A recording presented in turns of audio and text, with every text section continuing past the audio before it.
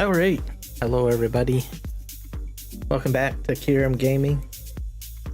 It is December 28th. Hopefully, everybody is happening to have a fantastic Saturday or Sunday, depending on where we're dipping in the world. I think everybody's still on Sunday. I could be wrong. But yeah, hopefully everybody's having a fantastic day. I want to thank everybody for joining me here for today's live stream on the cross-platform server. So be sure to join in. Server is up and running, so you can hop in and join me if you want. I'm up to 19 followers on Kick, so awesome. Twitch, we're at, actually wait, Twitch is 19 followers. What are we on Kick? We're up to 34 followers on Kick. I also want to thank all my YouTube people. We are still growing. Let's take a look at my channel. But we're sitting currently. We are at 579 subscribers. So it would be really awesome if we can hit 580 or maybe more tonight on tonight's live stream.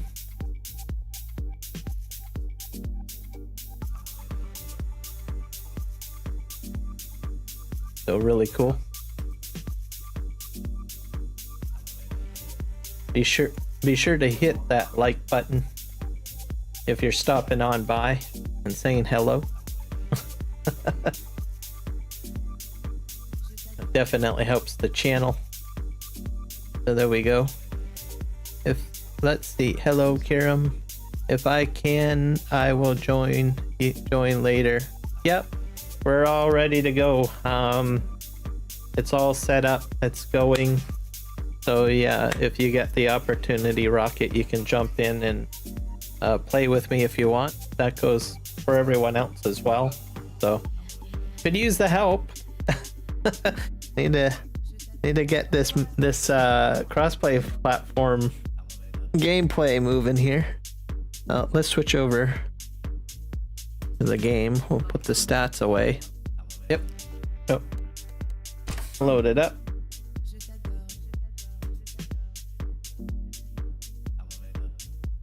So I had my tea, so I'm well rested.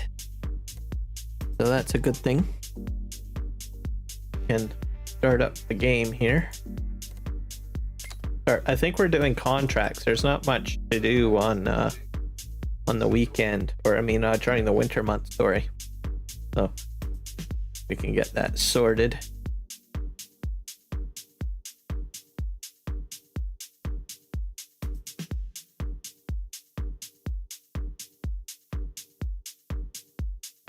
What else? I do have, like I said, a Discord channel in the works. I've invited a few people. I will probably advertise it a little bit more down the road, probably once we get into the new year, because I think there's a few things I need to do to get it working. I've added a few people that I trust to be in there for the time being. And then there's a few extra things I need to do. Setting up a Discord server is new to me, so I think there's probably a few things that I need to hash out, like roles and stuff. So I'm going to do my best to get that done.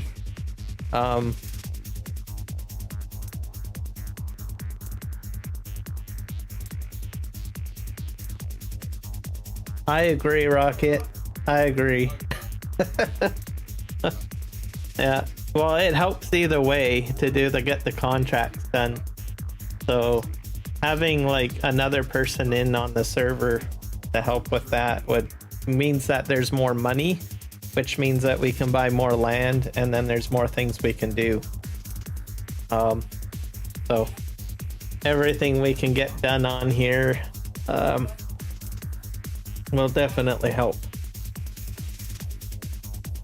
also cross-platform server, so just to let people know, it's cross-platform. So if you're on a PlayStation or an Xbox, you can join too.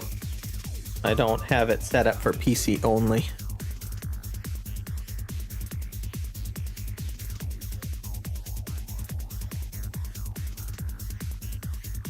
But yeah, that's what I'm going to be focused on, and if other things pop up that we can do, then we'll do them as they come. So that's all that I can think of that we can do at the moment. So I've gotten rid of the Christmas music. I'm going to keep the holiday theme up until probably around like after New Year's, I guess, which is perfectly fine. I don't know, there's a lot of people that may not know this, but Christmas can actually extend into like January for some religions, so something to be aware of. There's other, like, I think even Hanukkah. I think actually Hanukkah started on, for the first time in a long while, on December 25th.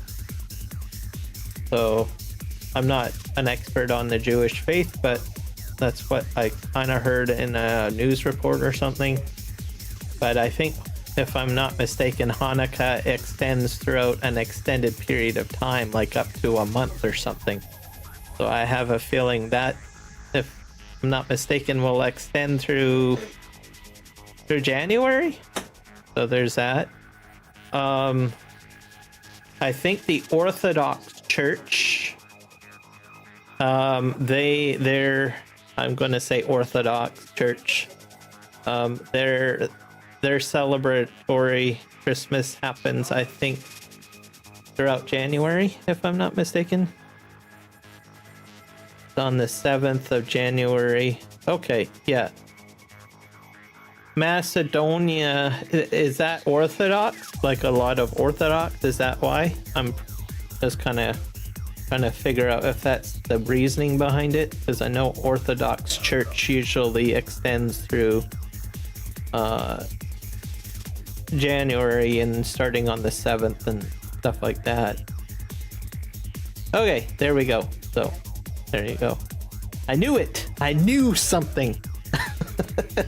Orthodox extends to I guess I didn't know Macedonia, so Macedonia is on there. Greece, Turkey, Ukraine, Russia. There might be some other countries in Europe too that are highly Orthodox, if I'm not mistaken, right? And then each Orthodox church has a patriarch at the top, I think is how it works. If I left a country out, I apologize. I just know a little bit about orthodoxy. Myself, I'm Catholic, so I know a little bit, but not everything.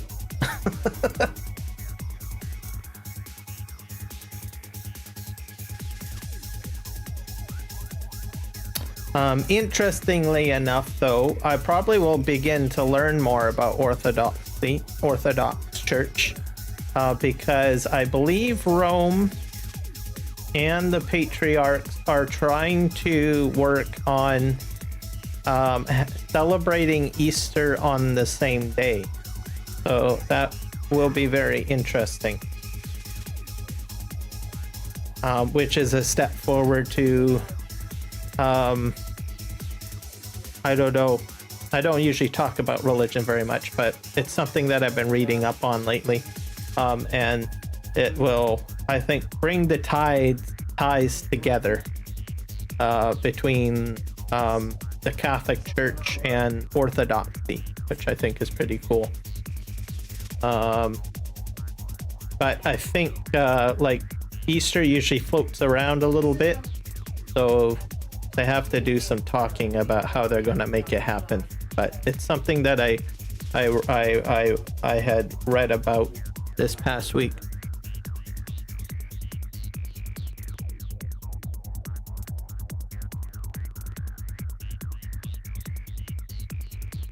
%95 accurate. Also, it ended up lagging me the most in the testing of it since there was so many parts. I thought that the tree was great, so I was really surprised. I enjoyed the video quite a bit.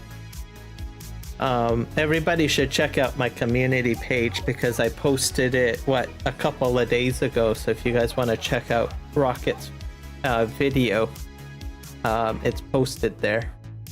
So, and it's kind of like a Christmas thank you message in there. So it's pretty cool, very creative. I enjoyed it.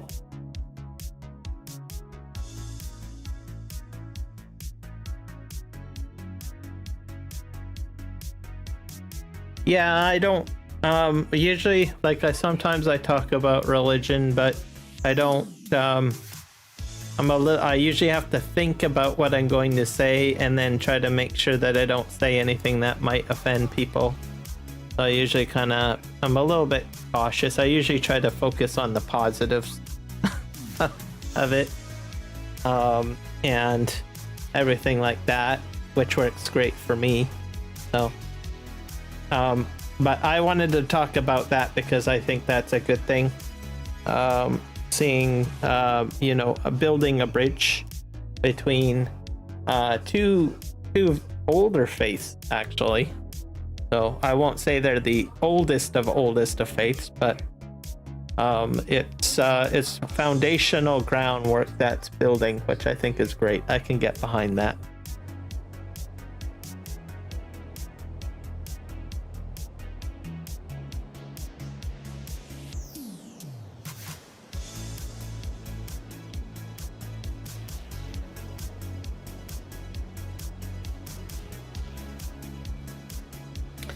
Yep, you did work quite a bit on it, I can tell.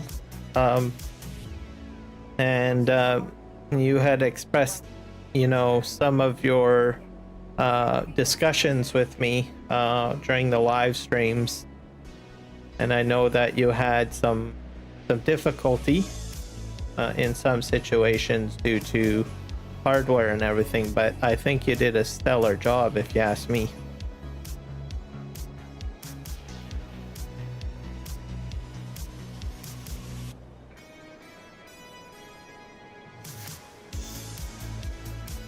Yeah, there you go. It's like, be patient. I honestly thought you were going to spill the beans, Rocket. I honestly thought you were going to spill the beans on it because you were talking so much about it, and then I was like, in my mind, I'm like, I think I teased you a little bit on one of my live streams, indicating that you're probably going to share more information and let the whole cat out of the bag. I think sometime last week. But no, you kept it you kept it under wraps for the most part, so good on you. But we'll see what happens next year. Maybe I'll get you to spill the entire beans. Next year's video. Hello, yes, the sim guy. Oh yeah, you popped in at the right time. I'm glad that you did because I almost forgot. Yes, we're doing a joint stream on December 31st for Farming Simulator 25. So I'm excited about that to celebrate New Year's Eve. The map will be Frontier.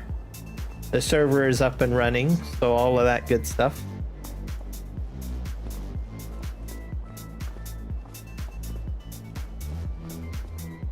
So I will be on there for sure. The sim guy will be on there. Is there anyone else joining us, or is that a secret?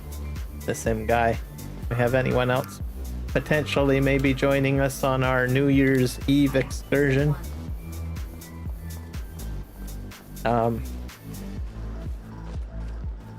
I'm looking forward to it. It's a good map, so I haven't played on it yet, so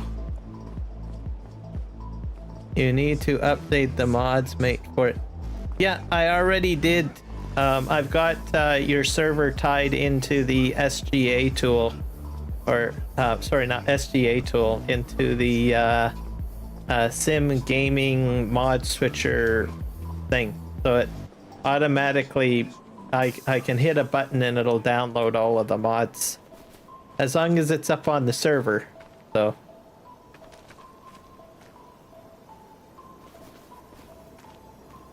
It's a secret? Okay.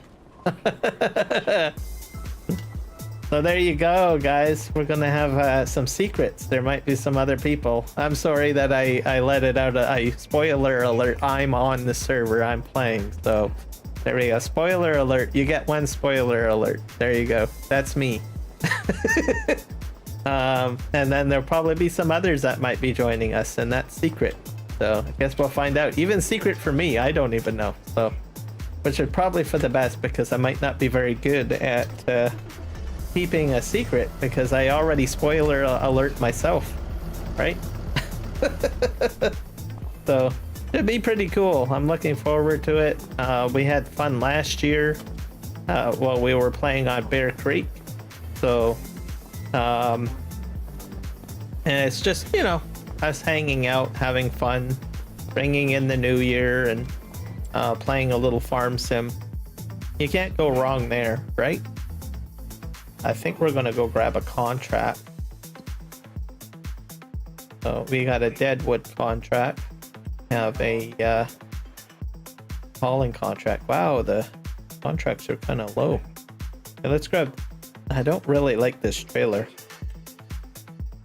I'm gonna try the deadwood contract, I think.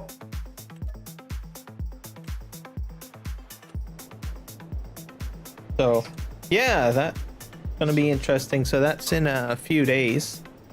What is it? Tuesday night, or Tuesday.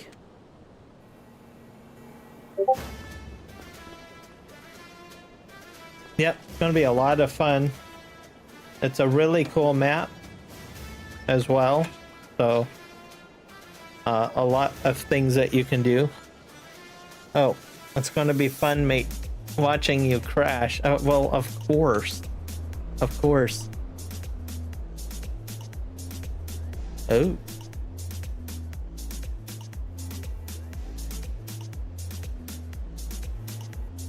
Oh, I think I broke something. Why did I? That is crazy. Have you guys ever seen? If you look in the upper right hand corner, it says Deadwood contract minus 92223678547758808. Have you guys ever seen anything like that before? It's broken. I don't even think I even got the equipment.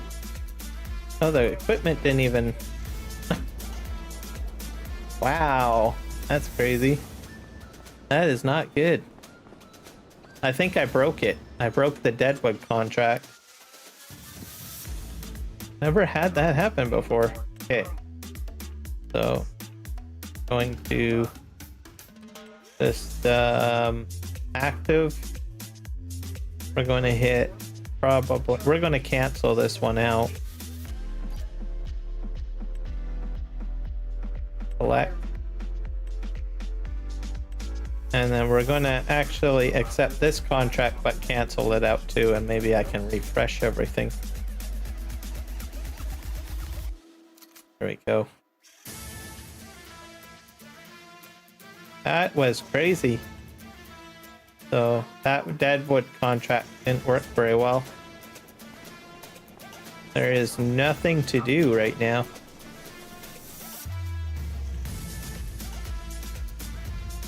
So I think what I will do is I will buy a forklift though. Crash into him. So then he gets, oh my gosh. That is so wrong. That is so wrong, Rocket. How could you ever do that to me? How could you?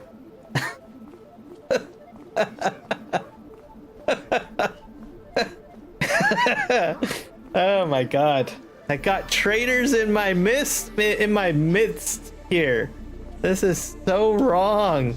Oh my god. Why would you want to pick on an innocent crazy Canadian like me? Come on, guys. Oh my god. Everybody, we will not be playing Farming Simulator 25 on December 31st.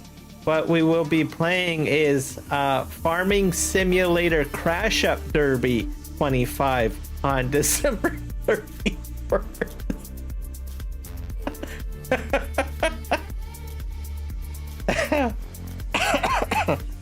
Every farmer for himself, literally. Let the apes, like, go crazy, I'm telling you.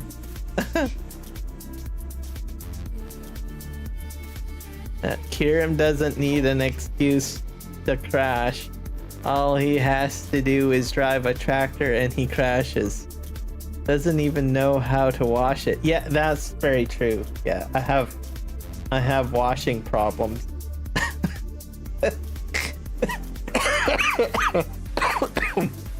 Oh gosh. Yep. Oh my god. Way to throw me under the bus. Way to roast me.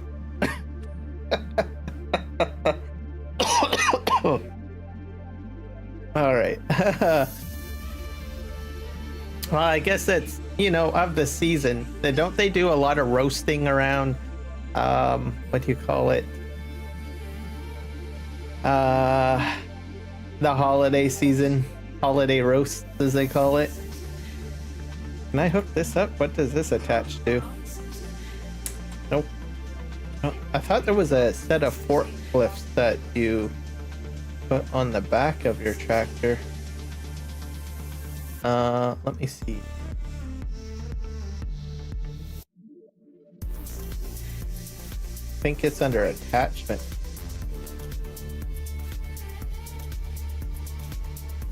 Scroll up.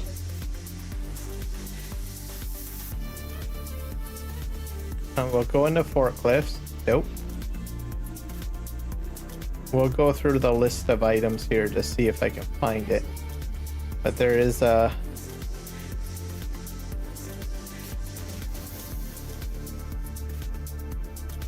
No, not that one.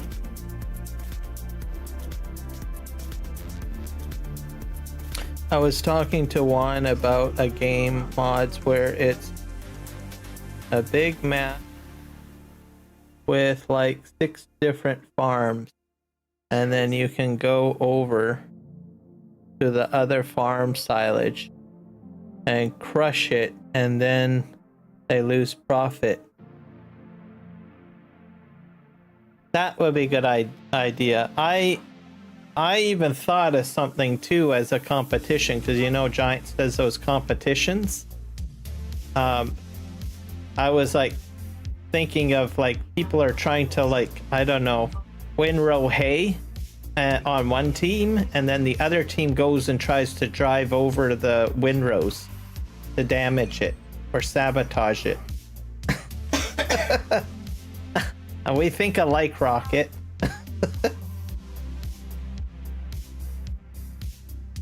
I don't know where this forklift attachment is. Maybe it's under miscellaneous.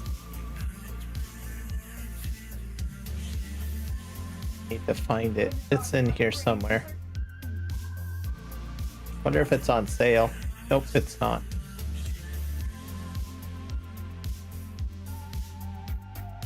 So we got chainsaws, we got pallets, we've got... it's probably under miscellaneous. There it is. This thing. So let's buy this.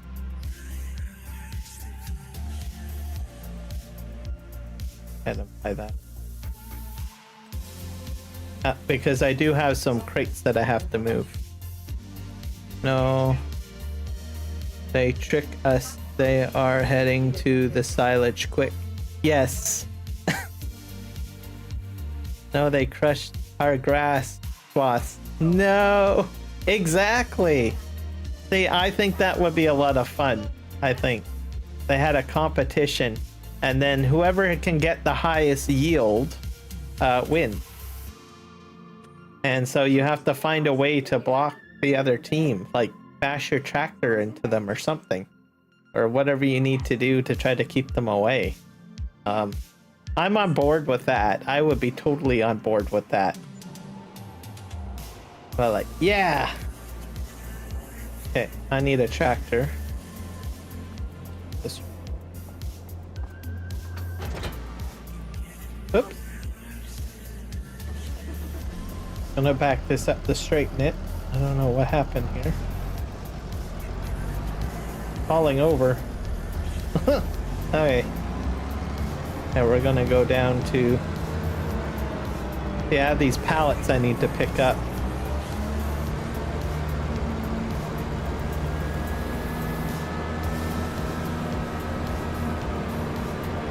Keep in mind, this would be an FS22 since you can crush stuff on the ground like hay and silage. Yeah, that's very true because we don't have that ability in FS22.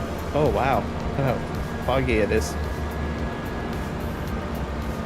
The scenario that popped into my head, funny. I agree. Whoops, I hit something. I crashed. There. Am I going the right way? Nope, I'm not. Back up.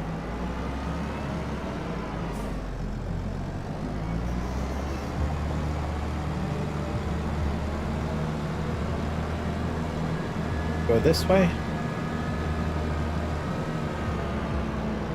But it would make it more fun.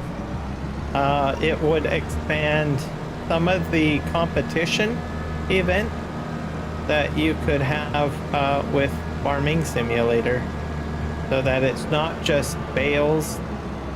It can be other things as well. I'm going the right way. Oh, I'm not. Go this way.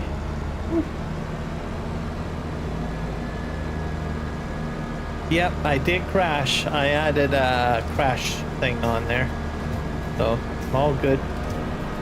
Oh, that guy's trying to pass me.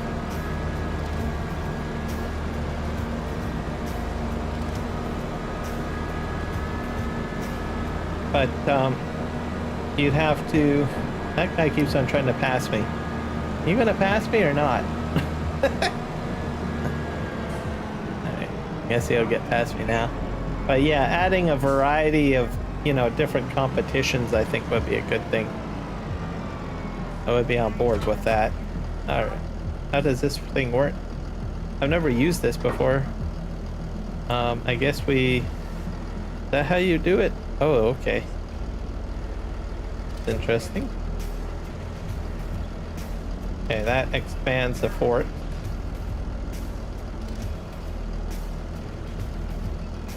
Oh, that's how you elevate that. Oh, okay. There we go. Alright, and we'll just fold that up. I don't have enough money to buy a real forklift, so I have to use this thing. So that's what we're going to do. I wonder if I can reverse my steering on this, can you? I think that's like Control B. Nope, I don't have reverse steering on this one. But that's what I would do.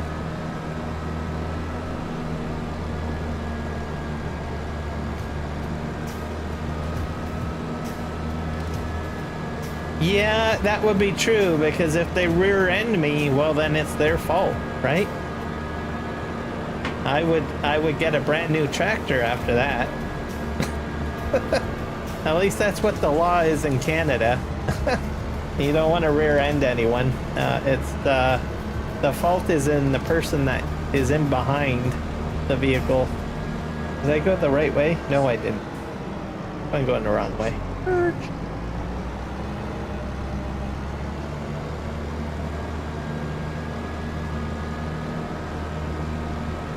Go this way.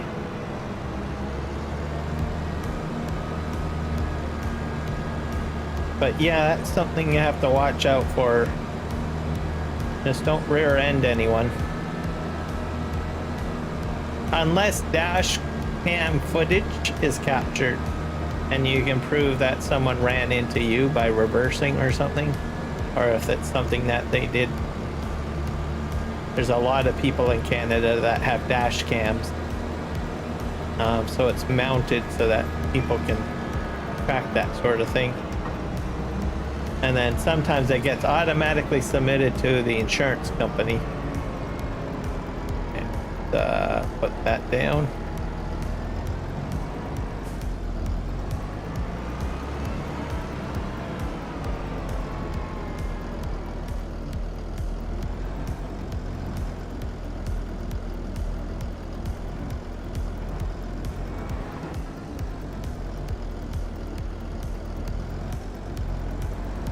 I'm gonna have a car. Nice try, buddy. With the, it's always the guys with the red cars. What is that with that? Okay, put this up here. Put that down. That. This is mushrooms, by the way. Let's pull that out. We'll back that up. This isn't actually that bad. I'm telling you, this is not bad. You might want to put weights on the front. And get one of those tractors that do like reverse driving. Like where you can like switch. This is kind of cool. I don't think I would go and do it with this tractor. I would probably get a different one. Let's pop this up a bit. Not sure what sort of mushrooms those ones are. Put that. Oh. Oh. Oh boy. A little bit interesting. Just put that down. Drive forward. Just dump this to the bottom. And all you need to do with this is hit B, because it will automatically elevate it like that. And I probably wouldn't reverse too much like this because it might fall off. So I probably would like do this. Drive in here.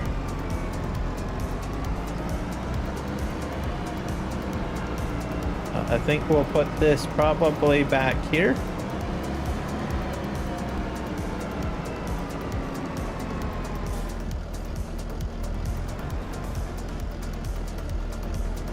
And then you hit V again.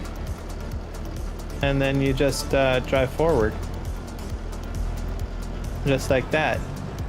So handy. Okay, and then I've got some more stuff to do. Okay, Rocket, I will see you when you get back. I've got rice to do, so rice is going to be a bit different, I think. I'm gonna go, Kira. Maybe I'll come back. Okay, yep, for sure, sir.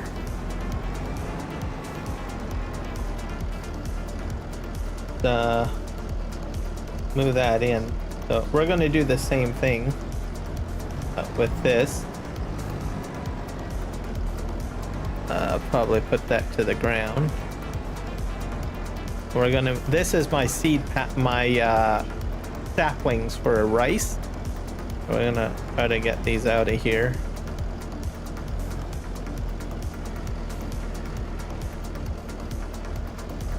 Just try that forward. Probably gonna pick up 3 at a time, and I'll be keeping these really close. Simply because I'm gonna put them in a spot where I think I'm gonna be parking my seeder, my rice seeder, when I get to that point. So put that back there. Okay. Oh, oh boy. Oh boy. I have to elevate that a little bit. There we go. And then lower that down. I would do 3 at a time, by the way. Probably wouldn't do any more than 3. Elevate that. Per stack. So we'll just clear this out. Back this up ever so carefully.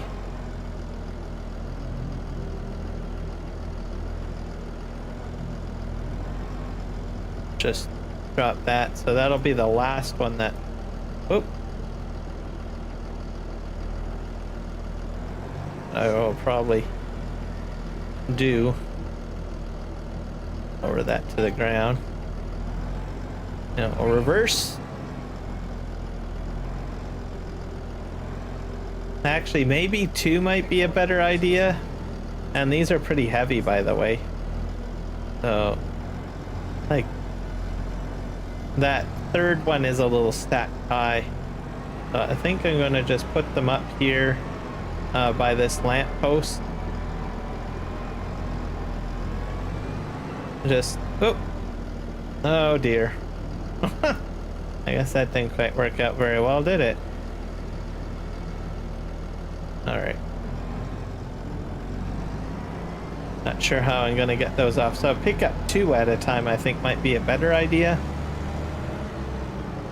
Not 3, because they're a little top heavy or very high. So just back this up a little bit. Elevate that up. Drive forward.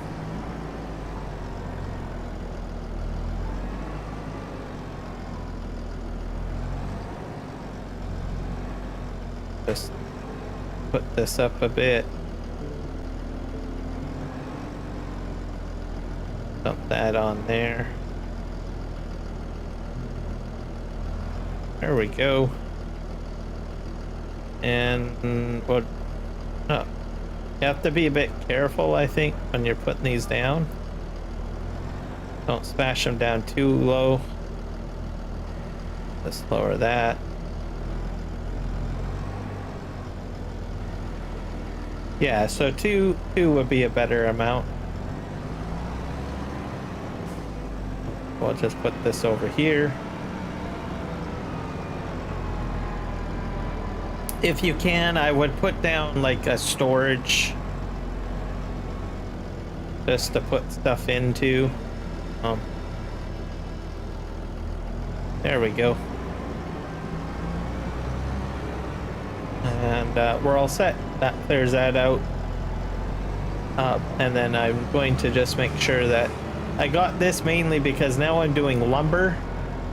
So it's important that we have a way to stack our pallets and stuff like that. So just something that you should do.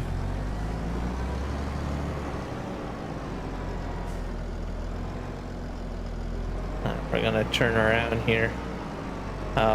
And these trees are slowly getting fed in.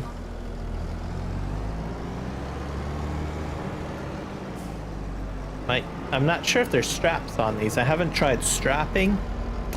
That might be an option. I don't know. Okay, and elevate. Do I have straps? No, I don't.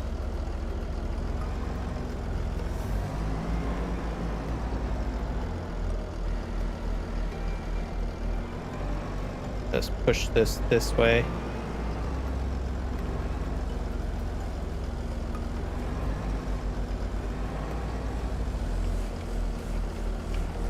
Just drive forward.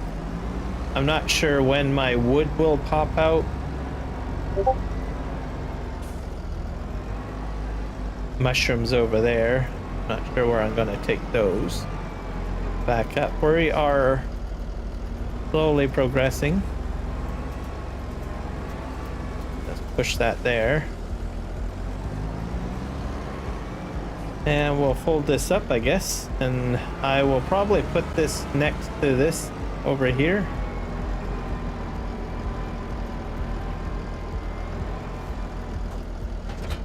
There, that's a good spot for it.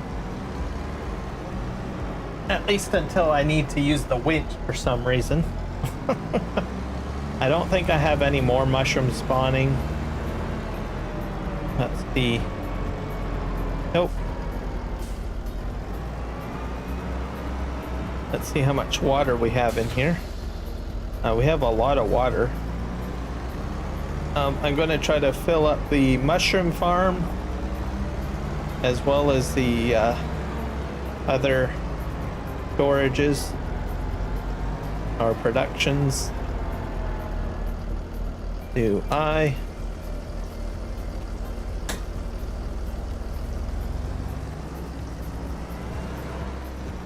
think that worked. I don't have a sleep trigger. My sleep trigger is not working on the server for whichever reason.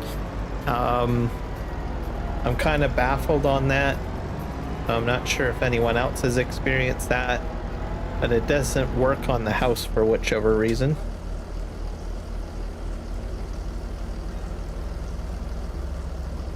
My hope is that I won't have to create a brand new game save.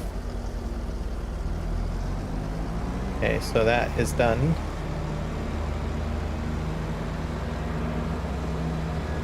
We're gonna head over here.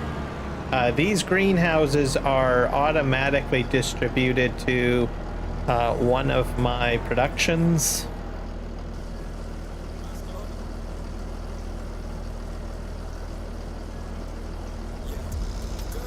Probably gonna close these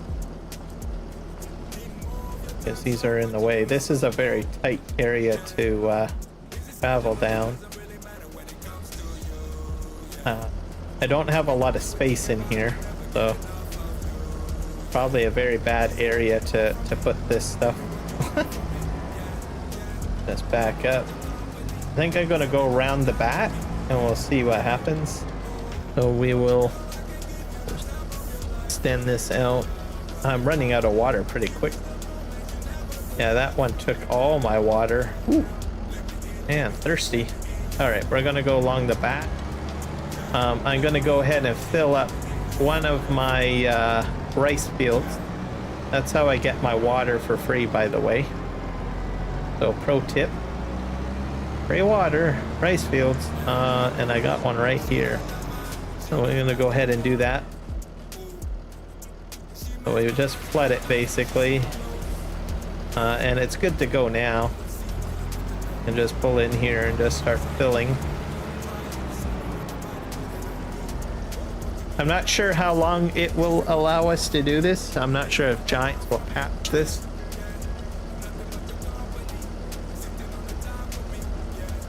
But we are currently filling at the moment, so really cool.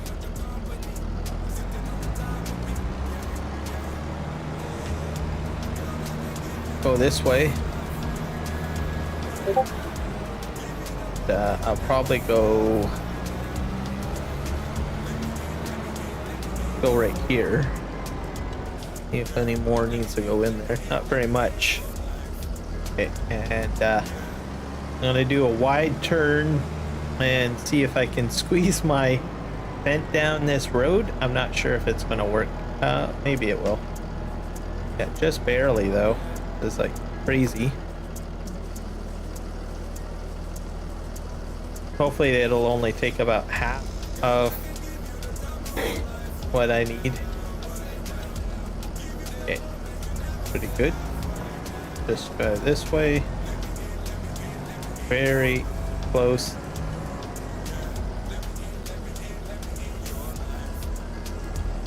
That one's taking all of that. Okay, and we'll go around the corner here, taking a bit of that. All right, it's done. It's good to go. All right, we're gonna go refill this with water. Doesn't take very long for this to start filling up. Go.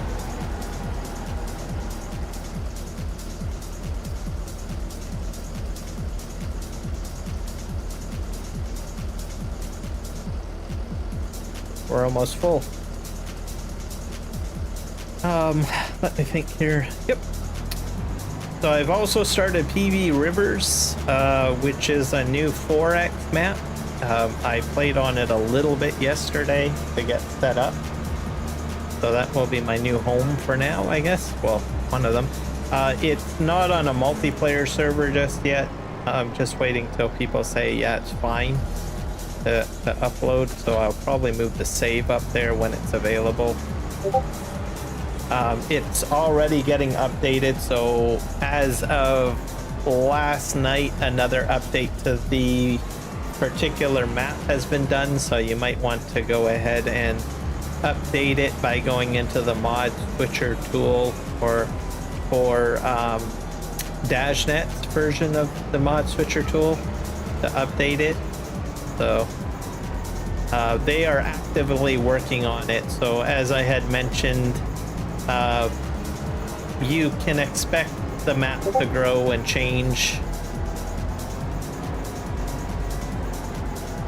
They're pretty smart at figuring out ways to make changes to, I think, the file so that you don't have to start a new game save.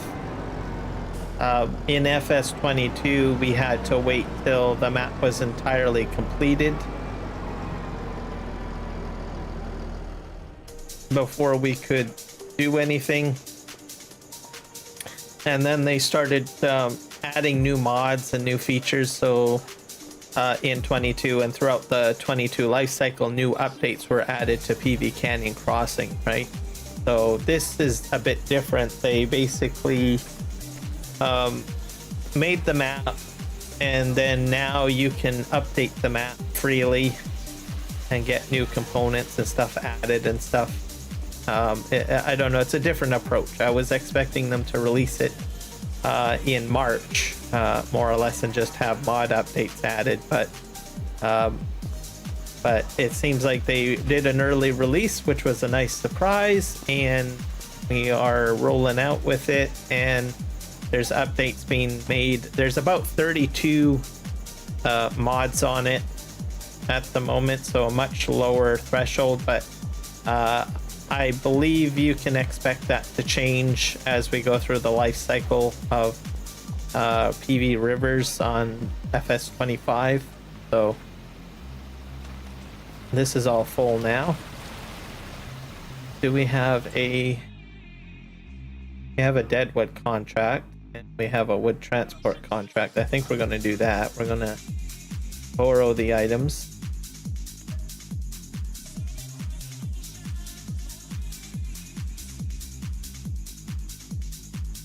We have to go all the way down there, delivering there. That's a lot closer, I believe.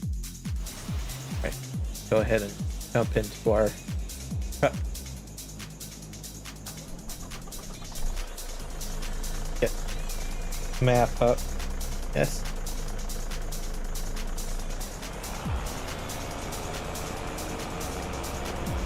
And we're in the middle of December, so the day has changed. I probably went the wrong way. I probably should go along this route.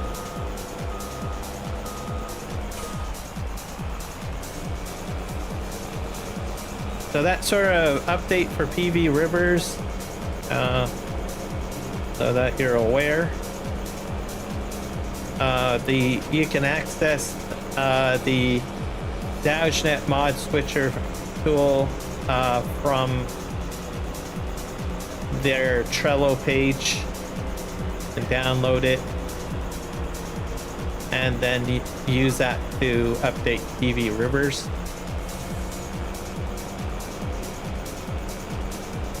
If you're still playing on PV Canyon Crossing, you'll probably want to use the older one, I guess.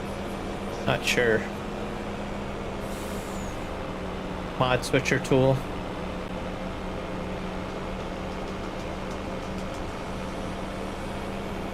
There's a link as well to Mediafire where you can actually download it from Mediafire if you don't want to use the Dashnet mod switcher.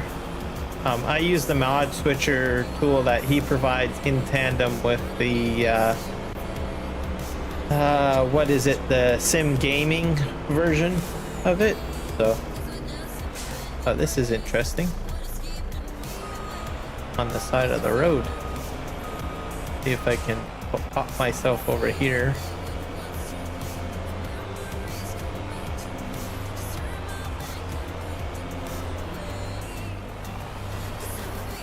Hopefully I can get these all on here in one load. Go. My controllers. What else? Courseplay has been updated again. So you got if you're using the GitHub version, you can go ahead and do that.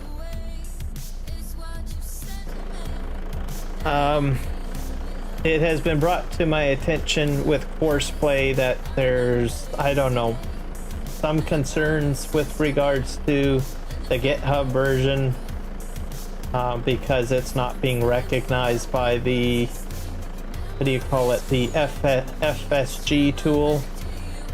I've seen it myself.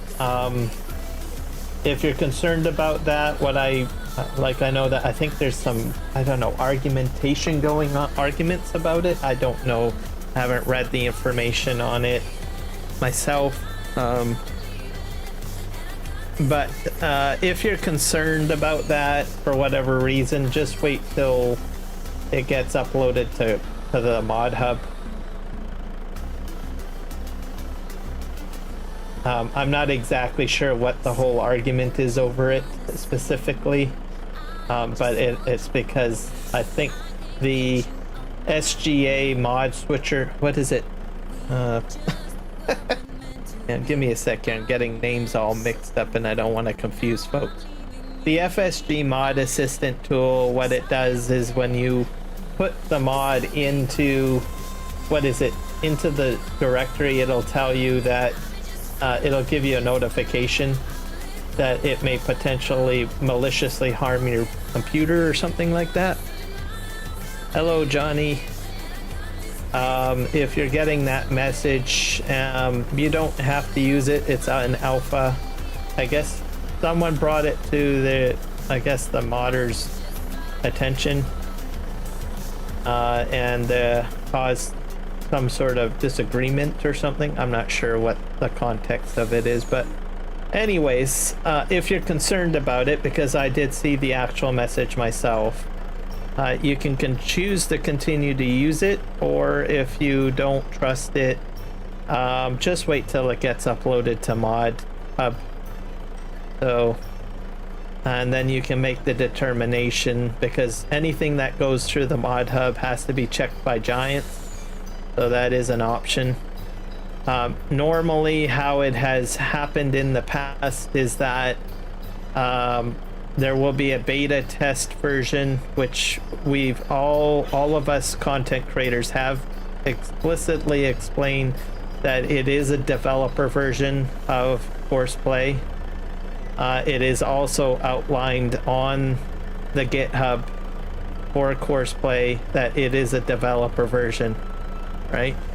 So you can wait till the full version gets released on the mod hub.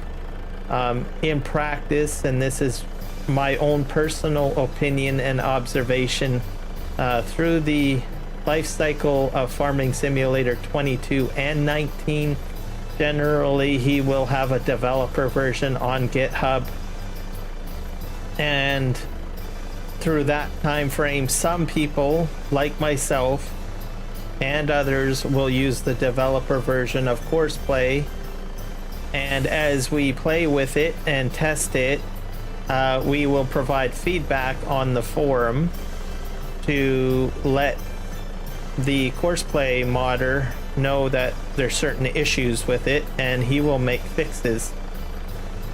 And he will probably continue to release different developer versions of Courseplay over time, and when he gets up to maybe about 10 or so fixes or patches that he releases, and he feels that it works for him to send it to Giants, he'll send it to Giants. It will show up on the Mod Hub, and people can go ahead and download the Mod Hub version of Horseplay. So there you go.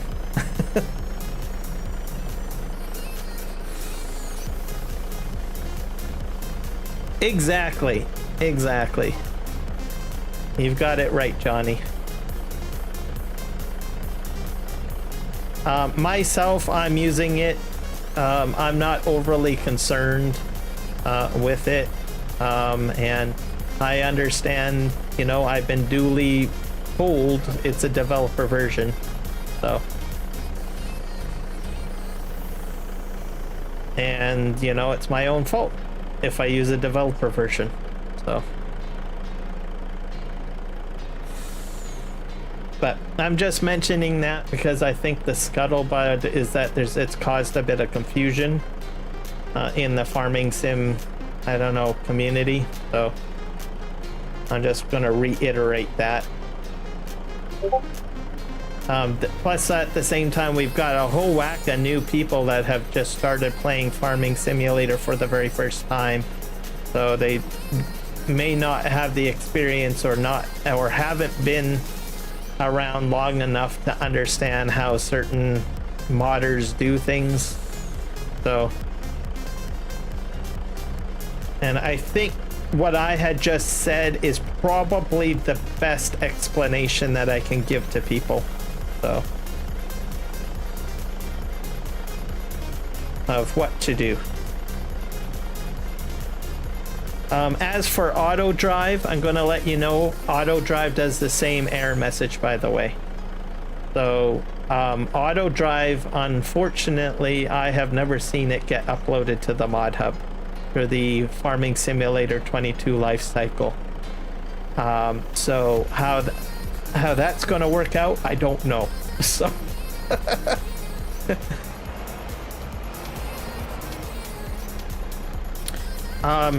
the other thing that I will also mention with auto drive and course play or anything, in the error message for that mod switcher tool, the sim game, what is it, the FSG mod switcher tool, in that error message it does outline that you can submit the link to the FSG Discord and they can whitelist it or look at it and see if it would be okay to whitelist it. And that is that's at the end of the error message. And the reason why I'm mentioning that is that I have a feeling that we'll probably see a lot more modders utilizing GitHub throughout the FS25 lifecycle. And so if you are a modder or you're going to be using GitHub, you might just proactively go ahead and maybe submit your link to that team so that this type of confusion doesn't happen. Because in my opinion, that error message is just a blanket statement, which means that until their team gets a link and they have the chance to look at it, every mod that gets submitted or put up onto GitHub or even a third-party site that runs a Lua script, because it says it in the error message, it's going to get flagged no matter what, right? So if you're a modder, you might just proactively, just before you post it, somehow make an arrangement with that particular team, the FSG tool team, and say, hey, look, I'm a new modder, I use GitHub, I'm thinking that my particular mod, and it's pretty easy to test your own mod, I mean, if you zip it and you put it into the FSG tool, just test it out before you publicly post the link for everyone to download. You can test it and see if it'll get flagged in the tool. And then if it does get flagged in the tool, you can go ahead to the FSG tool team, their Discord, and just proactively say, hey, I'm a new modder. I use GitHub. I don't upload to the mod hub with my mod. It's been flagged. How can I get this to be a-okay with your tool? Because I know that a lot of people use that tool. And get it whitelisted, right? That would probably be a proactive way of doing it. Simply because it gets your mod out there into the community. 2, it reduces the confusion and frustration of the player base, because you're going to get all sorts of people playing this game. You're going to have people that are like tech geniuses and understands things, and then you're going to get some people that are brand new and never have played the game or have very little computer or technology knowledge. You're going to get all of that, right, all in there, just to save yourself a whole whack of, you know, frustration. Just simply proactively, you know, get that tested first, I think, is a better way. Even I was surprised when I saw it. I just went ahead and said, it's just a blanket statement. I'm gonna go ahead and just run it. I know what I'm doing. I'm not worried. But at the same time, I'm a content creator, so I can't just say, oh, just ignore that message. Right? And just carry on. Just trust what I'm saying. And then have to be responsible for everybody's computer breaking down or having a problem, right? So I thought about it, because I only was told about it, I think, a couple of days ago by NachoCast, I believe. I wasn't even aware that it had caused some drama in the farming sim community. So I thought, well, I need to think on this and talk about it as a talking point to my community of what I think about it, and probably the best practice to go forward.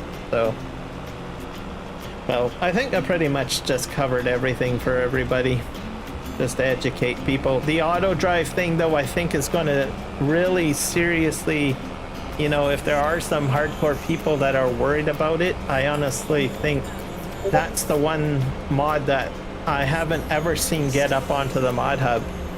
So we've got a situation where you've got some very popular mods like Growers Play, Auto Drive, right? Those are very popular ones. They're not going to go away.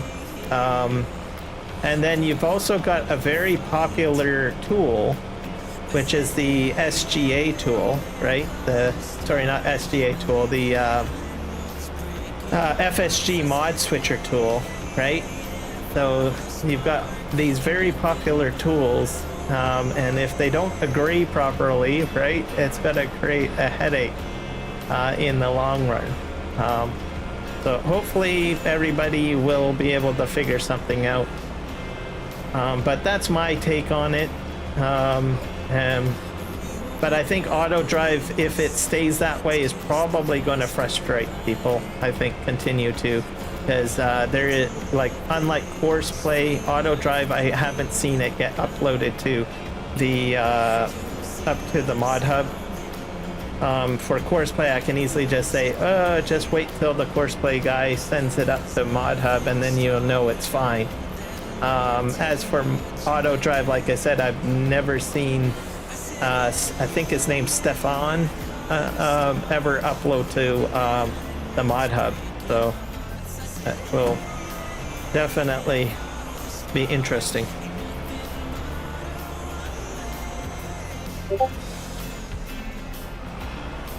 Yeah, you can do that too. There's a lot of people not talking about it. I know myself, I'm talking about it. NachoCast has talked about it as well. He's given his take on it. And then there's a lot of content creators that have released videos on those two mods, and they're probably choosing not to say anything, which is probably best to do and just let it sort itself out. So I have a feeling it'll get sorted out. So it's gonna get fixed one way or another. If it doesn't get sorted out, there's going to be a lot of people that are going to fill out information, you know, forum posts, Discord posts saying, hey, you guys need to get this sorted out. It'll get sorted out. Someone's going to have to compromise somewhere, right? There used to be a time, this was, I think, back in Farming Simulator 19. I'm going to just mention this because it is kind of relevant to say, you know, what I'm just saying. It's going to back up what I'm just talking about, where forum posts do make a difference. There was a time where Courseplay and Autodrive they both competed with each other, and a lot of the community just said, look, why don't you just make your mod to do this, right? They said to Courseplay developer, hey, you handle the on-field stuff, and they said to the Autodrive modder, hey, why don't you just make your mod function where it will just handle the transportation aspect of it. And eventually they just said, you know, I think there was a little animosity between the two modders, and they eventually listened to the community, what they wanted, because they had gotten so much forum feedback and so much Discord feedback that they decided, look, maybe it's better that we work together, and as opposed to competing with each other, and make the mods work together. And that had all happened in, I think, the FS19 life cycle.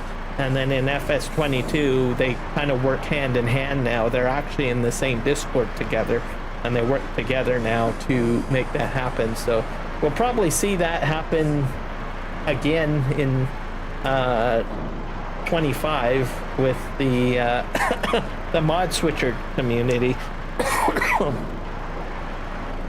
So we'll see what happens, because player base, if they do get frustrated and they share their opinion, it does make a difference, because all that information gets forward, and at least someone at some point will make a change.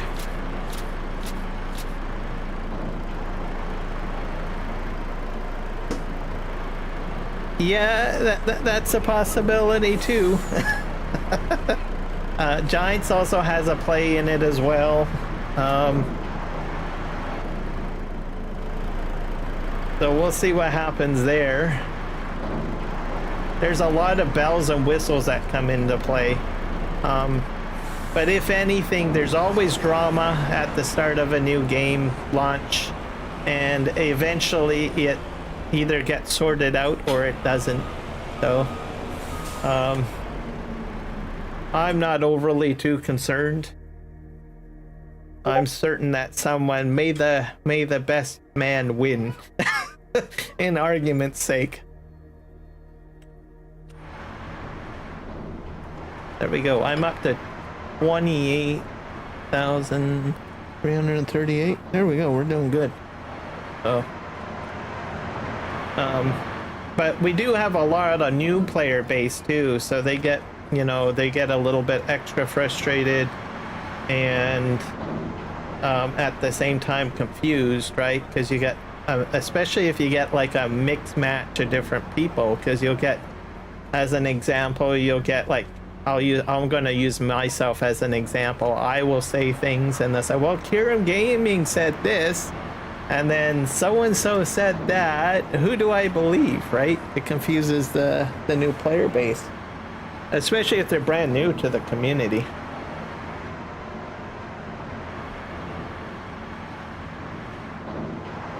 Myself, I even still get a little confused at times.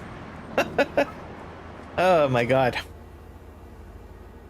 So I thought I would talk about it, and I'll be honest, I haven't seen the actual forum post. I imagine that there's a discussion somewhere about this drama. I haven't read it, I haven't found it, I haven't seen it, but it was brought to my attention, so I thought I would at least give some take on it. For one, I use Courseplay and I use Auto Drive.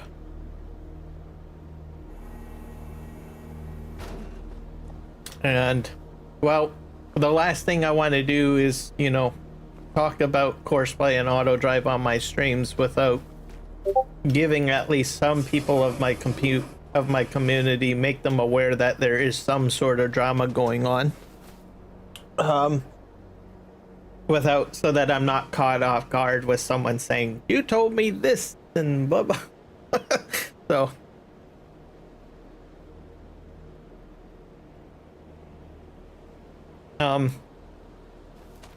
and part of it is it's out of my control because I don't make Auto Drive, I don't make Courseplay, and I do not make the folder switcher tool, so I really don't have anything to really have a say on it.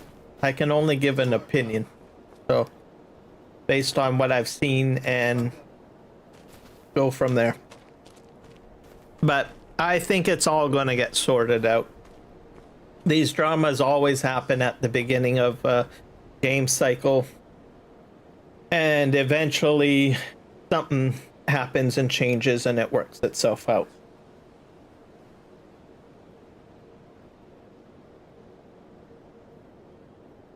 And then at the end of the day, it's your game. You've purchased it. You can decide how you want to play it. You don't have to download Courseplay. You don't have to download Auto Drive. You don't have to download any of the mods. You don't even have to download any of the mods off of the Mod Hub. You could play the base game and not even purchase any of the DLCs. So.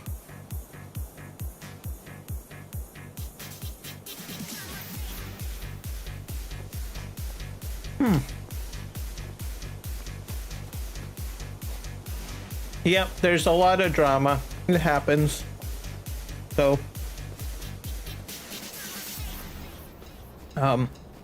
me, I'm a bit blunt. Like, I probably say a little, like, even this whole discussion, I probably maybe go a little bit too much with putting opinion forward, but I'm just going to speak my mind.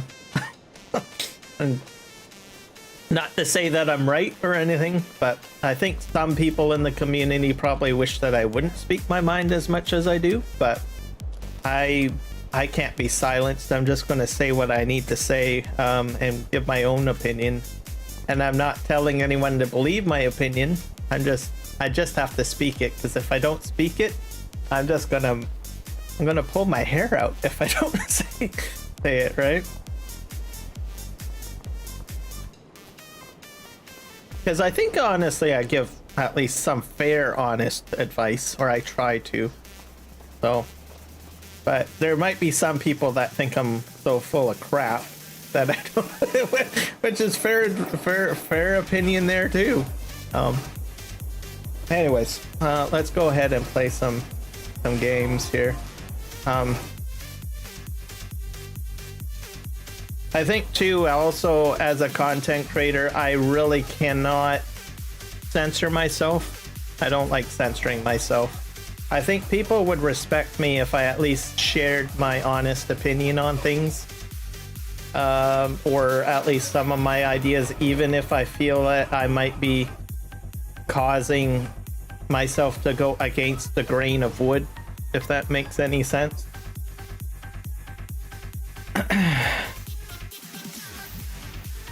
I think people might maybe not appreciate me as a content creator if I just sort of fell into the one lane or whatnot.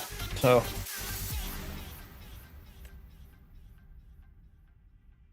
thank you, Johnny.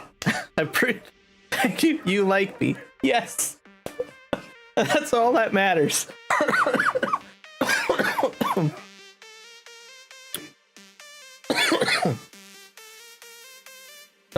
Star Citizen been developing for what, 10 years? Yeah, I was even looking at that a wee bit. Just a wee bit. Did I grab that contract appropriately? I probably didn't. Oh. hit cancel on that because I didn't grab the rental. Select that.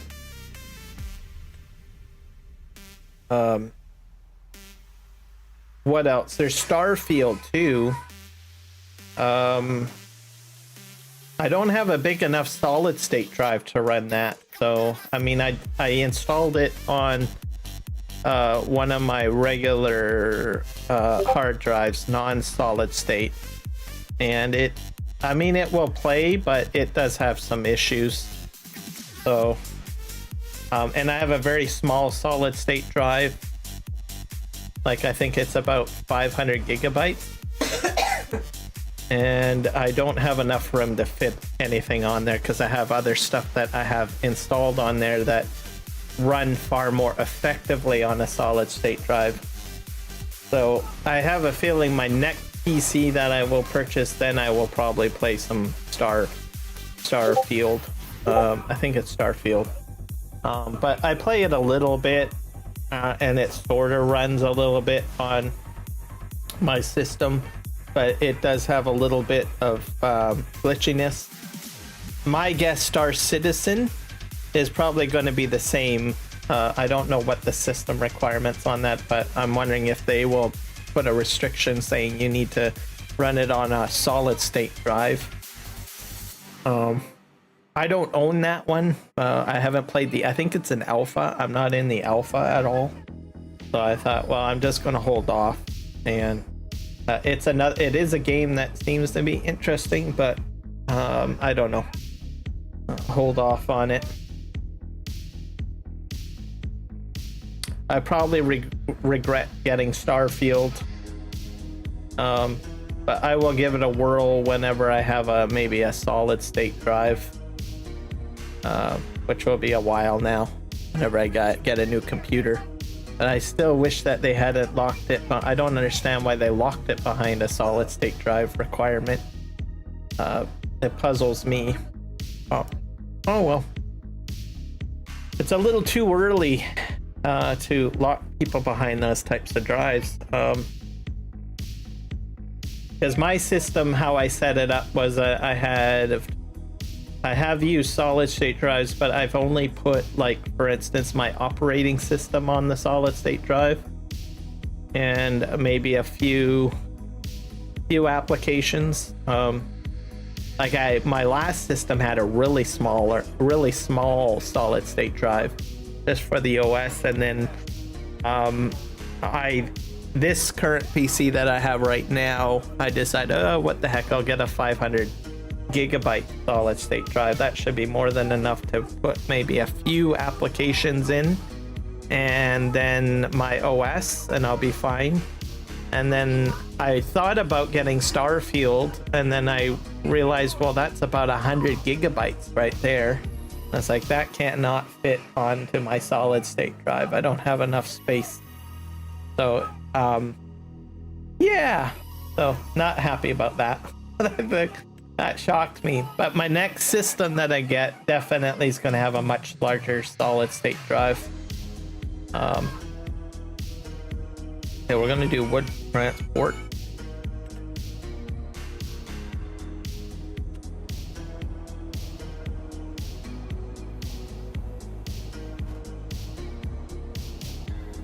And I'm almost due for a new system. I think I usually probably get a new system every 10 years or something. So, and I'm creeping up to that time frame too when I get one. But for now, I'm pretty cool. I think the only upgrade I've done is probably my video card. So did I do this wrong again? The heck? Hit cancel on that.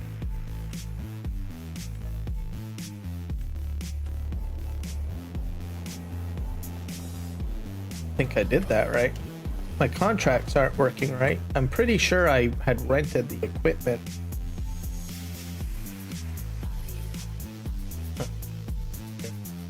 Have to pay attention a bit more. Deadwood. I can oh yeah, I have to hit borrow equipment.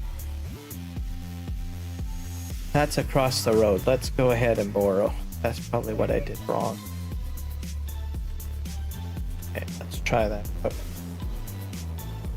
Nope. Oh, there we go.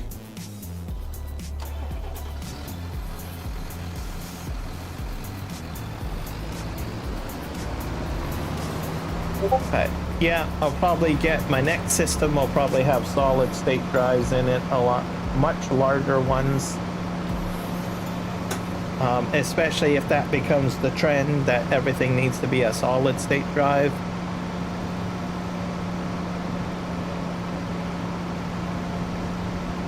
So we'll see.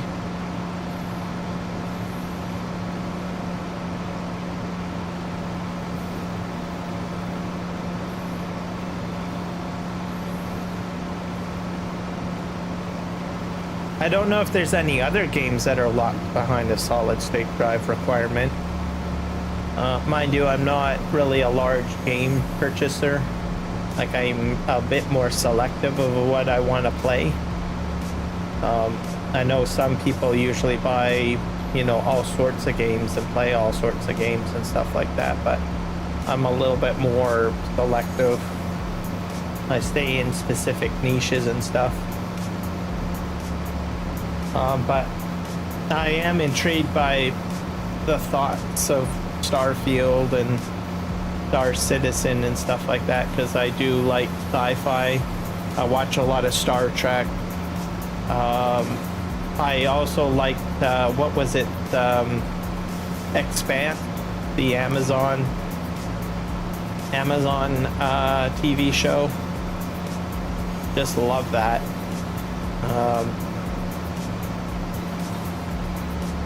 Hello. All right, well, we'll see you later, the sim guy. Thank you for staying with me. Yeah, it's way past your bedtime. What are you doing up so late, young man?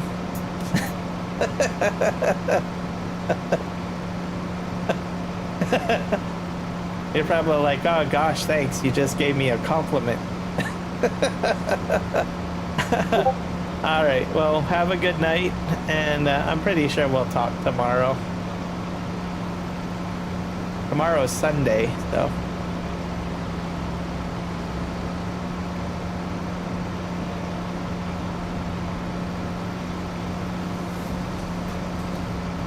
But yeah, I like that. I've also been watching the new. I am not going to crash, sir. Well, I'll try not to anyways. I cannot guarantee that, because I keep on saying I'm not going to crash, and then I do crash, so.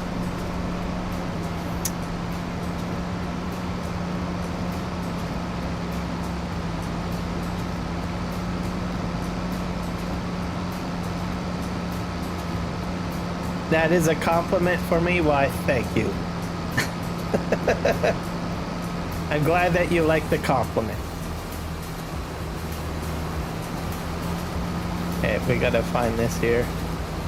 Oop, I almost crashed into that one. But yeah, I've been... Yep, we know. Yep. Okay, we need to find the, need to find the tree. I'm gonna go up to the top here, I think. Is this one of the deadwoods?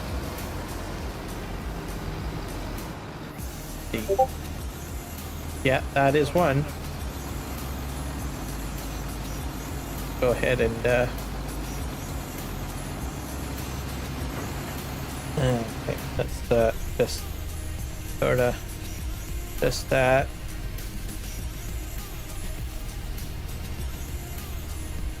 There we go. We got one. Oh dear. That did not go very well. I think I can winch this out of here if I'm not mistaken. Is there another one in here? That's one. The next one. I think I'm gonna put that down to like maybe smaller trees, I think. Oh, on there. But yeah, I started watching the new Dune TV show, so I like that. That's going good.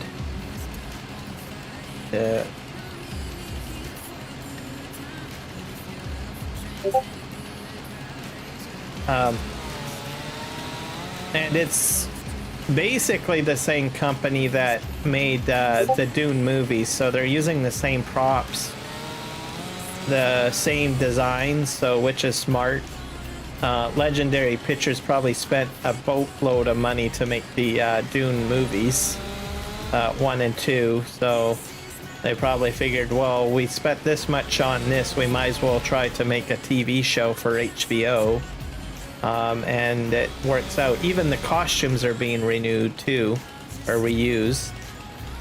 So not many people have really commented on that too much, but it's there. I'm just saying.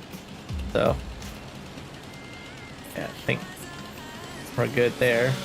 I'm gonna go get the other tractor because I don't really want to lose.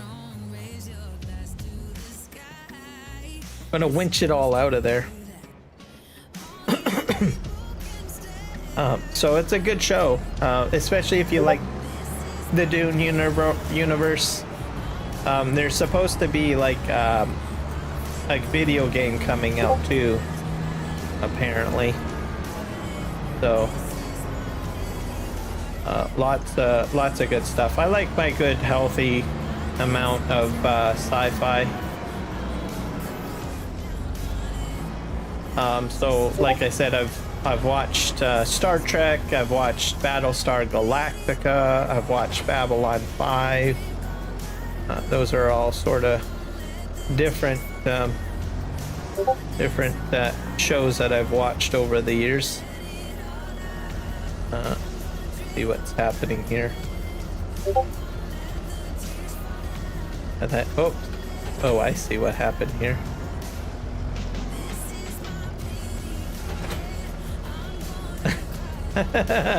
Picking up the wrong one.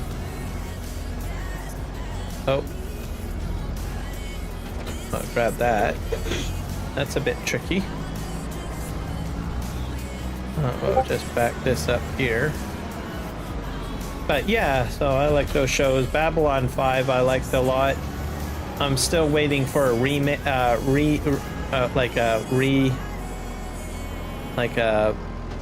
what do you call it? Where they use it again, and they remake it or whatever. I'm waiting for a remake of that. Poor guy Straczynski's been trying to get it off the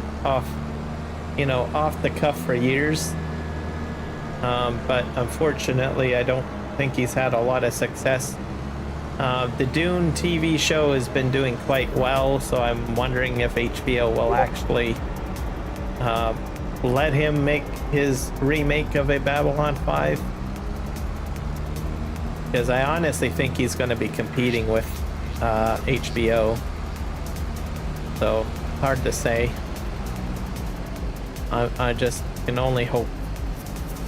Okay, let's just put that there.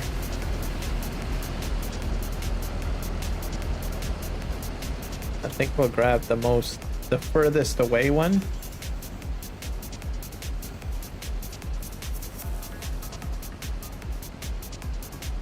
Because he keeps on saying, yeah, it's gonna happen, and there's some progress that gives us hope, but then it doesn't happen.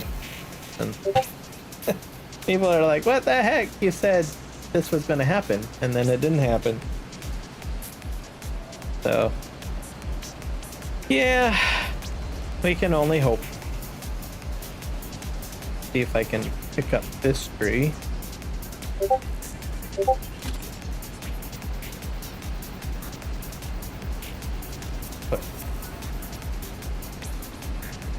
Grab that one. So I'm still waiting. I'm still waiting for that to happen. He did get a cartoon or an animated, I won't say cartoon. Well, it is a cartoon, but an animated movie of Babylon 5 to come out.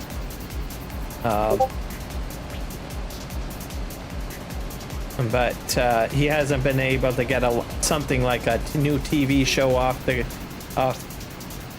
up and running, which is just too bad. So we've seen a lot of new stuff for Star Wars. We've seen a lot of new stuff for like Star Trek. Unfortunately, Warner Brothers and HBO and Legendary, all of that's under the same umbrella. They just haven't been able to get it to go.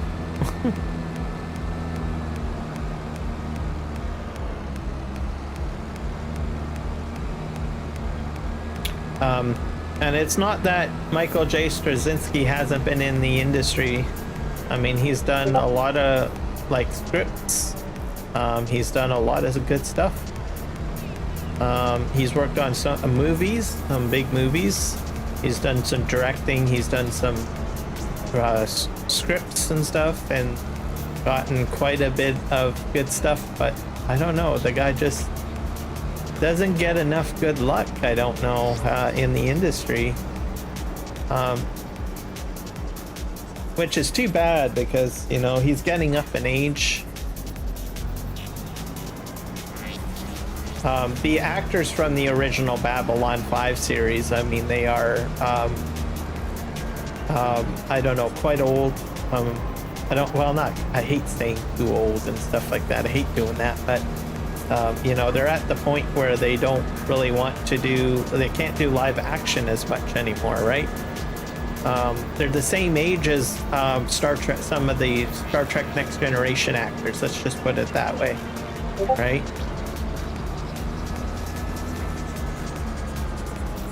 So we're fortunate that Sir Patrick Stewart was willing to, you know, act in Star Trek Picard and bring that back. Same with him coming back in as Professor Xavier in the one movie there by Marvel. I think it was the one. Was it the Spider-Verse one? I can't remember. Or Doctor Strange. Yeah, he came back in Doctor Strange. What it was. But I think there was, yeah, anyways, he came back in Doctor Strange. It's not that he can't act, it just, I think, I don't know, in certain roles, you know, he just can't do live action anymore, which is to be expected, you know.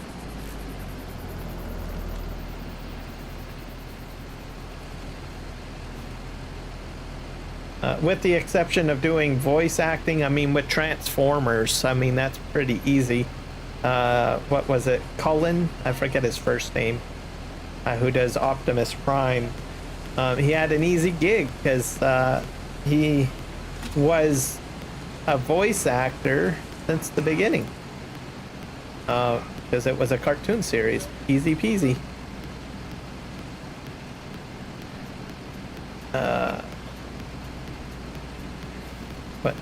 What's happening here? Oh, I see what I did. Attach another tree. Peter Cullen, that's his name. So fairly, and he still does a lot of the Optimus Prime voice acting, even to this day. They have added some new actors in the animated show, but he keeps on coming back, which is good. But I think even he even wants to get, you know, I'm not sure. I think he's probably pro to keep on coming back, but I think a lot of the Transformers universe, they've been trying to pass the torch, just so that they can get someone else to do the voice acting for it. Yeah,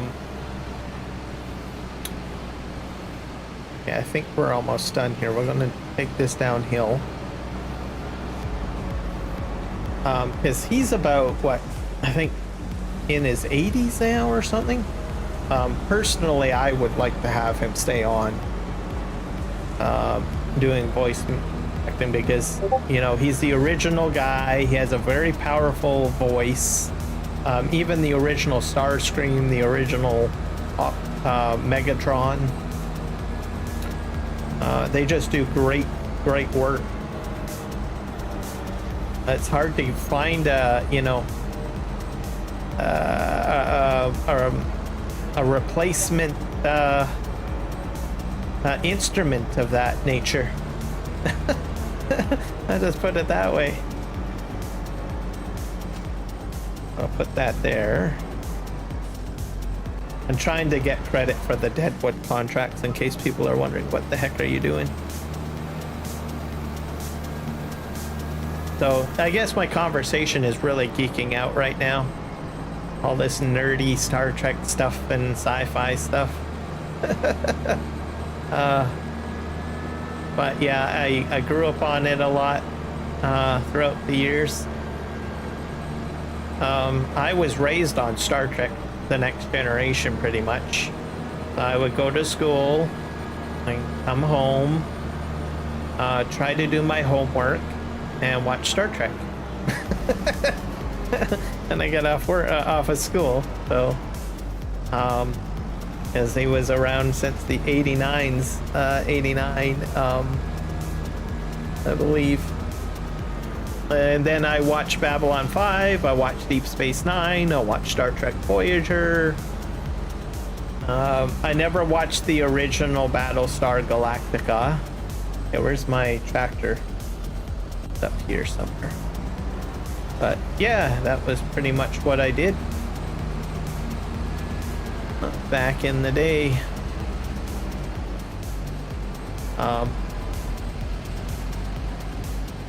I did go to a convention once. I went to go see Q, John Delancey, which made my day.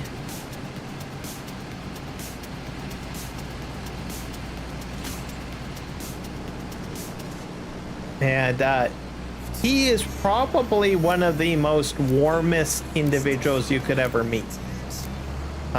Because, you know, he plays Q, which is like a very stern, malignant kind of character, right? And you kind of think, oh my God, he must be just like that, right? And I was nervous, and I went to get my, I went to watch him talk on stage. He did voice acting for My Little Pony. So that we had a lot of, I guess the term is bronies in the stage, so talking to them a lot, and there was a lot of Star Trek people there as well, like myself. So he's up on stage talking about his career and everything like that, which was fascinating. He's done a lot of voice acting, I guess, over the years too. And what else? So after that, I was like, well, I'm gonna go get my picture taken with him. So after that, I went over and got my picture taken. And I was kind of surprised. I was a bit nervous because you know, if you get your picture taken with someone, you're like, you know, well, you don't know what to expect, right? And the only thing I ever knew was, well, he played Q, and well, Q is kind of a very, I don't know, kind of reminds me of, I always pictured Judge Q, right? Which is a very judgmental Q, you know, like Q that's like, well, I'm putting humanity on trial, literally, right? And you are, I don't know, like a minuscule little ape creature. So and he plays this character, right? He's like a godly character of that nature. Hello, 45 Pop. Welcome in. A sneaker on Twitch, so somebody doesn't stitch on me. Oh, gotcha. Well, welcome in. Anyway, so I go to get my picture, and you're like, well, I don't know what to do, right? That's my first convention, right? You just shake his hand and, you know, just sort of, you know, or just stand there sternly while you're getting your picture taken with the actor, right? That plays this, you know, godly character. And so I stood beside him and didn't know what to expect, but he actually put his hand around my shoulder, and it's kind of like a, you know, a side hug embrace kind of thing. And I was kind of like, oh, well, this is pretty cool. I didn't expect that. Very, very warm and compassionate person. Like, well, you're not, I didn't say this to him. It's like, you're not like, I almost was thinking about it. It's like, you're not like the character you play at all. So I was like, okay. So I was kind of pleasantly shocked by it, right? And I was still a little bit shocked by the, you know, misconception that I had. So I ran over to, so after I was the last person to get a photo with him, and then I was like, I'm going to get you to sign this. Okay, well, I'll see you at my photo booth, right? Because you got to get it signed at, because he goes to a signing booth area. So I went over there, and I was, you know, very happy and everything like that, and I got him to sign it. And you get this envelope to put the photograph into, so I had to take it out of the envelope and get him to sign it, and we talked a little bit and whatnot. And then I forgot I was so, like, I don't know, enamored by the moment, right, that I had left my envelope behind.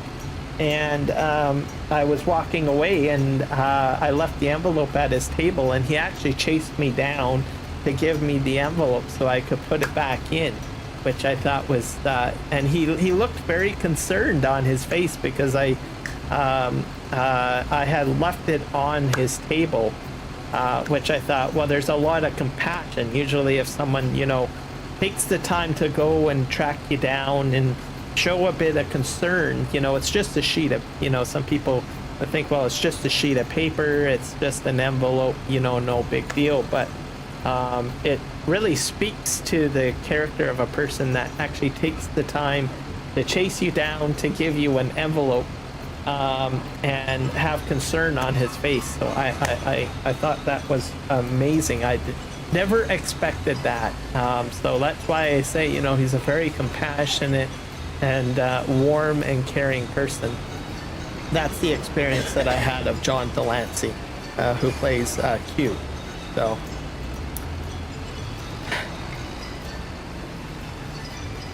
hit 1,000. That's, you moved the sun. How did you move the sun? That's pretty warm. It's very hot. The sun is that hot. That's crazy. Okay, I have to find another tree over here somewhere. Is that another deadwood over here? Yep, there's one. I drive down the hill there.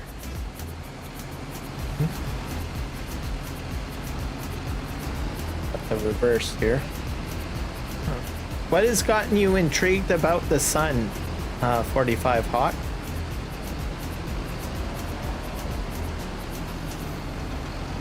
You know, you're gonna have to tell me why you're intrigued about the sun.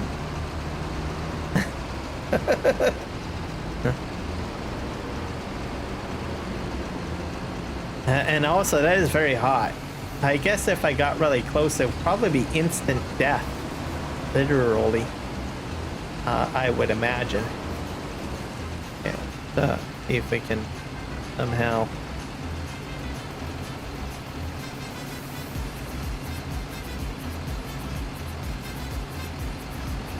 Let's see if we can just drive this over to my farm now. Farm is over here, isn't it?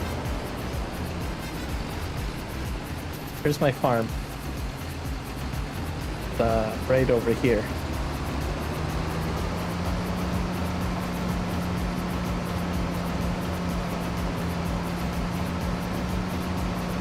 We got 22% done. It's a good place to live. I'm going to be be 2 trillion tomorrow. It's a good place to live. The sun is a good place to live, and you're gonna be 2 trillion tomorrow. Okay, did you like eat some ambrosia or a golden apple or somehow got some sort of god serum or something that I don't know about? And if you did, can you hook me up with some of that? Man, 2 trillion. You're kidding? Okay. I'm just double checking because you never know. Maybe you did find some sort of superpower or something like that. And we're gonna dump that right there, I think.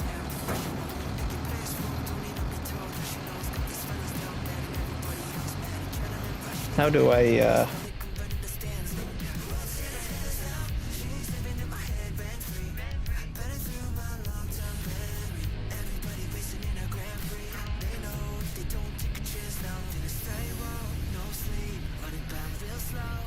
I think this is supposed to open up somehow.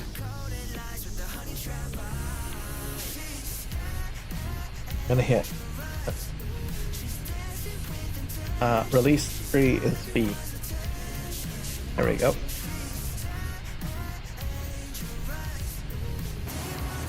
Go. So far I'm winning at getting this tree business done.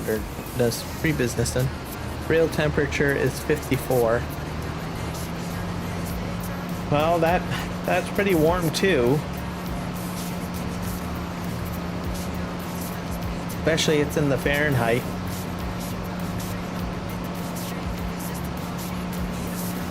I think. Is that fairly warm? What's that? Oh wait, I'm thinking Celsius. That's not too bad, 54. 54 is not that bad. I think it's closer to 80 and 90 is where it gets really warm.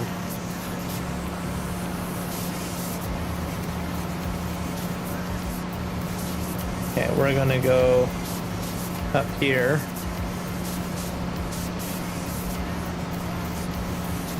Park that up here to find the next tree to cut down. Not sure where the next one is right now. I think it's over here. We got 2 over here, actually. Wondering if I can grab both. Not sure.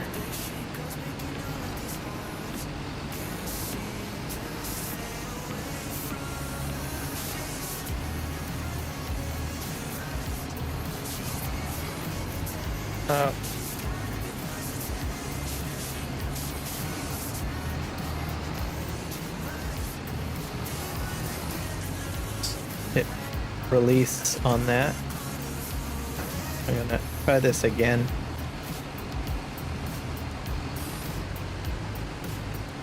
Okay, there we go. And I can probably grab one more tree. I'm gonna check chat in a moment here because I'm kind of concentrating. I don't think I can grab the second tree, can I? Yes, I can. There we go. 2 trees. The way it should be. Yeah. I'm gonna try to take this back to my farm now, guys. Wish me luck. When I try to get down the hill. These 2 trees are in the way. Problem. Go down here.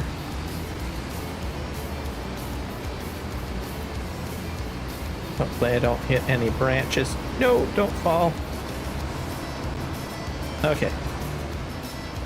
12 degrees Celsius. Oh, that's not very warm. Oh. That's a little chilly, I guess. I would probably wear probably t-shirt and jeans, I think, and maybe a hoodie for that kind of weather.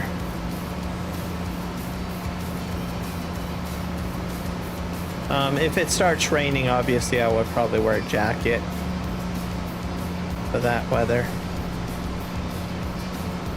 I'm actually getting these trees, guys.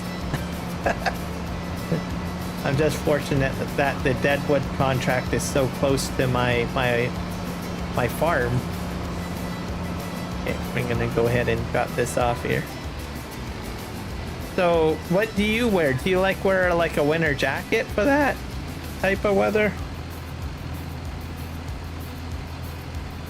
Like, is it really too cold for you? You find?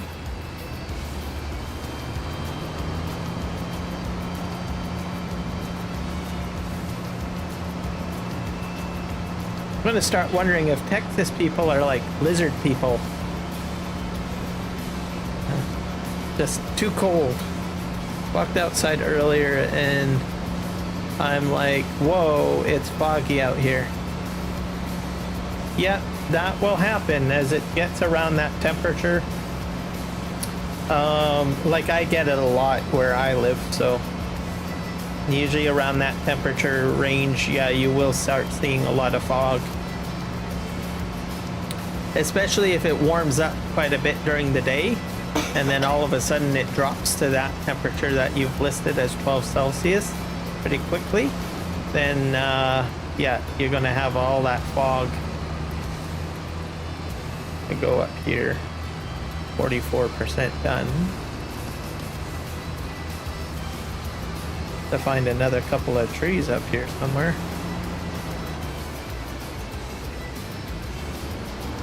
Head down here.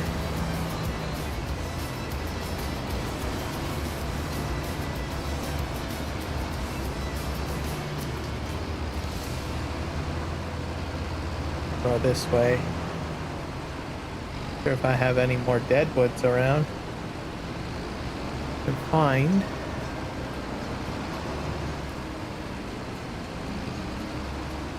I wear a light long sleeve shirt in that temperature. Yeah, I probably might wear that. Sometimes a t-shirt. If it's windy, then I probably will wear a long sleeve shirt, but I can use a t-shirt in that weather if it's not like windy. It's usually what I generally wear. Somebody else from Texas. Oh. Yeah.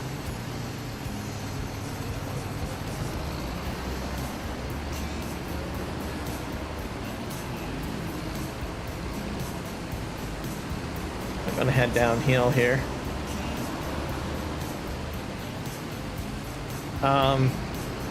Do you guys, here's a good question. Do you guys have hoodies? Do you like wear hoodies in Texas? I always wondered about that. Not sure if that's like a clothing preference in Texas to wear a hoodie. You do get a lot of people wearing hoodies up here in Canada. It's kind of like a very long pullover, long sleeve shirt, and it's got like a hood on it. Okay. Oh, you guys do? Okay. I wasn't too sure. And we have a tree down here. 10-4, we got a tree. Have any more trees? I guess we'll probably grab that one. Sure if I have, oh, and I have another one over here, I bet. Do one? Yep, water one. Okay. I'll grab that one and we'll grab the other one. Good job. You have them? Okay. Yeah, I wasn't too sure. I thought, well, maybe in Texas they don't have them. That would be like maybe too warm to have them as a clothing style.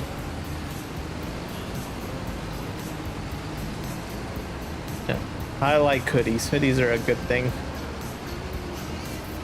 There's a lot of Canadians that wear hoodies.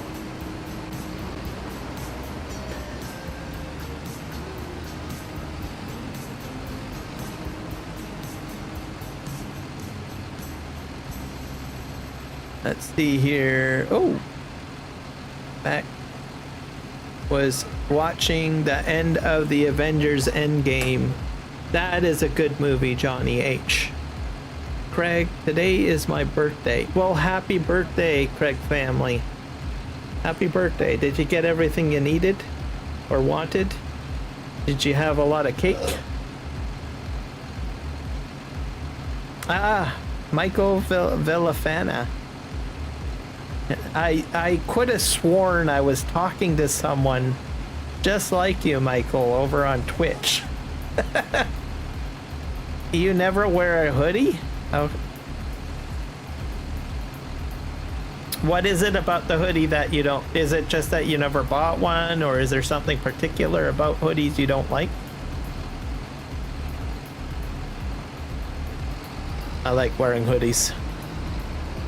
Let's see here. I think I'm gonna have to go ahead and deliver this.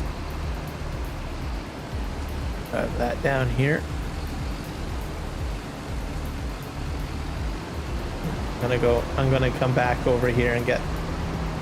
Whoa! And go around the bend. We're gonna go through the farmer's field.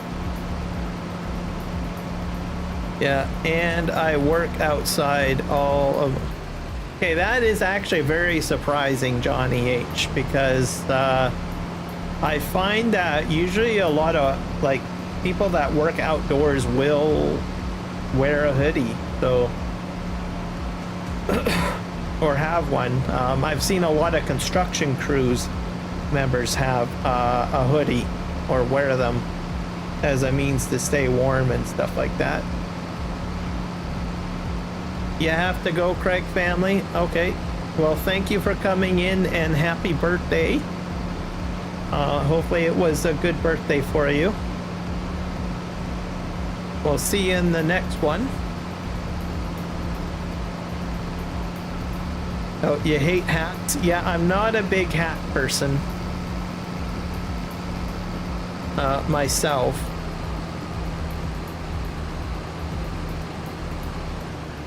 But I will go with hoodies. Sometimes I wear, well, very rarely I wear hats. I have worn them, but not enough to say that I'm a hat person. A hat person is a person that would wear it all the time and be very passionate about it and say, don't touch the hat.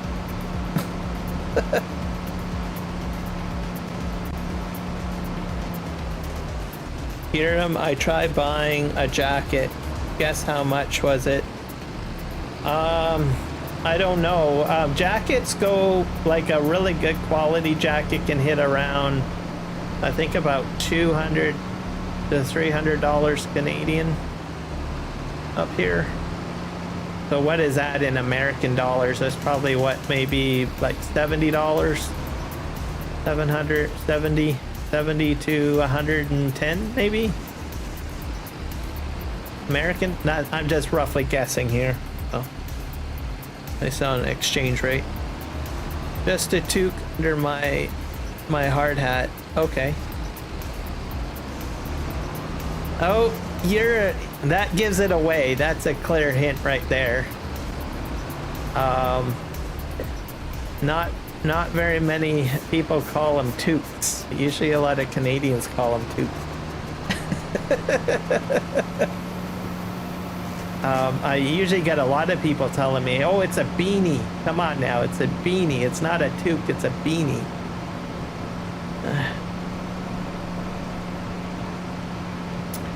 There you go.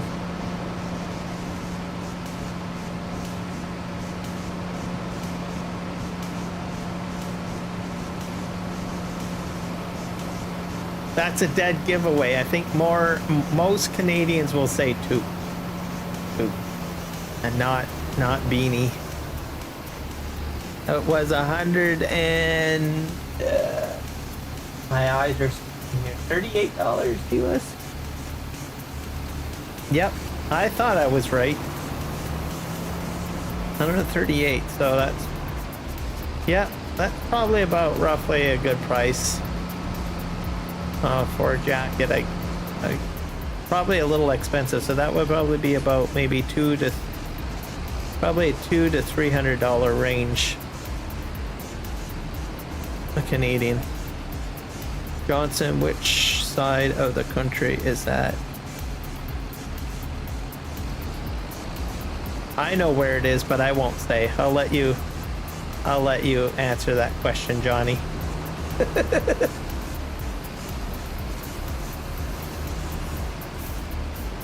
Okay, I am looking here. Here in that jacket. What, 909? Oh, Christ. Oh my God. You got ripped off, dude. Holy crap. Wow. That's a freaking boatload of money right there. $999 for a jacket? And is that like the cheapest jacket you can get? I have to ask that question. That is expensive. Holy crow. Wow. I would not pay that amount of money for a jacket. That's a lot of money.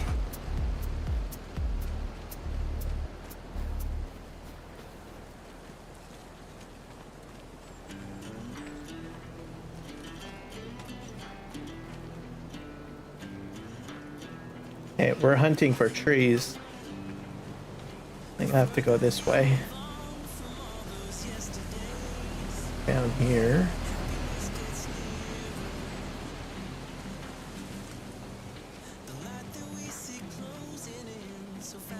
$55.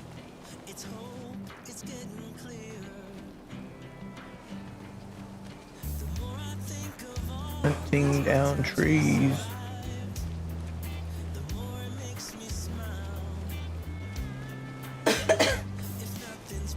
I have been at least 3/4 rolling up here. Stream Elements is talking too much. I'm gonna ban him. Let's see. I'm going to put user on a timeout for 24 hours. There we go. That fixes that. There we go.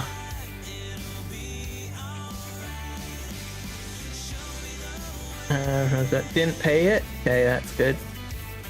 And in at least 3/4 of the state, even Texas.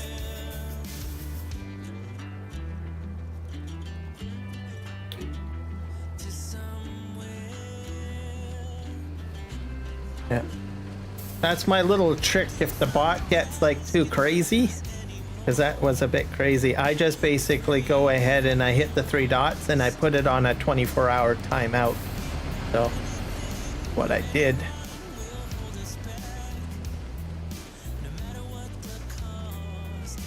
Yeah, if the bot becomes too annoying, just let me know, because I can easily I'll just time it out for 24 hours. It doesn't affect the bot in any ways, it just stops it from like going blah blah blah blah blah. And then it'll come back the next stream, because I usually like stream like once a day or whatever, right? So here's another tree. Yeah.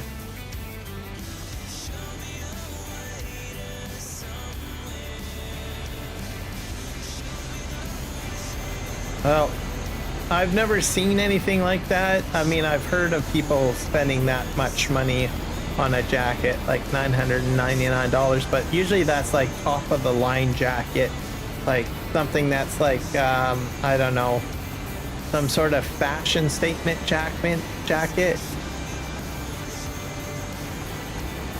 I'm not really into the fashion industry, but someone that makes a lot of money would buy, maybe. I don't know. Not Adidas, like sports jackets, like under, you know, sports brand names are cheaper than that in Canada. Like Adidas or Nike jackets and stuff. Wouldn't even see them around $999. Like I think literally jackets with fur in them would hit probably $999. That's what I'm trying to say.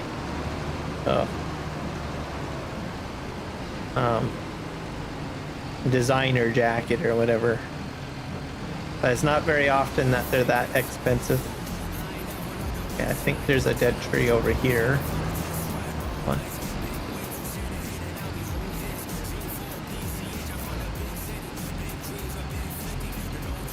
Is there another dead tree that I can get around here somewhere? Oh, here's another one. I'll probably get that one.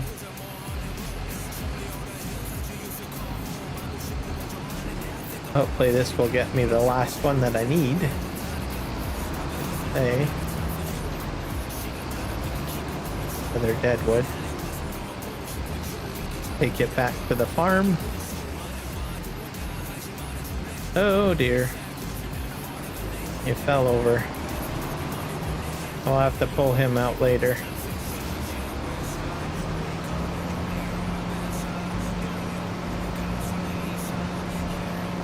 I picked it up.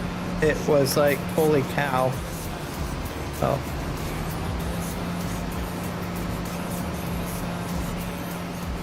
I sometimes say holy cow, and then sometimes I say holy crow.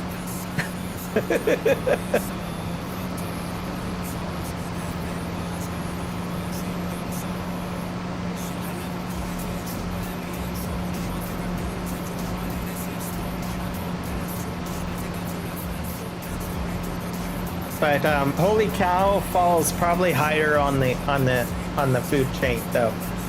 So holy crow is like, nah, it's pretty amazing. It's amazing, or astonishing. Like I'm surprised, but I'm not gonna like wow, whoa, ah, like super wow. If I say holy cow, then I'm like wow, that's like super amazing right there. So that's how. Whoops, I went the wrong way. That's fine. I'm down. Actually, I can turn down here. So that's kind of how you gauge my holy remarks.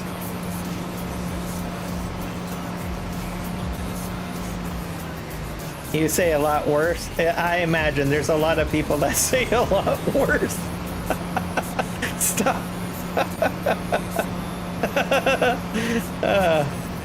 It's true, and I've heard a lot worse. I think people just laugh at the fact what I say.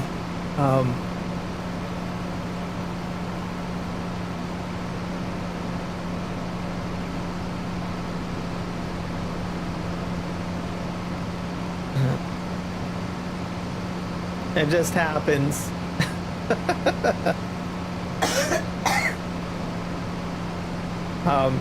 You kind of pick up these things too, especially if you hang out with a lot of religious people or priests, especially priests.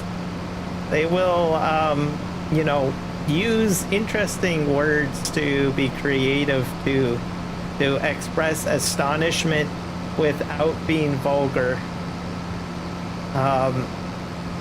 And I know one of my priests, well, he was a priest, but now he's a bishop. Bishop Gordon would use creative words during his homily. And a lot of us would be like, wow, I never even thought that you could use that word to express astonishment. And during the homily or whatnot, he would usually use these different words that most people wouldn't even consider using, because they would use more colorful words. But yeah, you spend enough time with a priest and you'll learn other words that you can use to substitute for certain colorful words.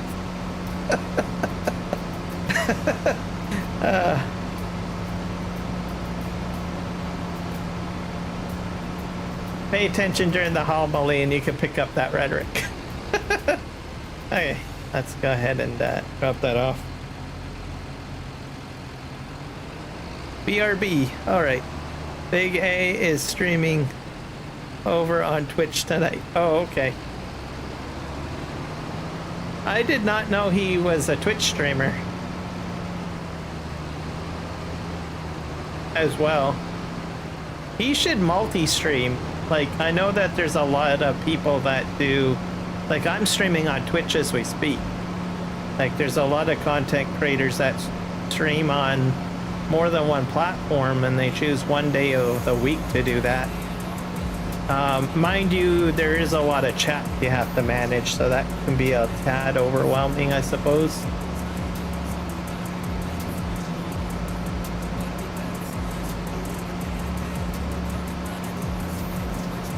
but that is an option.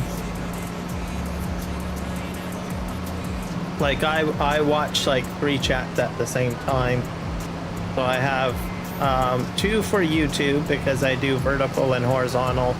Then I have 1 for Kick and I have 1 for Twitch. So, but you need to be on the ball. You need to like keep your eye on all 3 chat or 4 chats, or how many chats. What's your Twitch name? It's Kiram Gaming. I can actually post it in here as well.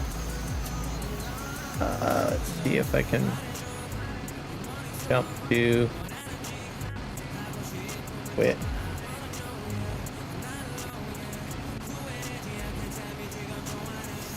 Here.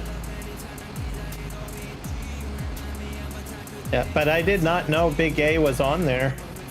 Yeah, here it is. Go.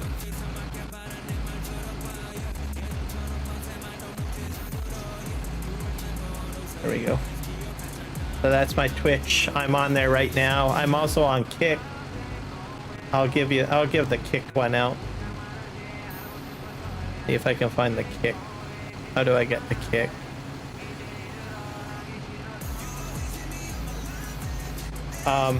And Michael, who's my moderator, he jumps between the 2. So, which is pretty cool. Because he watches on, he's a moderator over there. Hey, thank you for the follow. I hit my goal of 20 out of 20. Right on. Okay, I'm on Kick as well. Kick, Kiram Gaming. I'll get that one dumped in the channels too, if I can just find my channel.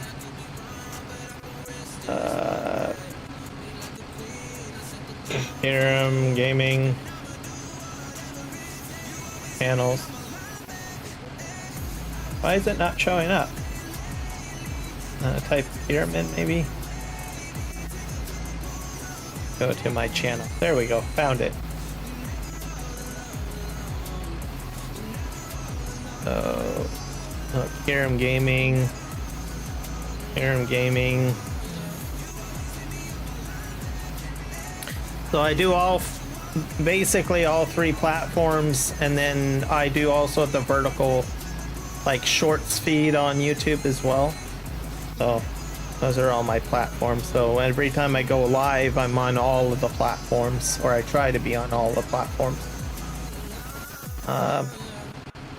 I find it's a little easier because then I don't have to do, well, on Monday I'm going to do Twitch, and then on Tuesday I'm going to do YouTube, and then on Wednesday I'll do Kick. Instead of doing that, I can live stream, like I can cut my time hours down, right? And basically be on all of the platforms all at once when I go live. And if I am ambitious to do like 7 days a week live streaming, then I can live stream on all platforms 7 days a week, as opposed to splitting my time up, I guess you could say. So that's sort of what I do. Hopefully that makes sense.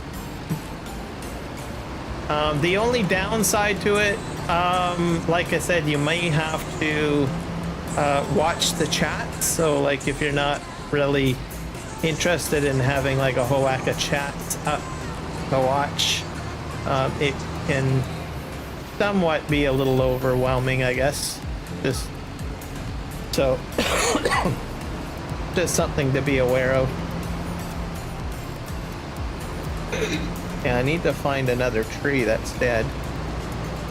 Right here, I guess. Follow you on Twitch, but I won't let me chat. I figured it out later. Yeah, I put a restriction on there. I think you gotta be a follower for like 5 to 10 minutes or something. What ended up happening was I got so many people coming in that were trying to advertise their, you know, graphics designs and stuff like that. So I put a timer block on it. So what would have to happen is that the follower would have to be like following me for about like 5 to 10 minutes before you can actually say hello. So to cut down on that, I decided to put like a timer. So you have to be like a follower for a certain period of time. Like I think it's 5 minutes or 10 minutes or something. And then you'll be able to start chatting in there. So I've done that on Kick, and I think I've done that on YouTube as well. YouTube is not as long though. I made that like, I think 5 minutes, I think. I don't know. I don't know. I just got inundated with people saying, would you like me to build you this or that? So I just basically put a timer on the following. Yeah. Twitch and Kick are pretty bad for that. I think Twitch is probably the worst. Kick, not so bad. I mean, I've gotten a few people on Kick do that. But I think the people on Kick are a little bit more respectable. Like I've had a couple of people on Kick advertise, but they're like quick, right? They just don't hound me.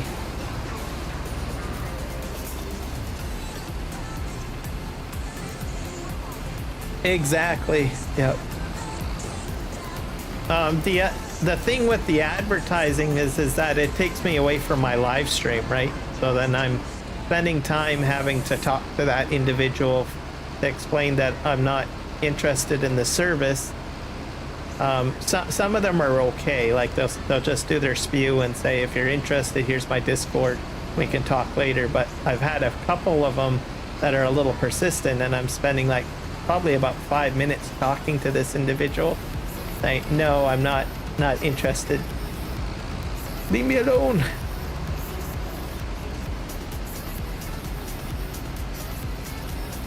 Kick is basically another platform. It's pretty big. There's a lot of people over there too. It's all gaming. You can check it out. You can hit my link there, and it's a platform where people will advertise. I think I got this stuck on here. I have to reset this thing. But it's fairly new. I think it's about a year old, and they have quite the following. They got a following because they actually pay, like if you get monetized with them, you'll get paid $15 an hour, basically, if you meet their monetization expectations.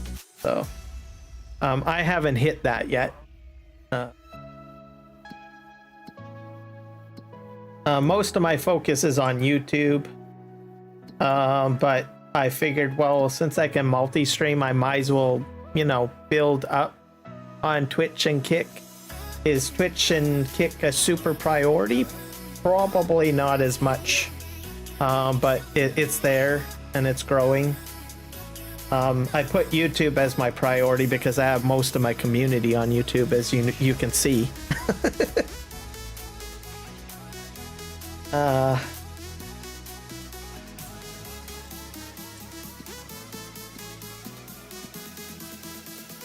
I need to reset my machine.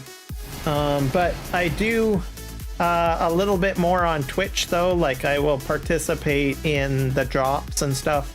Like I play World of Warcraft, so if I have anyone on Twitch watching me from World of Warcraft, and there's a Twitch drop, they can get credit for that.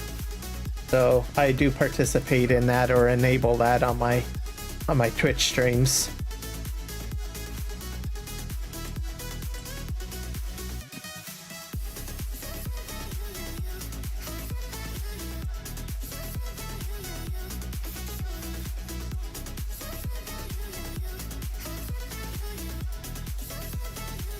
Let's see if I can reset how do you reset a machine?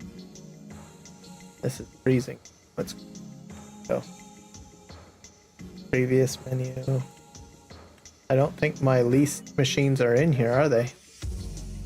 Financing.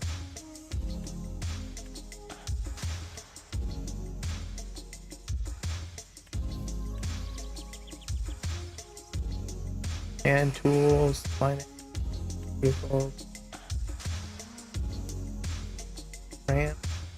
Health type. License plate farm 20.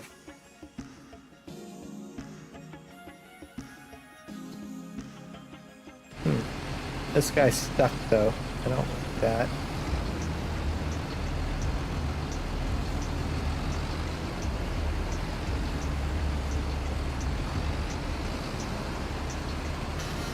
This is not good, guys. Oh.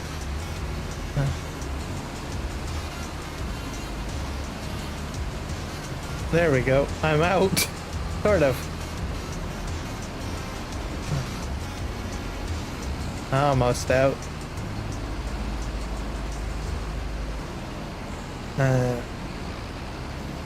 There we go. Sorta.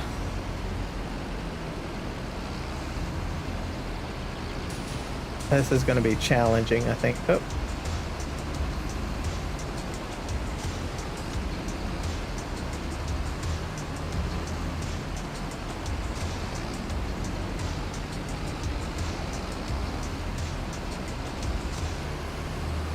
This is not good. I'm on, did you say play Warframe? Warcraft. World of Warcraft. I play that. Have you ever heard of World of Warcraft?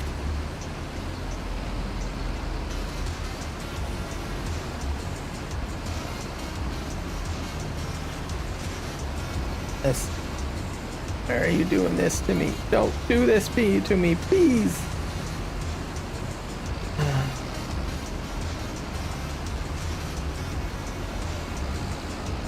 I made a mistake. I don't even know if I can reset this machine.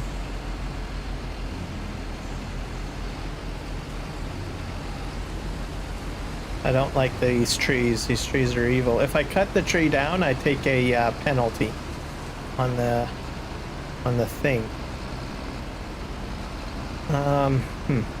There's got to be a better way of getting out of here.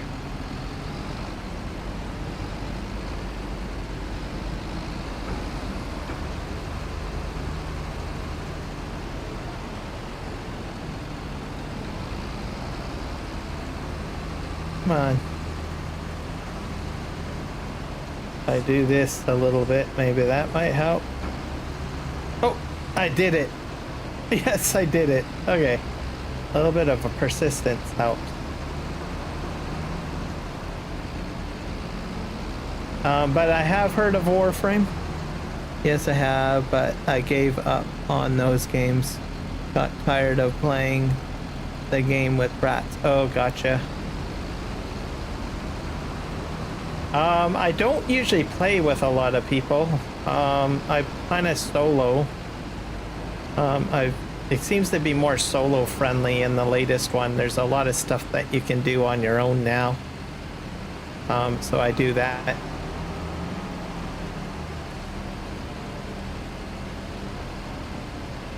And they keep on coming out with more solo content for, I think, that specific reason of what you described. There are some people that get a little upset because they read chat, but I'm like, well, just don't read chat. Like I think I ran into one person in World of Warcraft getting exceptionally upset and emotional over a conversation that was like in the City Hub chat, and I was like, and I was asked, well, doesn't it bother you? And it's like, huh? I was like, I said, I don't, what do you mean? And I was like, well, doesn't it bother you that they're talking about this in chat? And I was like, I'm not even paying attention to chat. I don't pay attention to chat, so it doesn't bother me. And if I see something in chat I don't like, I just don't pay attention to it. It's just as simple as that. That's all you have to do.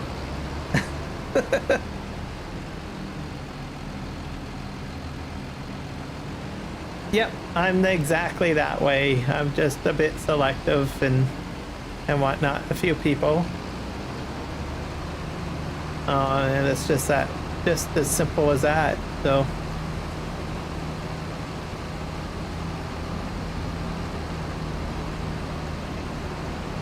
Sometimes you meet some interesting people, though, in online games. And then if it works out, it works out. If it doesn't, it doesn't. So, but one thing I will say is if there's a lot of I don't know, like especially in World of Warcraft, if there's a lot of drama, or you know, especially with guilds, you get that with guilds, a lot of drama in guilds. I will just simply just stay out of it, or I'll just leave, because I'm like, well, there's about 7 million players of World of Warcraft. I'm pretty sure I can find another group to get what I need done. And then, like I said, they changed the game quite a bit where you can play on your own quite a bit. Like, I generally like story mode raids. And then you can get, like, I think a lot of people like doing the M plus raids to get like M plus gear, but you can get that through solo content like delves and stuff like that too now, so it's very solo friendly. And sometimes when I'm playing, I don't even interact with other people, and if I do dungeon runs like looking for fruit, I don't even say hello to people. But if some people do talk, then I'll say hello and talk. But that's the right attitude. Yep, it keeps you safe.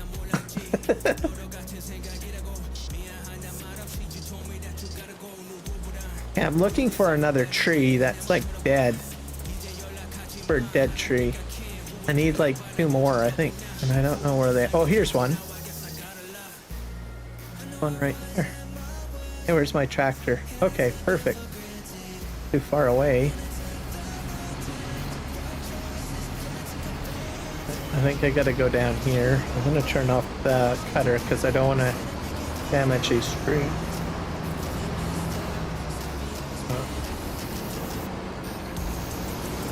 Oh, here's another tree right here. I'm not sure if it's the same one. I'm gonna turn the cutter on.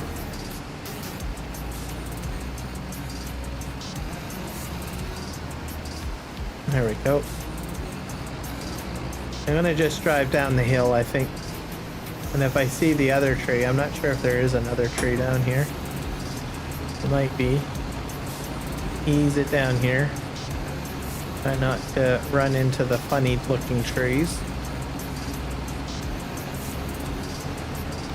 I've also played EVE Online. Now that one is an interesting game. Like literally a psychological hellstorm sometimes. I mean, you think trolling is bad, like on like, you know, YouTube and all of that. I'm telling you, trolling is even crazier on EVE Online, because literally there's not really anything to stop you from trolling in there. Like, it's part of the psychological experience of the game of EVE Online. I've played EVE for quite a while, and people get paranoid, literally. You try to meet someone, and they're like they'll ask you like a whole boatload of questions just to figure out who you are and what you are and all of that, because they're wondering, well, can I trust you, or are you going to blow up my ship and steal my stuff? Which I can understand, because if your ship blows up, you don't get it back. You literally start from scratch. So it would be like me driving this machine, right? Let's say I bought this machine, right? And you come in and you blow it up on me, that's it. I don't get it back. It doesn't respawn or anything. It's like gone.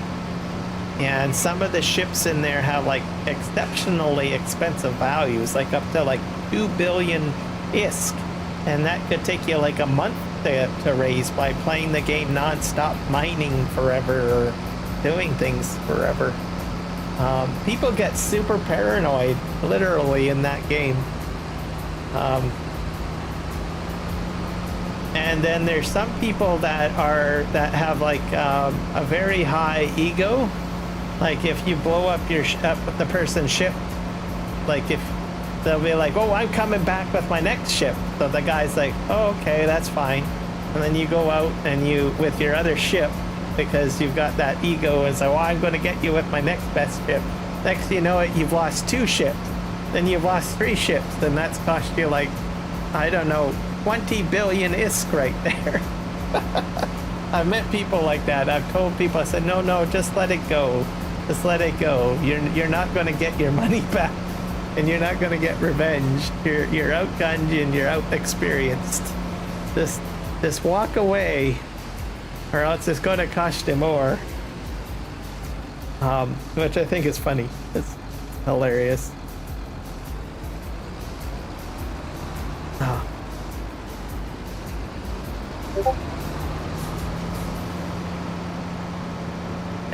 And there's all sorts of scam artists in there too, but it's part of the game experience, really. So like as an example, you might be a miner, right?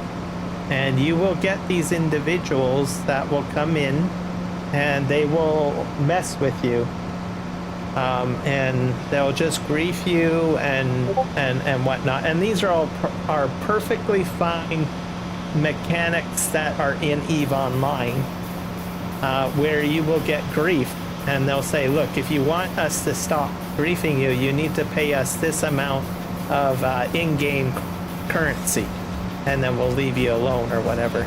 But there's even no guarantee that they will leave you alone. I'll just mention that, which adds into the interesting thing.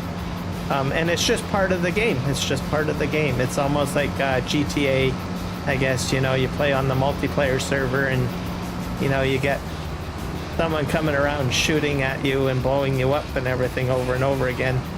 I think there's some rules on GTA Online, but I'm not sure. I haven't played it in a long time. But the downside, I think with GTA, you get your car back, if I'm not mistaken, or there's ways to get your stuff back. But in EVE Online, that's not the case. But you get that kind of griefing in there, and it's fine.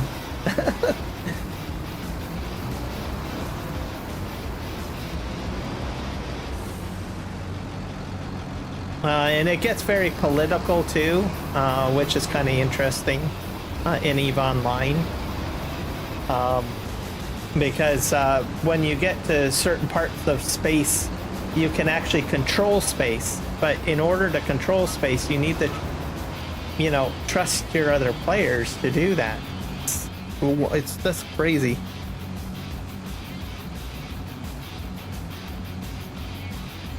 Yeah, I suppose.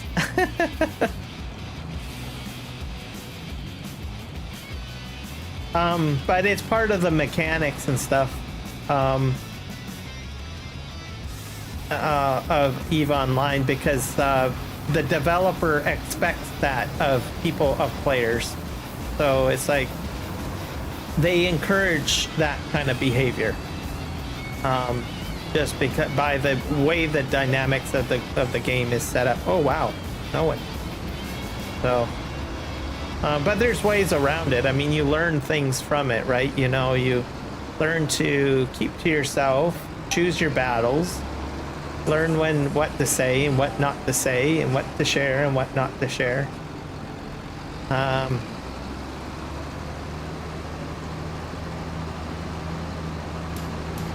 And then there's some people that get upset about it, and they'll approach these individuals, and because they're new players, and they'll say, "Well, you did this and you did that," and then the response is, "Well, I'm just playing the game. That's how you play the game. It's a mechanic of the game. My job is that I'm a bounty hunter, and my job is to blow you up. So I get money in-game currency for blowing you up." So,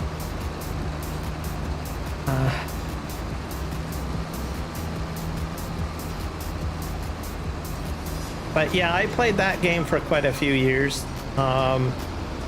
And I don't know, I learned a lot about, I don't know, like, I guess, psychology, because like I said, you're dealing with griefers and, you know, all that kind of stuff all inside the game, right? And there's not much you can do to stop it because it's part of the role play experience of the game. It's kind of weird. I don't know. I haven't played the game in years. Maybe it's different now. Maybe they don't have as many people and they got more rules in place. I think the game is developed in Iceland, if I remember, by CCP. But definitely a different wild gaming experience. Like, I've never experienced a gaming experience like that ever before.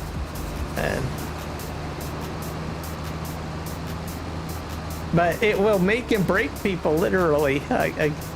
Even though people say, oh, it's just a game, it's just a game. But there are some people that literally take it really seriously.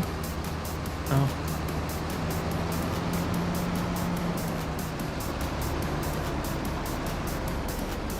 It's like the closest thing you can come to Game of Thrones, I guess. If you want a video game that feels real, that's close to Game of Thrones. I need to find a tree. Need one more tree, I think.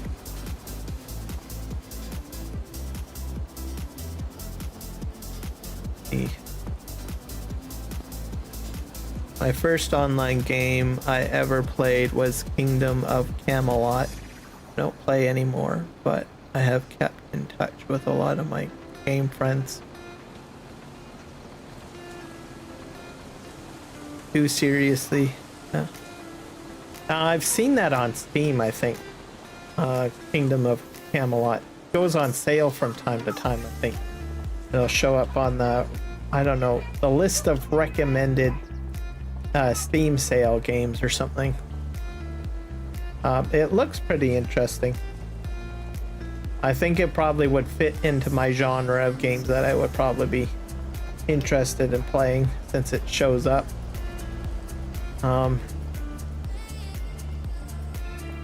I think if I had more time on my hands, there's a lot of games that I've seen that interest me, but I simply don't play because, you know, I usually get so focused on specific games.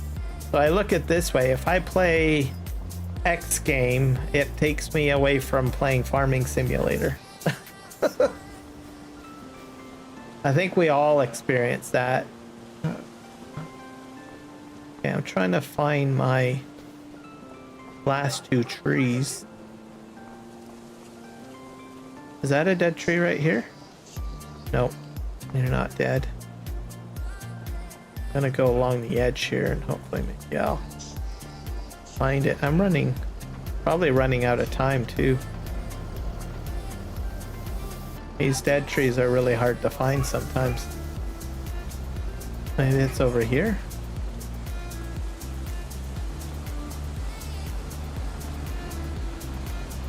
That's another tree.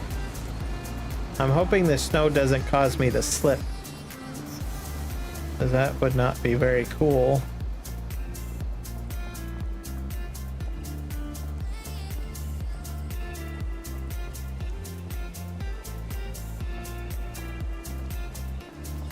Here. No drama and Farming Simulator. Just fun. Exactly.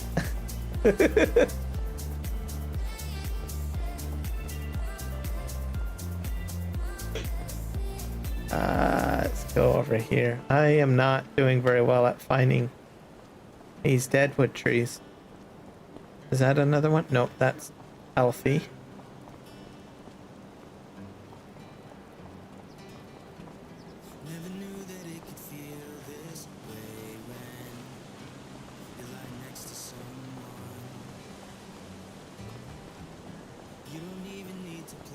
I keep on looking around. I'll find it eventually, I think. It's like crazy. Nothing there. You have to stay inside the circle too, so. Is there another dead tree over here? Is that a dead? No. shift my body a little bit here.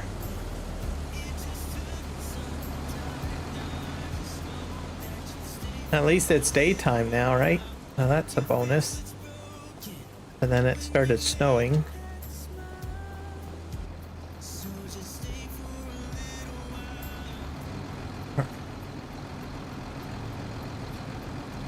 That's not one.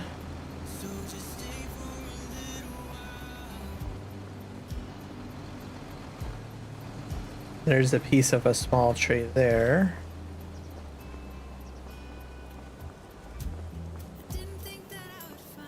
Sometimes they're out on the edge here too. Like, sometimes it's easier to like walk around here. And then you'll be like, aha, here's one. Now here's a tree. I fell that already.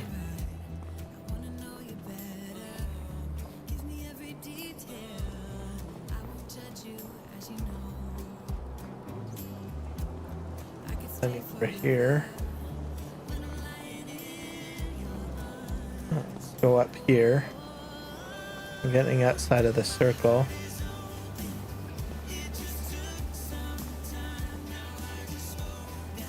I'm not sure if there's any on this side of the road. There might be a couple. These are really big trees. Something that I always wondered, like if you buy this piece of property and you know that they do the deadwood contracts in this zone, you're like kind of wondering, I wonder if it would make them stick out like a sore thumb or whatever.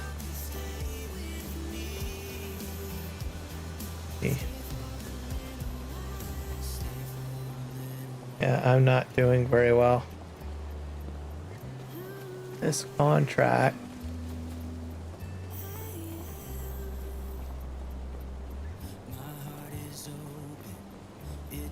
These are all healthy trees.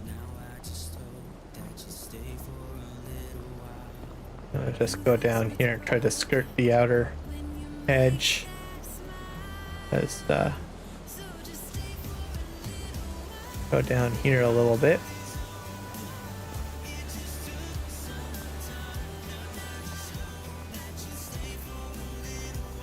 Yeah, now it's got to be up here and somewhere. Walk around.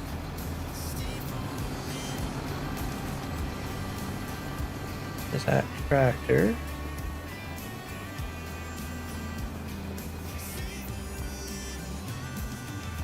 Oh, here's one right there. That is one right there. I knew there was another one here somewhere. Okay, let's just back up. Don't get stuck on the tree now. Okay. A little bit of patience. Don't cut that tree down. No. Found it. Go ahead and grab that. We did it. Deadwood contract at specific farm finished. Thank God. I'll go down the hill.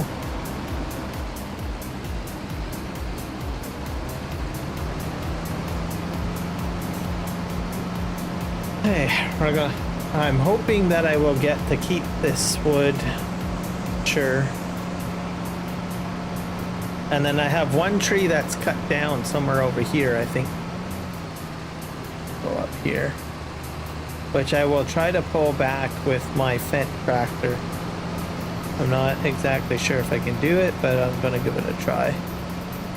Somewhere on the outer edge of this field, I think. Not sure where it is, but we'll see.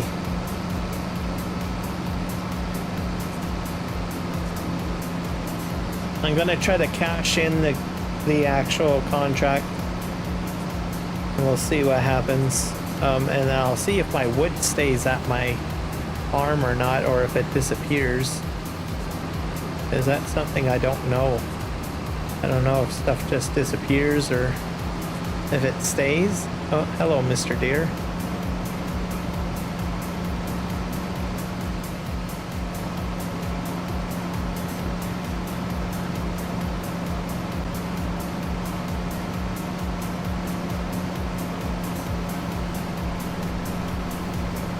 there goes that guy with the red car, speeding away.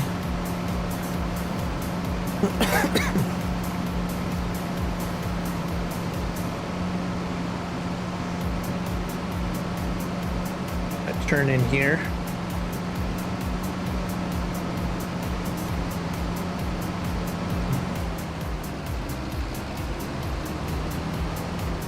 We're in December 3rd. Just put that there. There.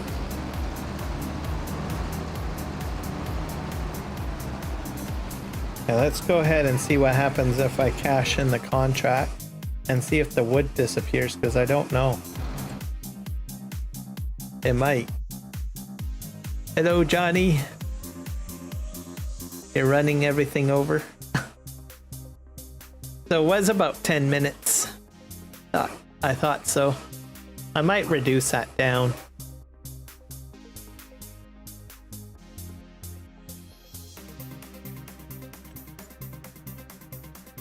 But hey, you know, I look at this way. If someone's willing to wait the 10 minutes, that shows viewer loyalty right there.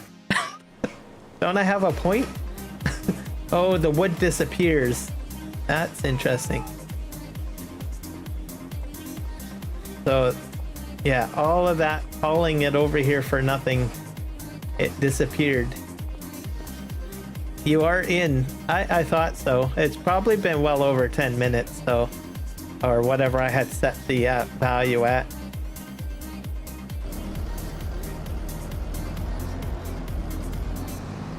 Yep.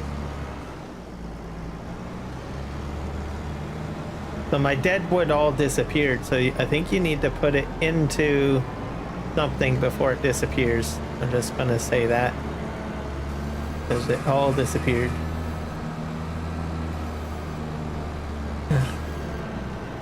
Just a nice Canadian. That's right.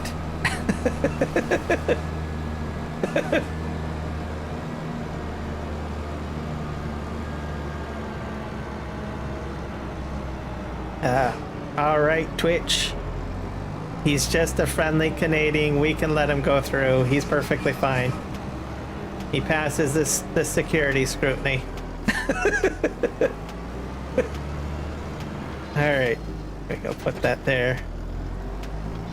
Yeah. So if you're doing the Deadwood contracts, I would probably put it into the mill before you end the contract, or else it disappears. So all of that stuff disappeared that I hauled over here. Oh well. I'm not too worried about it.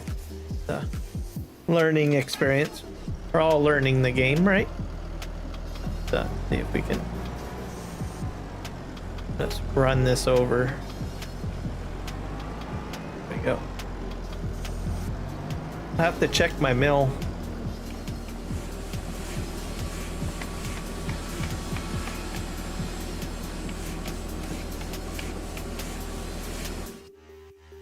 It's still building planks, so it's going to take a while, I think, to fill up. That's just from one tree. That's crazy. All right, what do we have for a contract now? Nice soft snow.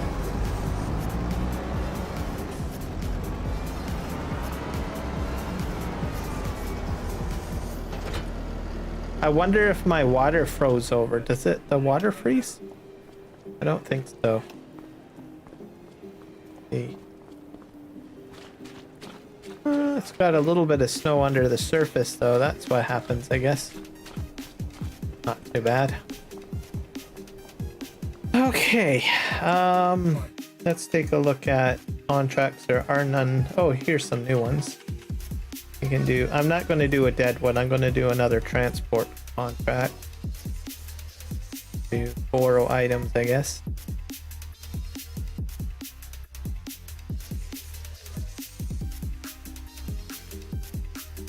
That should get me some more money. All right.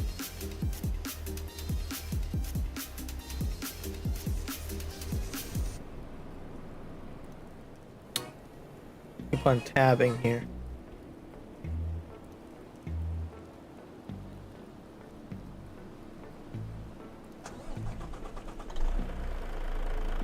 Let's go, Mr. Truck. Go.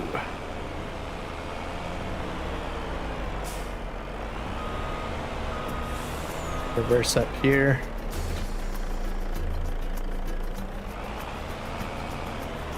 We'll go uphill and we'll go ahead and load this stuff up.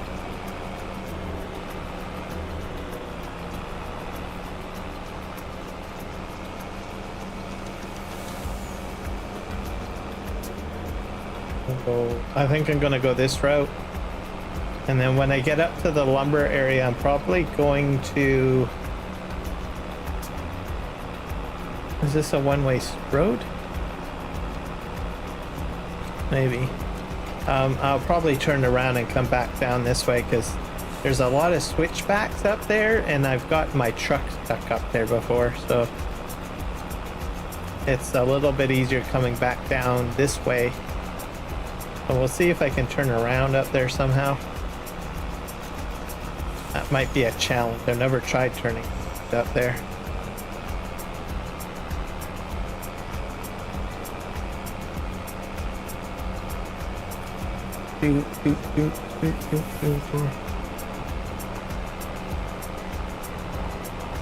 All right. Da, da, da, da, da. Okay, I'm gonna go this way.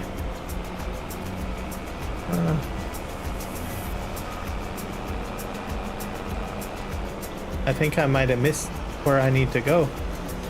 I'll have to go up another level, I think. Is there a roadway that takes me up there?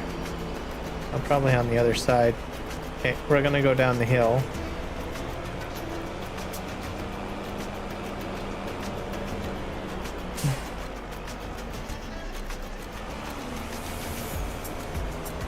Down we go.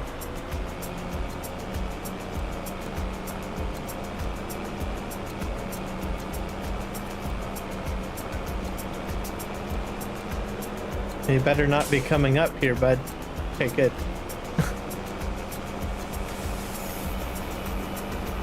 And there's a dirt road here. There we go.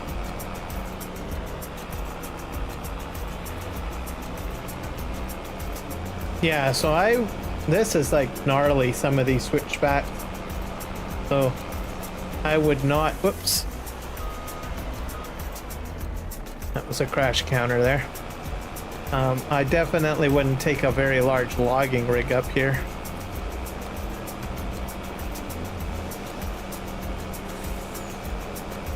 Like even sometimes this truck can get stuck on stuff trying to come up here. When it's got a load. Oh, I think I hit something. Yeah.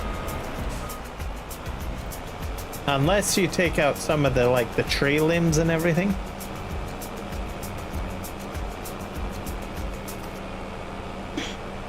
Like those switchbacks that I just did are probably the problematic one.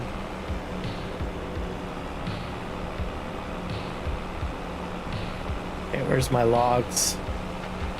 There they are.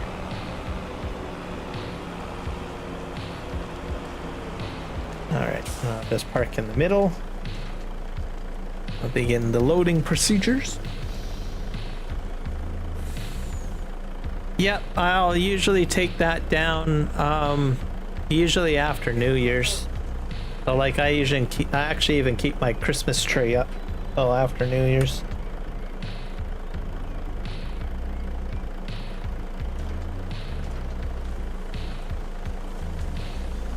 So that'll get swapped out back to my original layout that I have.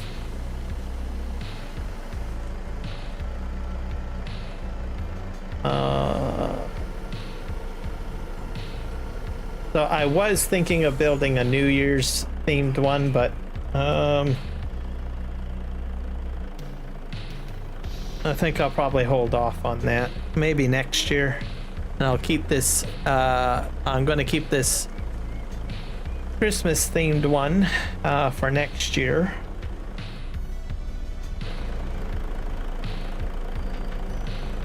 So it took me a bit of time to build this theme. Not really in the creative mood to building another layout. I do have some ideas for another layout though, but for New Year's related. So I might do it next year perhaps. I'll build a New Year's layout.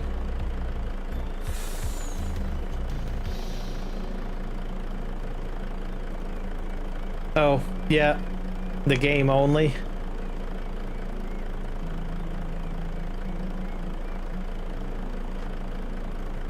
Yeah, there's a lot of people that actually just do game only. That works.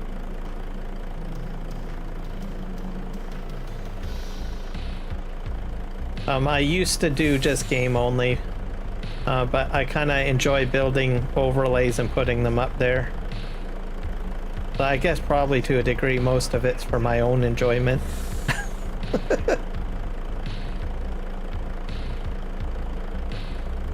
But you know what? Maybe I might just scrap the entire thing. I'll just try to see what happens if I remove my entire layout, not even implement my old layout.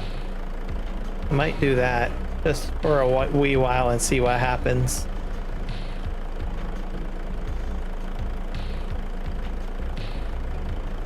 A lot of the times I change things up quite a bit.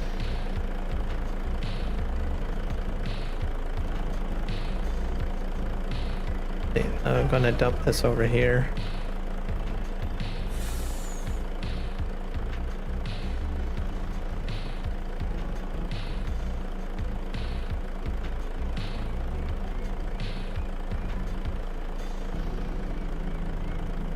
Put that there.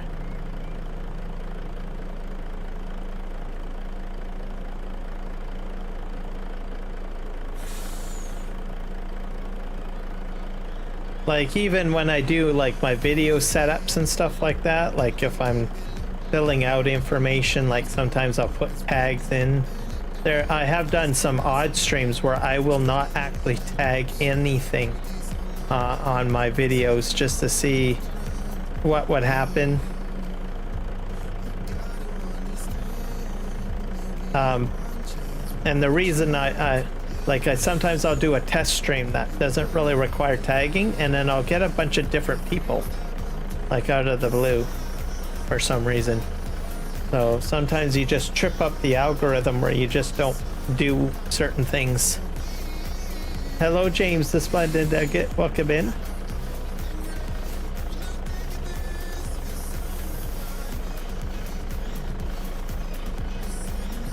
Oh, thank you.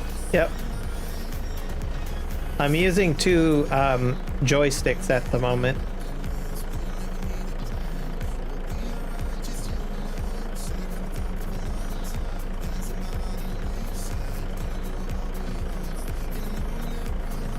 There we go. I'm doing well, James. Thank you for asking. How was your Christmas? Did you get everything you wanted?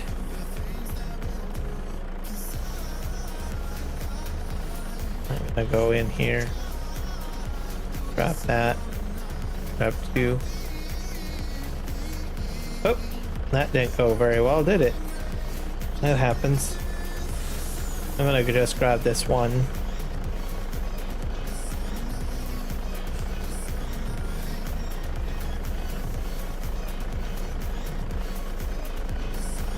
Kind of relaxing when you're loading these. Kind of like zones you out a little bit compared to everything else I do in the game. As you put your complete focus into just kind of load the truck, so it has a little bit of a relaxation. I don't think everyone shares that sentiment though. I know a lot of people get frustrated using these cranes. Okay, that's that level, take that up. Put that in there. Oh.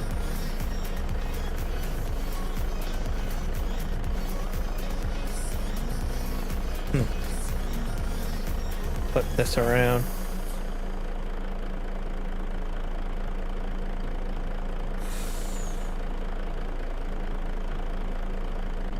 Let's see. Your Christmas was good. I'm glad to hear it. That's not very often that I hear people have a good, bad Christmas, which is a good thing. A lot of good stuff. You get gifts, and then you get good food most of the time. So, unless you get fruitcake, I am not a fruitcake fan. Do not like fruitcake.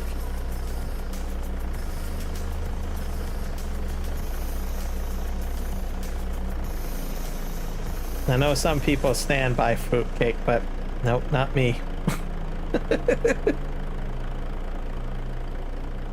I used to, let's see.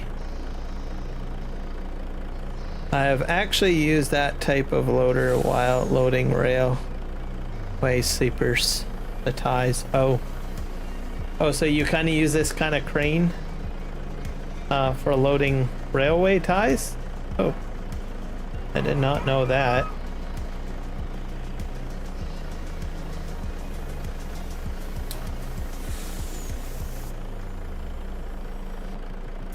For me, I have done excavator work, so this kind of comes like second nature to me for the most part. But I will say this much, on an excavator I don't have this type of attachment. It's usually a bucket, right? But the movements are pretty much, the way I've got them programmed, are pretty close to excavator work.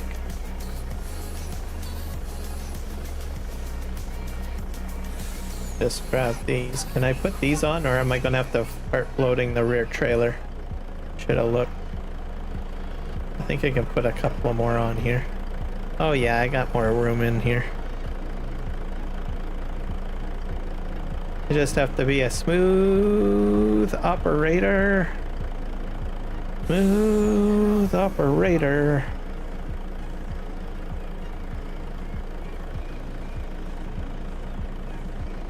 Different hook. Okay.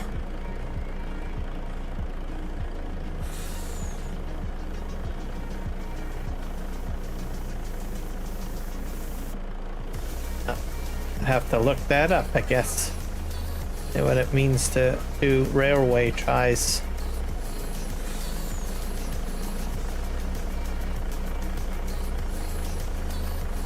I imagine it's probably on a train, right? A flat on a train, like with the crane that you're using, like on a rail car. Sorry, okay, that's probably what I should be saying. Rail car. With a crane on the back.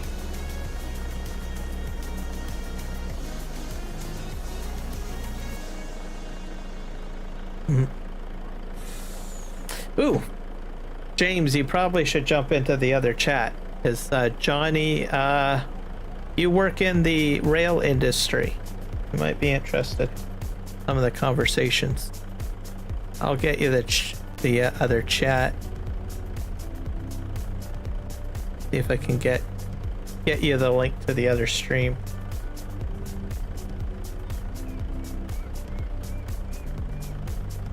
Unless you've sworn off trains altogether, James.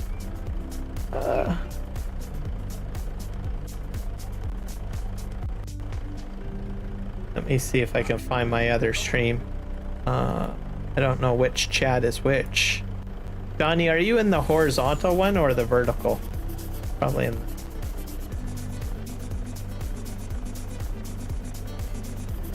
subway and truck for the streetcars. You're probably in the horizontal one. Yeah. Here's the other stream, by the way.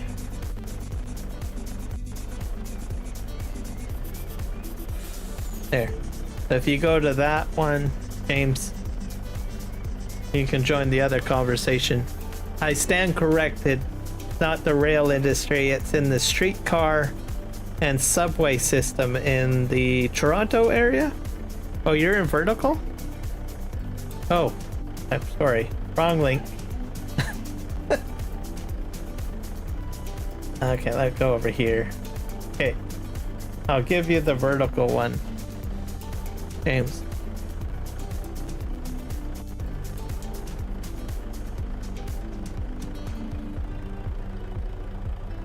There, I think I did it. I got the right one. Use the second link if you want to join the vertical chat.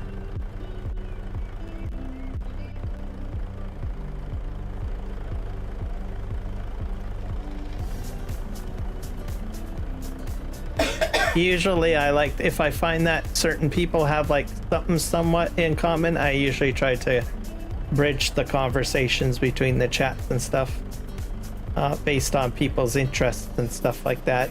James is into train engines and things like that, so like, well, might be interesting conversation to read or listen to.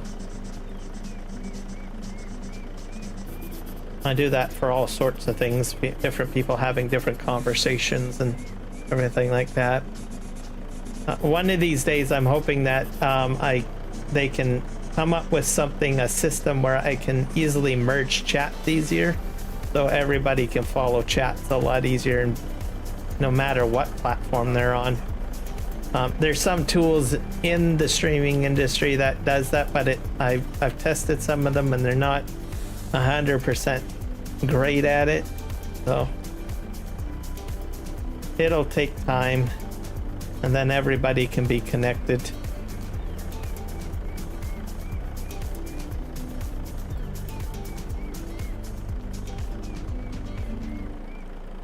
Yep. Oh yeah, Toronto Transit Commission.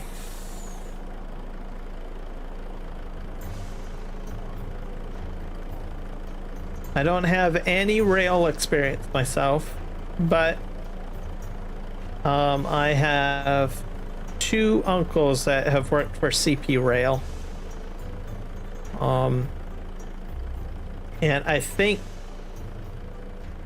a couple of my cousins might have slightly worked in the rail industry a wee little bit as well. Simply because my uncles work in the rail industry, and then so, well, you know, you usually take your son under your wing, and you know how it goes, right? But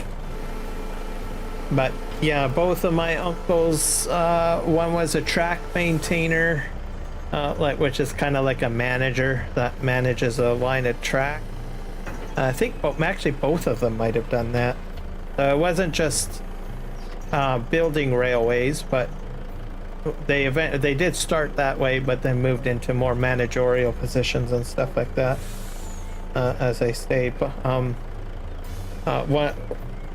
My one uncle has passed away, and my other uncle has been retired from the rail industry for, I think, probably about well over a decade now. So, but I've always enjoyed the stories told to me. Okay, I need to hit the C button.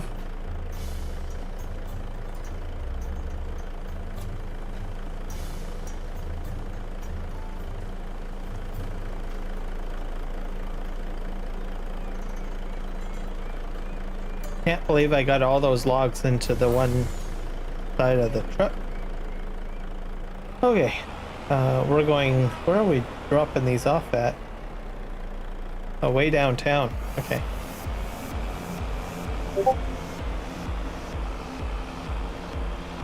I've driven many trains in the subway service. Trains and work cars. Had some training at CN Rail. Yeah, I hear CN Rail has a pretty good training course. I had a friend, a gaming friend that lives out here in Vancouver, and he had trained to become an engineer.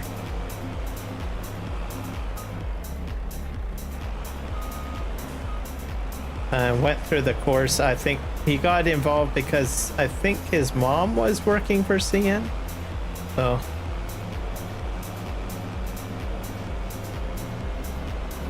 oh, you made it over there. Good. Thank you. I think James is still in there. You're still in there, right, James? He's been a bit quiet a little bit, but he's in there somewhere, I think. But yeah, he enjoys trains, model trains, and everything like that. Oh.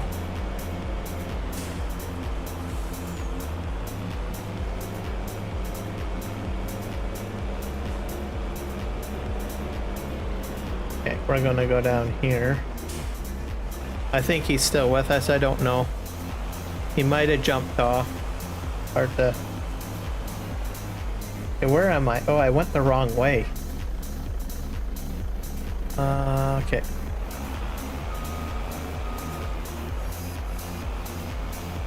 But I was fascinated by trains when I was young. I'm still sort of fascinated by them. Like watching them. I sometimes watch YouTube channels where they show trains, because there's some people that are like super enthusiasts about trains, and what they do is they have like ham radio or CB radio, and they sort of know like what's going on. So if there's like a problem or something like that, you know, like if they know a train is going to get stuck or stopped, and then on the YouTube channel they will show that, and they just make content of that. So I watch some of that. There's some also I like watching train stories from a municipal point of view, where they're like talking about subway systems and construction of SkyTrain, because we get SkyTrain in Vancouver. And then passenger trains are interesting too, because they talk about different parts of the world, you know.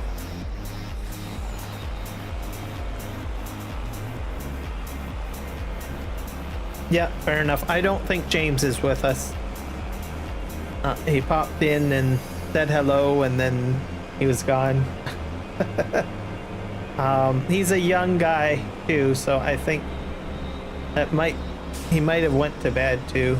So I get a lot of young folk that usually join my live streams at different points too, so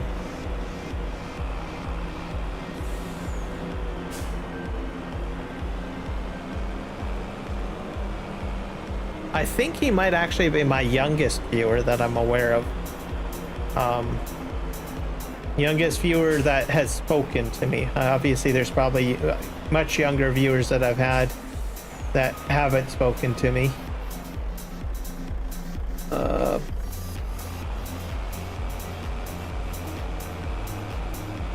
Yeah, next time.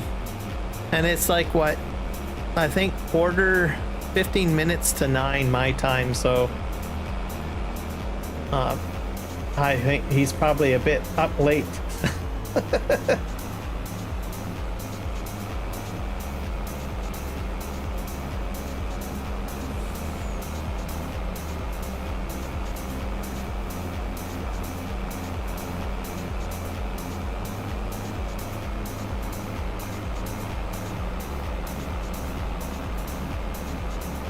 But definitely next time, if I see you both on, well, I'll try to get you guys into the same chat. So you never know, he might have questions, right? I look at it this way. Look, you work in the industry. if someone can be, you know, learn something, I say, well, why not put the two people together, right? Because you never know, a conversation might happen. It'll engage, right? I'm exceptionally pro education, so whenever I'm live streaming, that's why whatever I know, I try to educate people. Like that's why I usually talk about live streaming a lot, different things and stuff. So I do that. I just talk about it, and then if I have people that are working in different careers, right? And I know that there are other people interested in those careers, even though I can't answer those questions. I usually like to build a dialogue.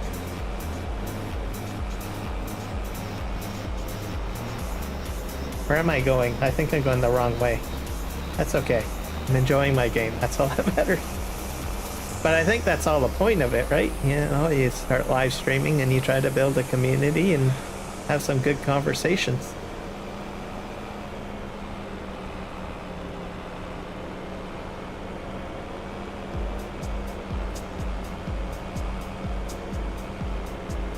I enjoy some of the conversations that come up too. Like I do get, sometimes I will have people join my live stream and I will just sit back and I'll just remain quiet and I'll just observe the conversations. They'll be watching my live stream and I just do my thing and they'll just go on a huge tangent and me, I'm just sitting here just smiling away. It's like, yay, community is being built here.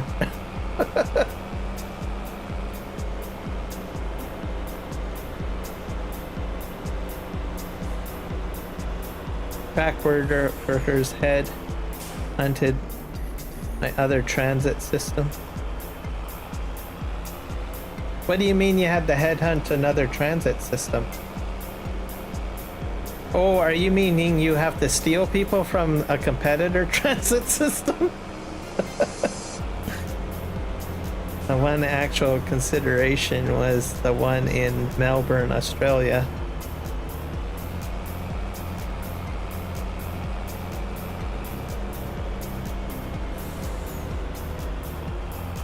So are you saying that you approach people in Melbourne, Australia, and then they, hey, come to Canada and then work here?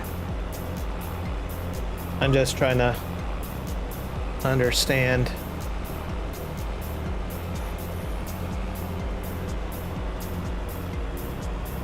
They headhunted me. Oh, they headhunted you. Okay.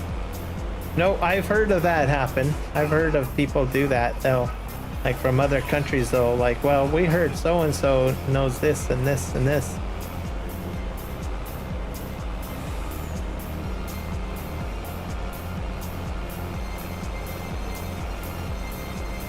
Yeah, I think it's because I guess it's a very small world in the industry, and if your name gets floated around,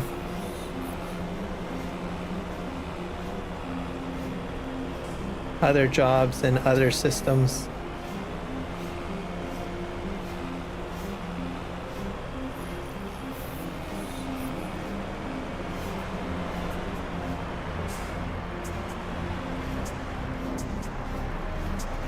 Yeah, I'm gonna unstrap that. That's a good thing. If people are headhunting you, that opens up a lot of doors too. Like you can work in different countries and stuff like that. Also, you know, usually they will offer you something so exceptionally substantial as well. Because one of the things that comes into play is it means you have to uproot yourself and move, you know, all the way far away, right? So usually they'll like entice you to do that. They'll offer you something big, right? Might even pay for your moving expenses and all of that stuff.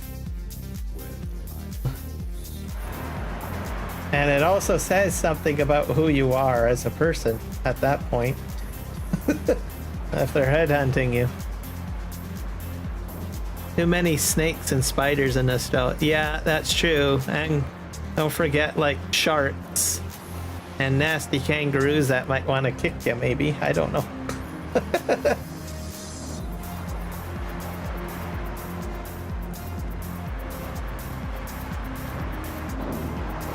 I wouldn't want to live in Australia for those reasons, but I think I would be intrigued to visit, though. My wife won't leave the grandkids. Oh, yeah. Yeah, that's true, right? Because that's the downside. I mean, you may get like an exceptionally lucrative opportunity with a lot of benefits and perks, but then at the end of the day, you know, you may have to sacrifice some of the family ties out of the situation. And that is usually, you know, a deal breaker right there. And even some people will actually make that choice, but then later on, after a few years, realize the sacrifice or whatnot, or what they may have potentially lost out on. So it's a really hard choice to make, I think. We're active. I guess we're going to do another transport one. I'm making a lot of money off of these transport missions. There we go. Lots of practice. Oh, I didn't borrow the equipment again, did I? My bad.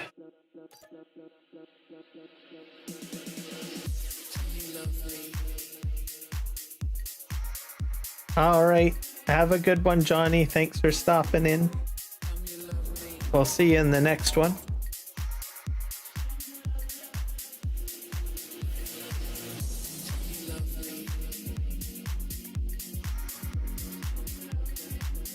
Okay.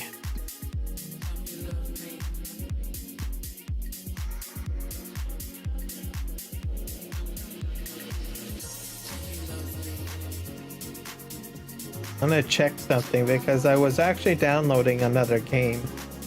Is it done? No, it's not. It's taking forever.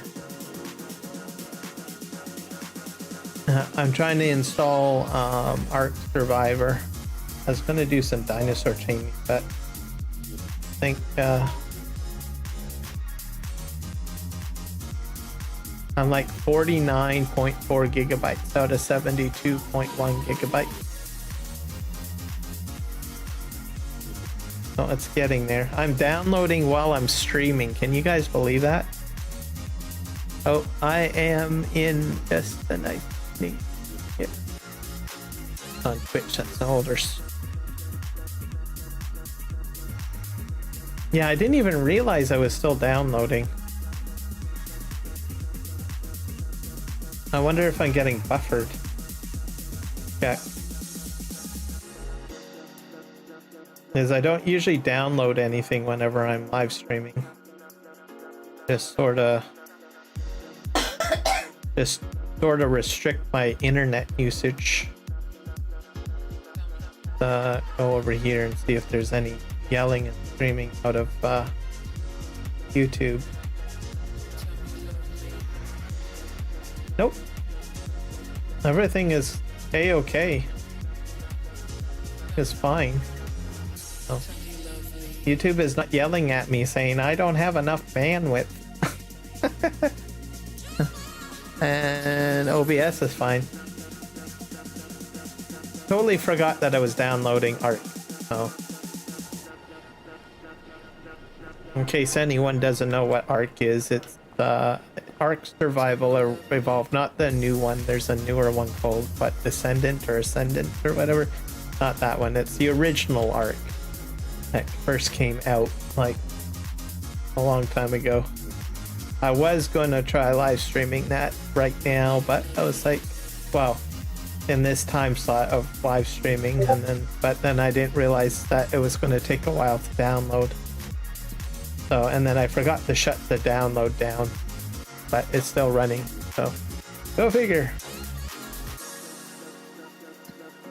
I used to play a lot of that quite a while ago.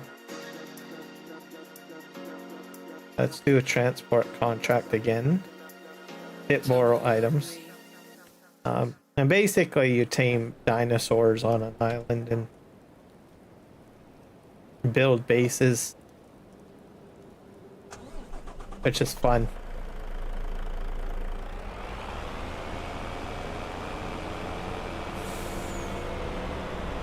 Just to change it up for a wee bit. Oh, I guess I gotta go way across the road.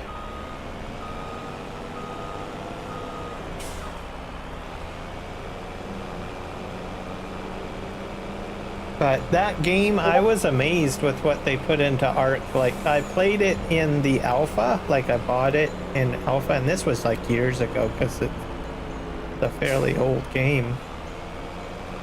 And it was like, you know, sometimes every day it almost seemed like a new dinosaur came out. And it would have a new ability or a new function. And they just continued to bring out more and more, you know, different dinosaurs that did stuff.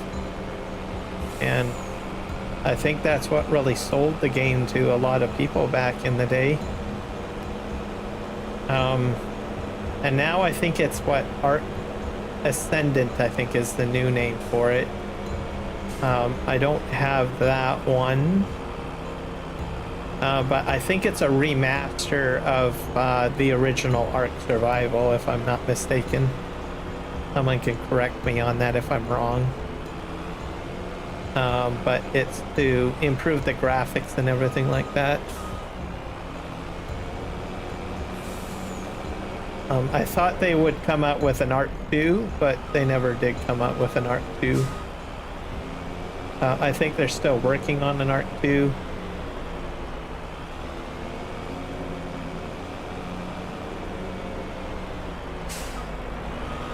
And I think they got scrutinized too. Like, there was another studio that told them that, oh, you can't do this. You're not allowed to do this or whatnot. We're gonna go this way. But it was a lot of fun. A lot of fun.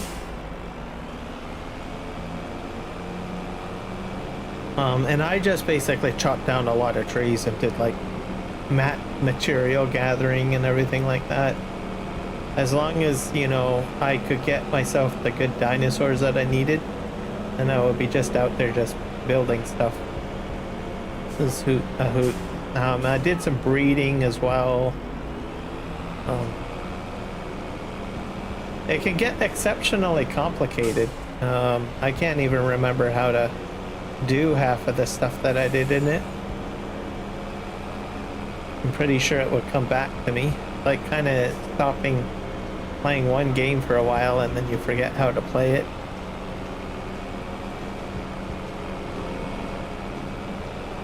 How am I? Go this way.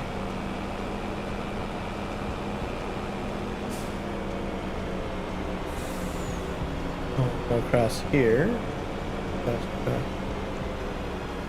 We're down here.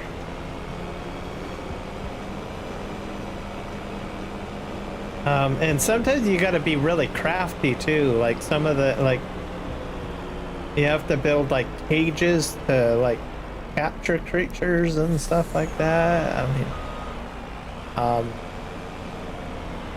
like, especially if you're after carnivores, right? And you're trying to like get them captured.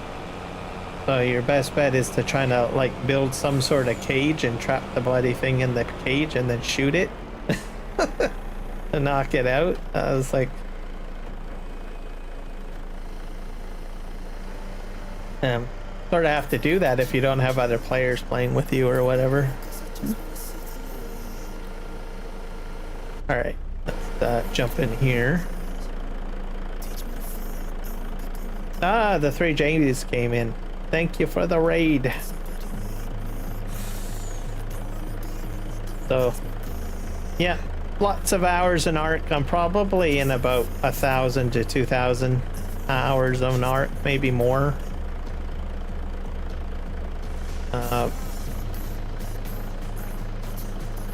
It's an exceptionally addicting game.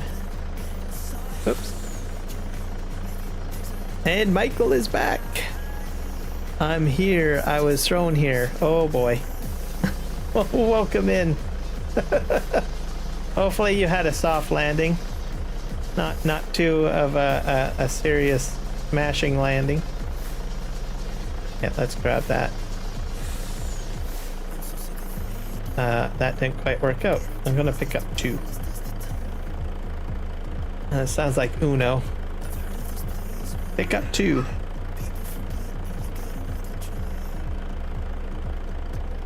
Or crazy eggs. Pick up 2. Grave Gravy. Oh my gosh. Welcome in, sir. There must be a story behind that name. We're gonna... Welcome to Hutan Pantai. Be sure to grab yourself a glass of sake and sit back and relax. So did you guys have a good stream? How did it go?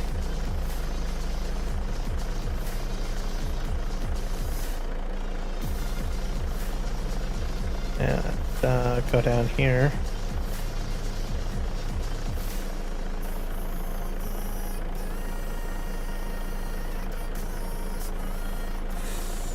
Go and grab these 2.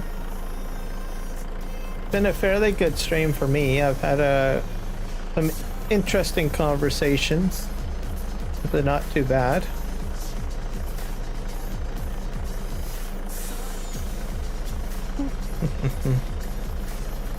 Here I'm moving in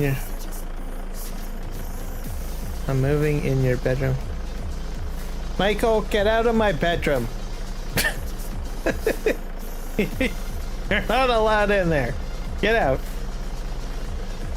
You want to go to sleep, it'll be so much easier if you just go to your bedroom, because it's a lot closer. You're going to be walking a long while to get to my bedroom. Would grave gravy not be the juice of a dead person rotting? Yes, there is a story behind the username. Okay.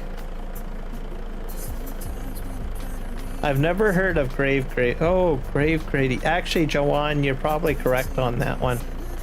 That makes a bit of sense. I just, when I saw it, I thought of turkey gravy. But I think your logic is a lot better than mine on that one. Okay, let's pull this in. This is unrealistic. I should not be able to pick up 4 like this.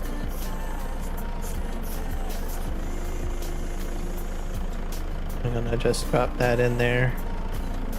Spammo. One, that is so dark.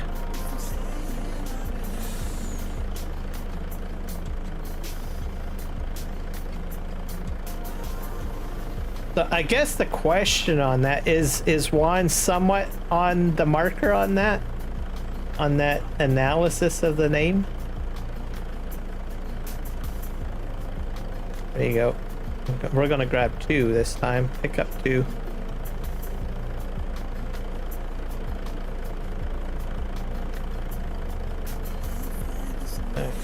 So drop that in there.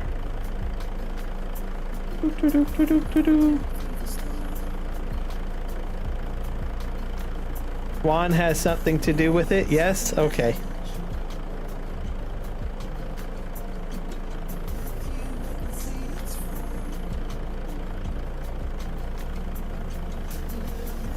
Is this having to do with Project Zombies? I'm not sure if you guys were playing Project Zombies or if it was Farming Simulator.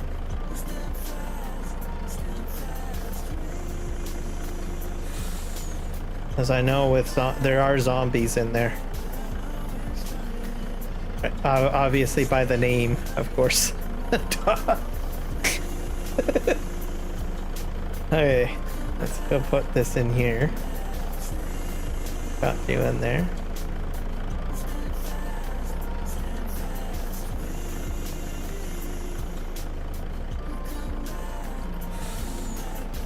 Grab this. Add up. Yep. Okay. Have to grave gravy. I'm kind of picturing like a mass slaughter of right now of zombies. Is sort of what I'm getting the impression of. Okay. Which I would imagine would be pretty much like gravy, because you get everything like splattered everywhere. And then, well, not all gravy is very smooth. Sometimes you get like, what, a little bit of chunks of meat in there and stuff like that in some gravies when it's made. So, yeah, need I say more on the topic?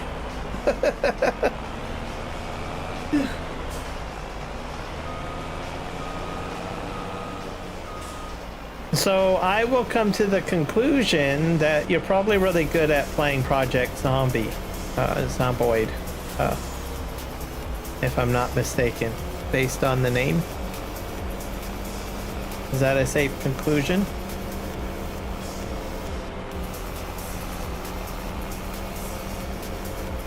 Because that is the whole purpose of playing that game and surviving. Let me see here. Where am I on the map? I've lost. Oh, I'm way down there. Okay. Drive this way.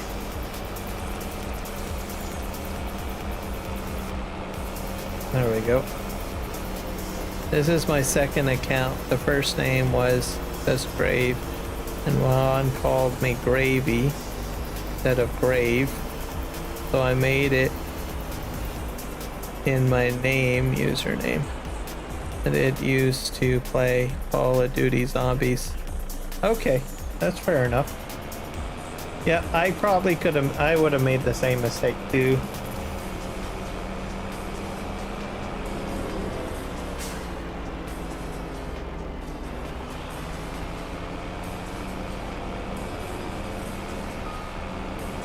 Well, I'm glad to have you here, and now we know the story behind Brave Gravy.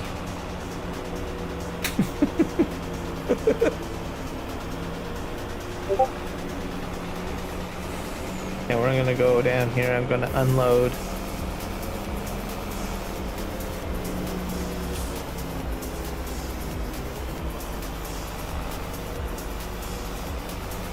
So I was gonna do some Ark Survivor Evolved, but my game is still downloading on Steam. So I was gonna change it up, but I was like, not done downloading, so I switched over and decided to do this. I had a thumbnail already set up to go. Alright, sell all of this. I haven't played Ark Survival in so long. Okay, let's collect.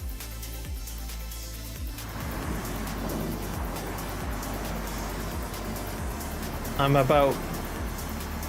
at about 51.2 gigabytes out of 72.1 gigabytes at the moment, and it's still downloading.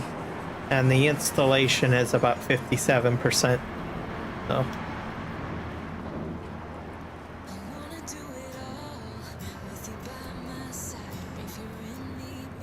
that's what he says, Juan. He said that you made a mistake and called him Gravy instead of Grave.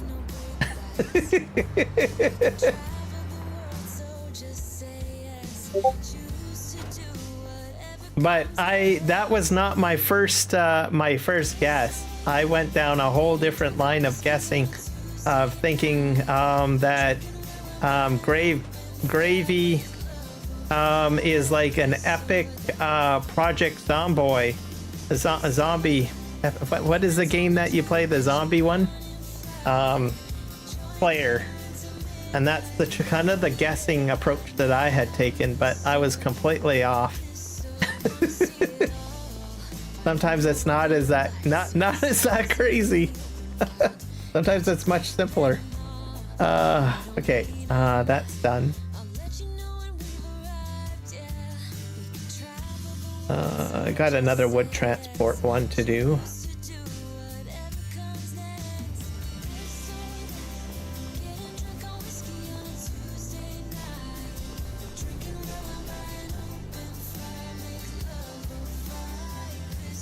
Oh my god, 3J's is here. That is not Michael. Oh, I've got a question for you, 3Js or Juan or whoever you are. Have you guys had problems with this sleep trigger not working? Or have you even tried sleeping? Because it doesn't work. I'm not sure if it's just a me thing or if you guys have had issues. Since I started like this multiplayer server, I have not been able to get this to work. Not once. I thought I would just ask to see if you experienced that problem or not.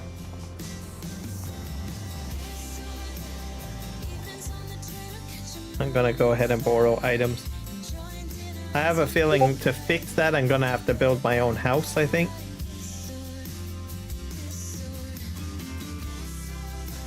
No problems with the sleep trigger? Okay. Yeah, when I approach it, nothing happens, and I hit like R, I cannot interact with it at all. Oh. But oh well.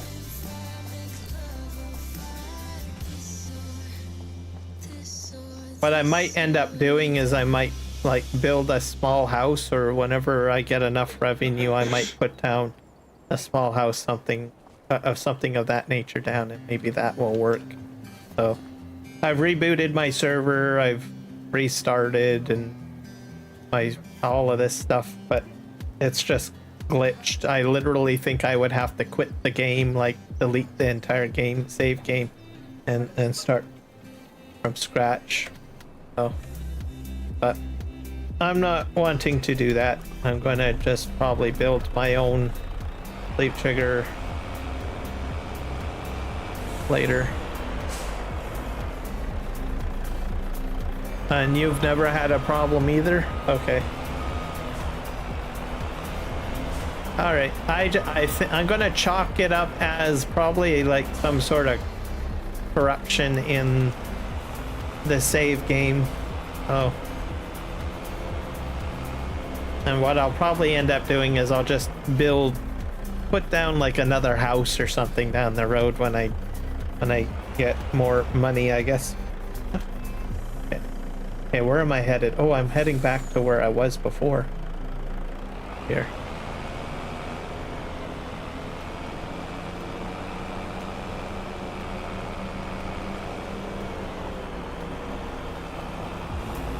Go over here. 23 days is a long day. 23-hour day. Yeah, that is a very long day. Yeah, especially if it's a work day.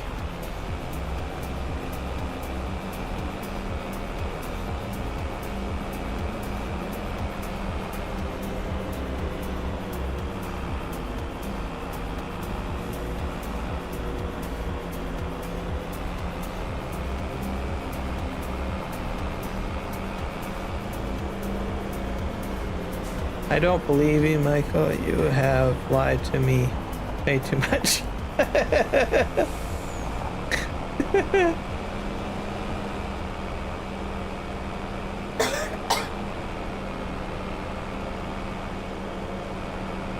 Michael, why are you always lying down? You should be sitting in a chair. It's good for your posture.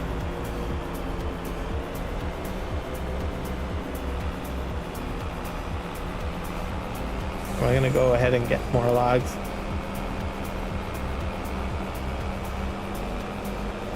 Whoa.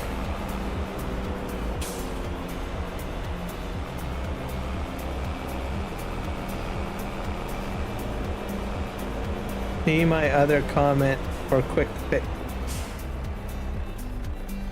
If you download addable trigger, you can put a sleep trigger bench. Is that mod, is it cross-platform? You know, I hope. As that this one's my cross-platform server, so I don't know. As if it is, then I'm gonna put that mod in, and then that will fix it. I'm imagining the bench will be relatively cheap too. So, and then I can maybe put it next to the house so that it kind of blends in with it. I would be on board with that idea. And then no one would know the difference. Not sure. I'll look into it. We'll see. There's probably a good chance it probably is cross-platform.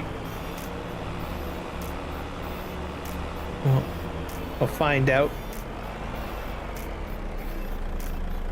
There you go. Actually, you know what? I think I'll just hit save and we'll take a look because I'm curious now. Obviously, I won't be able to install it, but I can probably download it into my mod folder. I'm gonna hit quit. I'll take a look.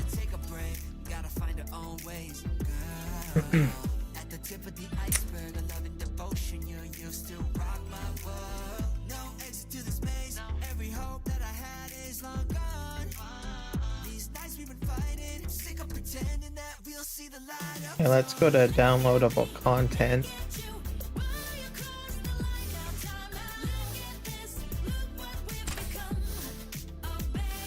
Okay, and you said it was called Addable Trigger.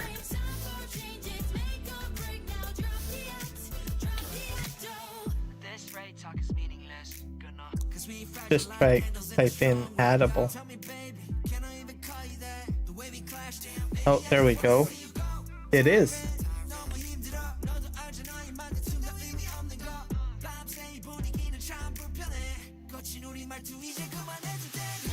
Have you ever had a problem that you have empty, unaccessible buildings? This is probably not it, is it? I'll read it here. I want to use some exactly what these triggers would be for. This set of triggers consists of different functions of farming simulator. Okay, so different functions. The main maintenance of non-productions, about $5 a day. Farm, hayloft, object storage, workshop, farmhouse. Right there. And silo. That's the one? Okay. I'm gonna install it. It is cross-platform. Because I've got myself set to cross-platform only. There we go. Oops. Or maybe I'm wrong. Let me hit that again. See here.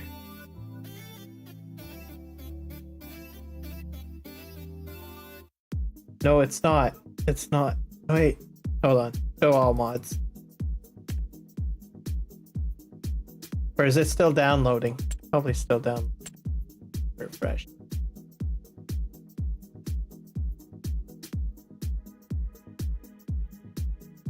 I'm lost.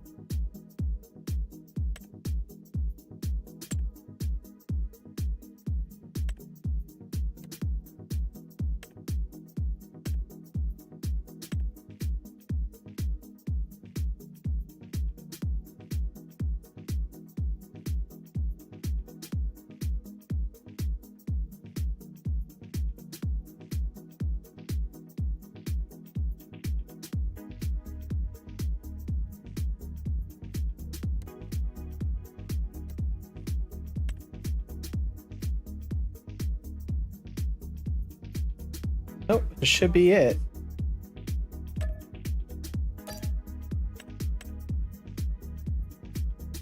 Crossplay says right there.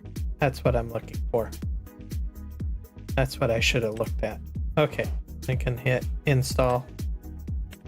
So then I'll put it in there and then it'll at least be in my mods folder and then I can upload it to the server later. Oh.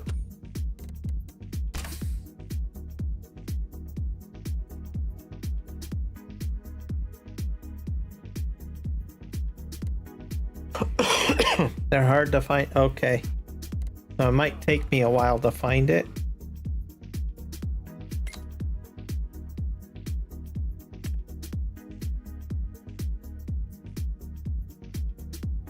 Reconnect to the server.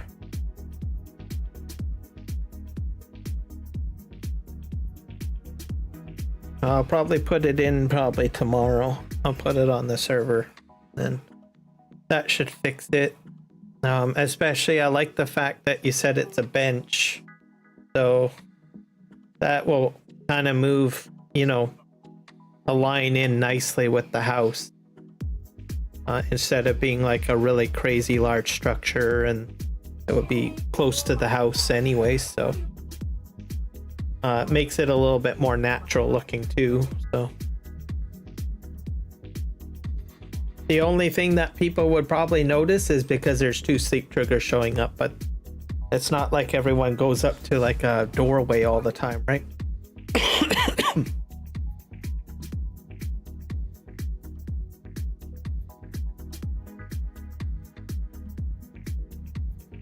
40%. Nope.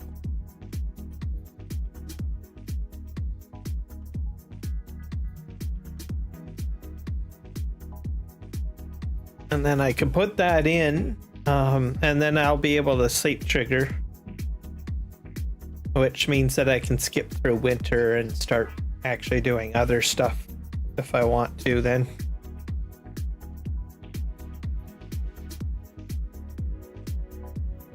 In the past, I've always found something to do, you know, during winter, but I'm still in my first year, so it's kind of at that point where you do need a sleep trigger.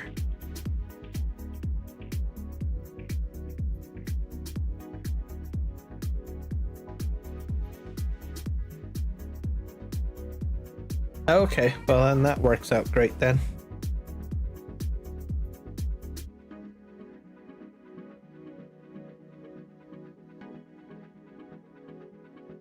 Still loading up here.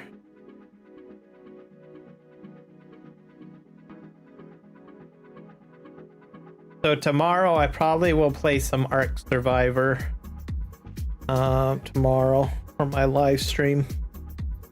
I was going to do it today, but I was like, I forgot to download it.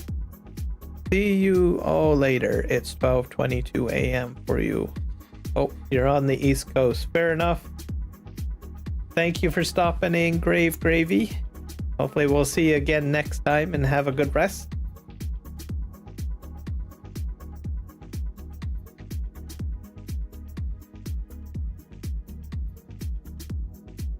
Yeah, I haven't played like Ark Survivor in like, I don't know how long.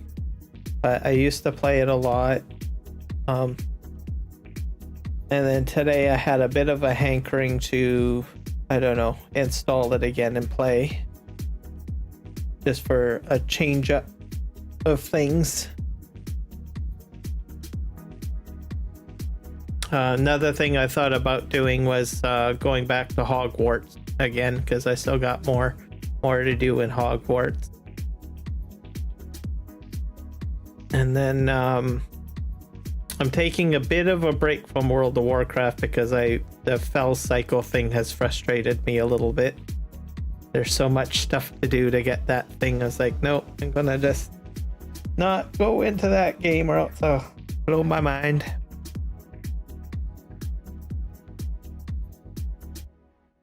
%, loading in. I did my Deadwood contract, and I had hauled everything down, and I went and I closed out the contract and the wood disappeared. So I guess you have to put it into the mill first before you end the contract, which I didn't know.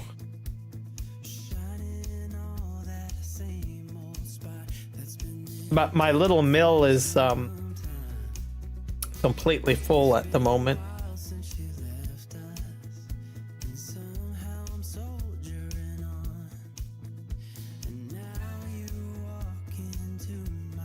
%.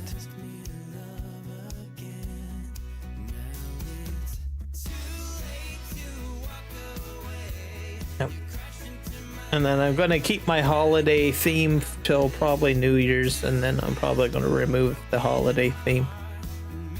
And I might try no theme at all, because one of my viewers, Johnny H, suggested just try no theme at all. I was like, okay, well, I haven't done no theme in a long time. Okay.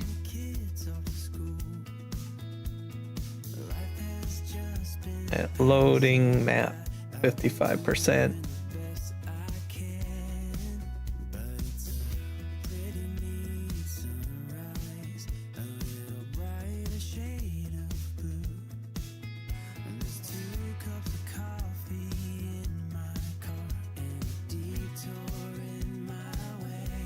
And then we'll have to see if my contract is still alive for unloading or loading or whatever you call it, because I forgot that it started that up already.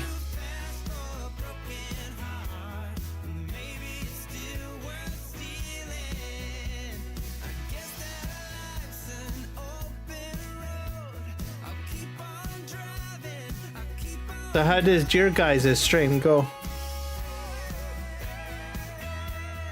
Did you guys do anything crazy or get anything accomplished? Well, of course, there's always something that gets accomplished.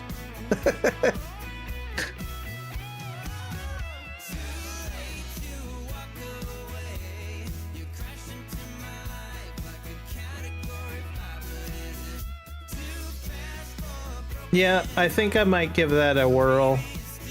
So there are a lot of people that don't do themes, like you said, so we'll see. It's good to try different things from time to time, so I'll give it a try. Doggo, our stream went clean up for Doggo.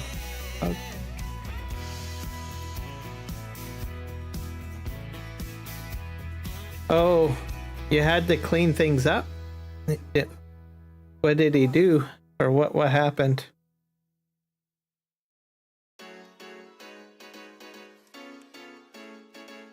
Did you have to clean up after your doggo? I just had to say that.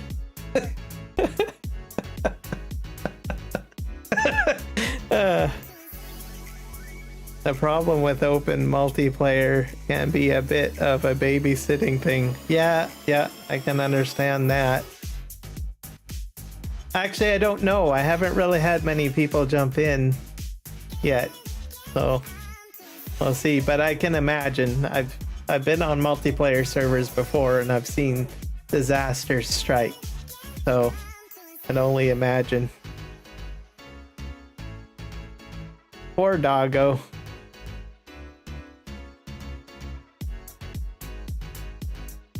Yep. That just fits so perfectly right in.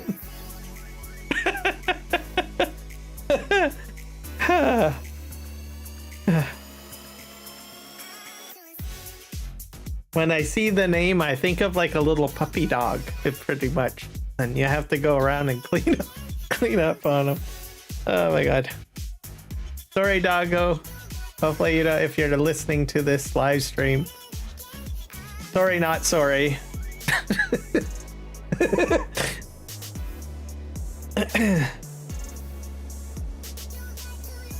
I had experienced I was in one multiplayer group a long while ago, and we had one person, we had done, I think, a cornfield, and this was before I was live streaming, and someone went in and took a plow and went all over the place writing initials in the fields and stuff like that.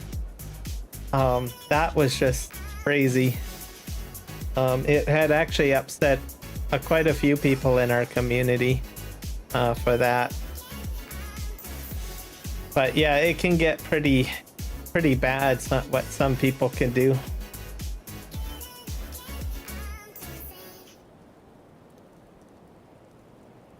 That's usually the more common one. Myself and a couple of people did some practical jokes on people, but that weren't too bad. Because we had one multiplayer server, and we ended up having like sort of competitive farms. So as a joke, what we ended up doing is there was a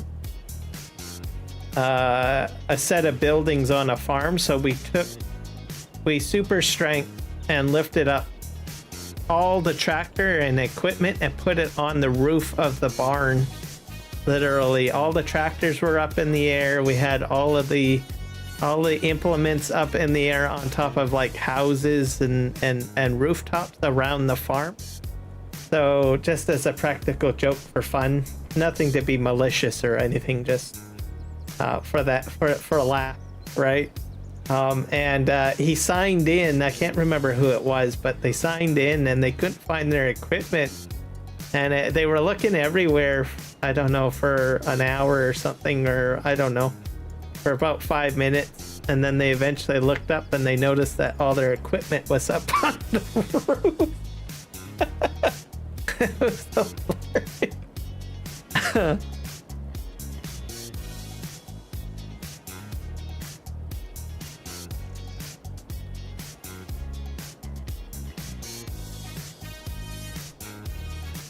6339. Yeah. No, you're gonna get people like that, you know. Sometimes some people have like good days and bad days. You know, there's sometimes moments where, you know, a person just has an off day and then things just don't go right. I've seen that too, and then you can't fault the person for it, right? Hey, did my truck get... Oh, here it is. Okay. So this sort of depends on the person. Like if there's like real genuine malcontent or maliciousness, if people just, you know, just have like, I don't know, interesting quirk about them, then fine, it's just who they are, right? Or they make an honest mistake.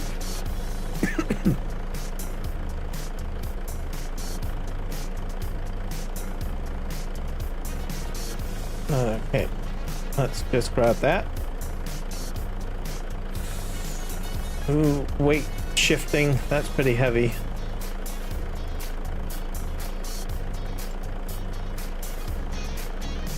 Oh, that I count myself lucky there.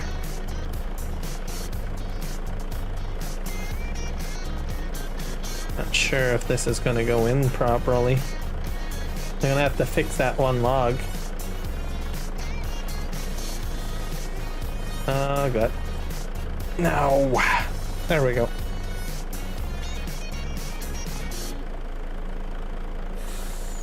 I'll pick this one up.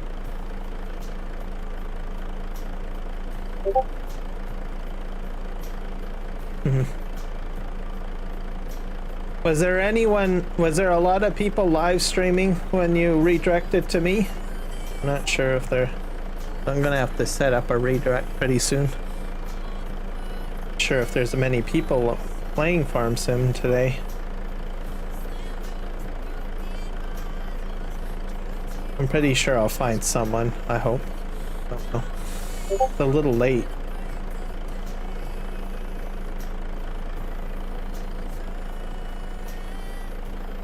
I find sometimes when I stream this late, there's not a lot of people. Hard to find someone to redirect to.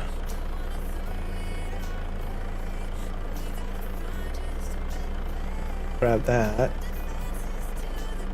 Come on.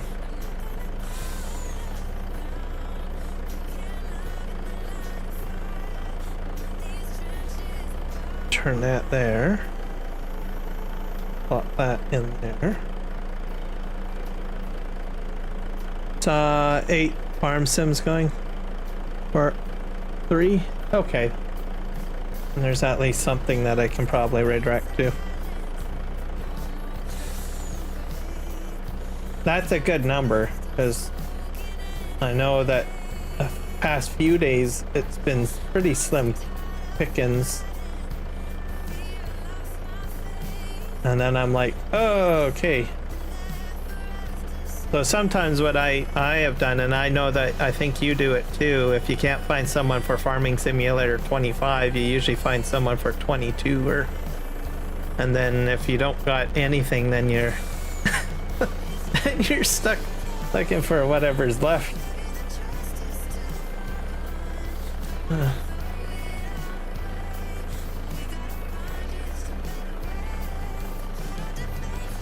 But I get a lot of enjoyment. I like that redirect feature. I have a lot of fun doing redirects. And sometimes I'll send it to people that, you know, I never really interacted with, and then you go in and you send it to the person, and then they're like, oh my god, what's happening? Why do I have this redirect?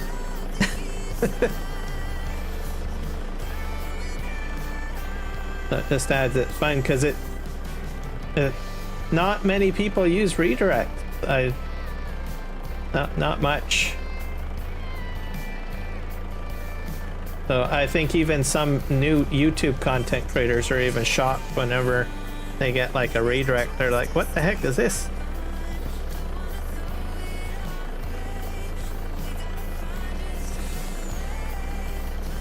So it's just a bit of fun, and you can do something like that.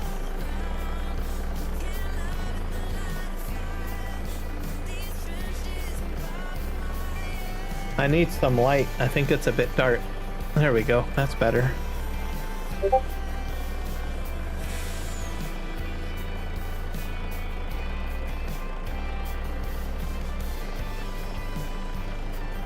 Grab that.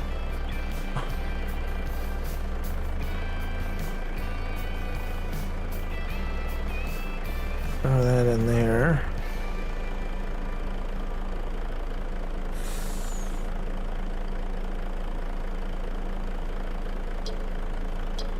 I don't think I'm gonna put any more on the front. I'm gonna put the rest on the back. That looks like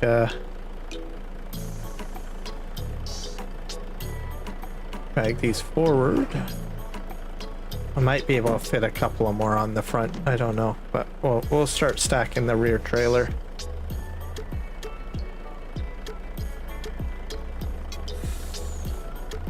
There we go.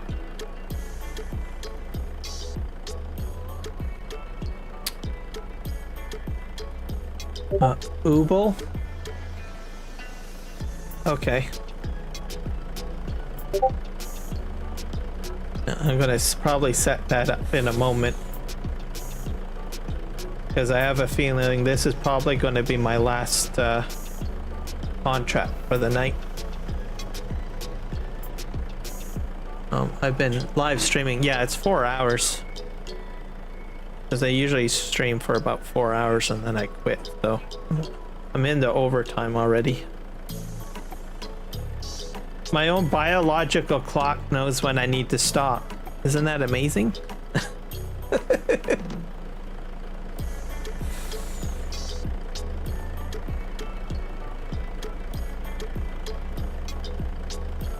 Alright, try to grab that. It's gonna fall, is it? Nope, going in fine. Good old crane game.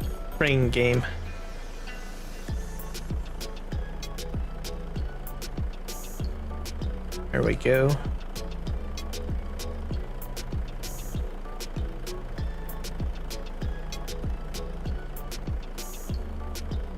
Do.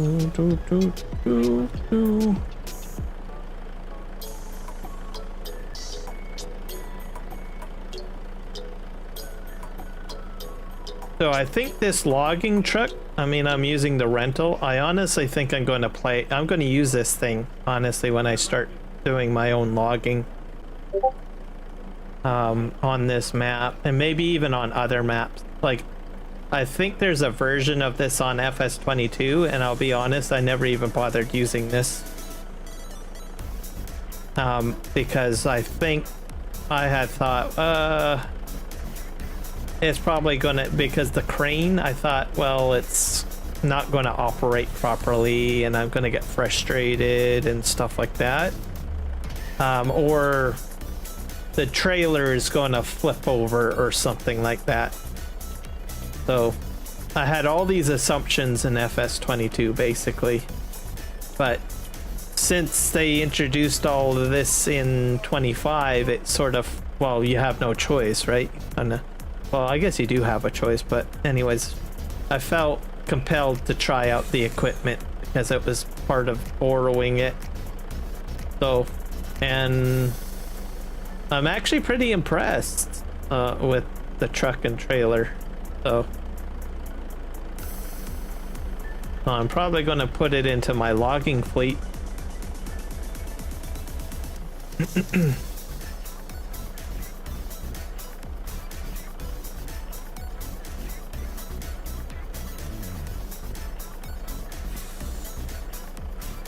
I guess it really comes down to, you know, don't knock it till you try it, right? I guess.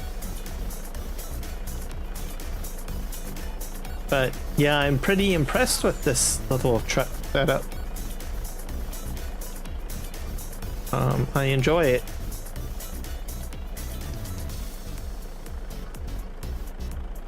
I'm gonna put this in here.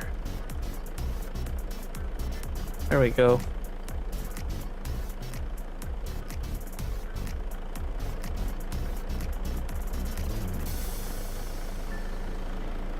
Grab that one.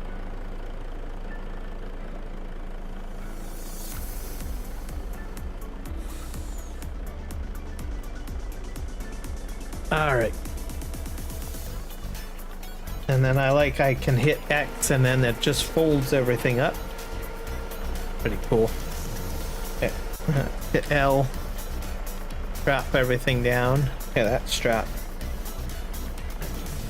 That is strapped. Okay, where are we headed with this? Are we going... Are we...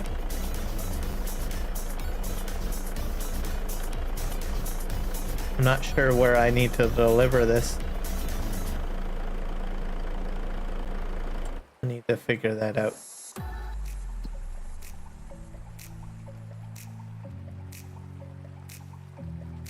That's a new contract.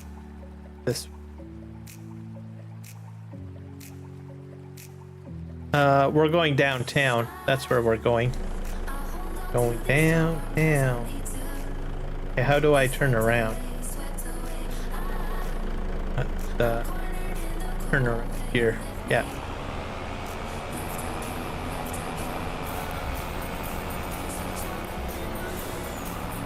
There we go.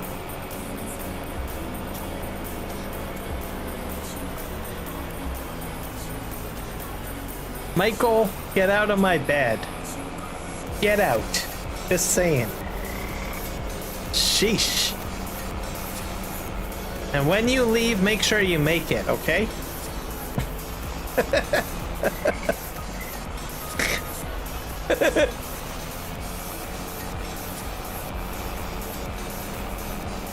What do you think my place is? I'm not a hotel. Come on now. That'll be like, what is the going rate for a hotel stay? $500 a night. Fork it up. I'll take a super chat of $500.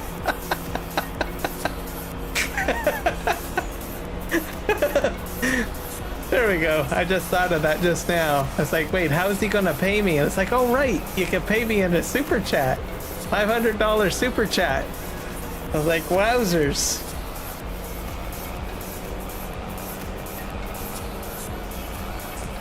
Oh, gross. You're doing the laundry too. That's it. You're cleaning. You're doing the laundry. You're washing the sheet, and you're making the bed, and $500 super chat.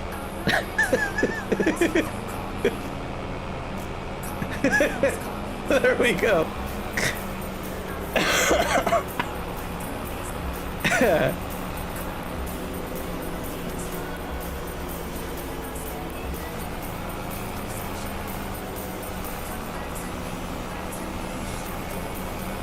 Yeah, we're heading into town now.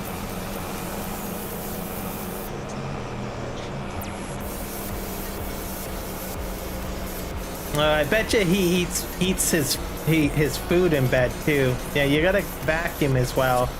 Gonna have to vacuum. You cannot keep the little complimentary soaps and toothpaste. You're not allowed to do that. That costs extra.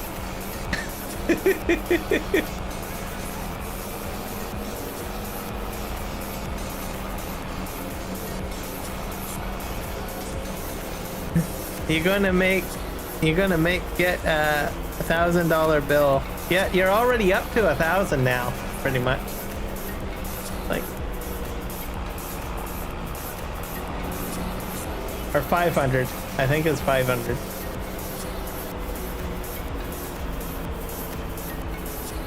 I'm gonna get a bad review. They're like, Kiram Gaming's bed and breakfast, worst place ever.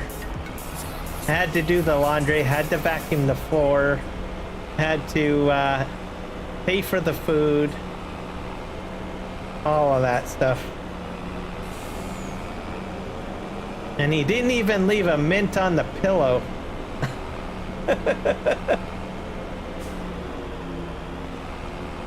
Let's see if we can get all the way to the end here.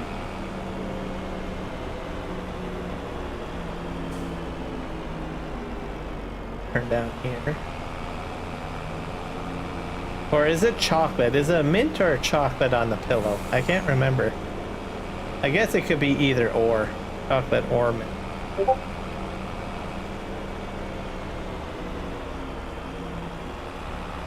Go. Alright, let's that.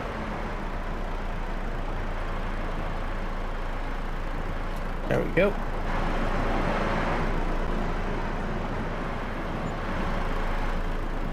Ah, perfect. Okay, how much money did I get for that? Collect. There we go, up to 447,000. That's good. That'll cover my rice planter, that's for sure. I never heard of mint or chocolate on bed.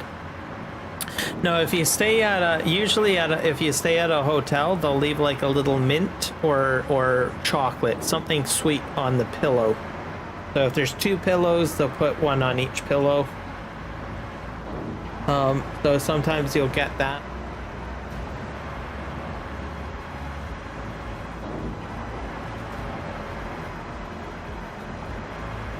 There's also coffee maker.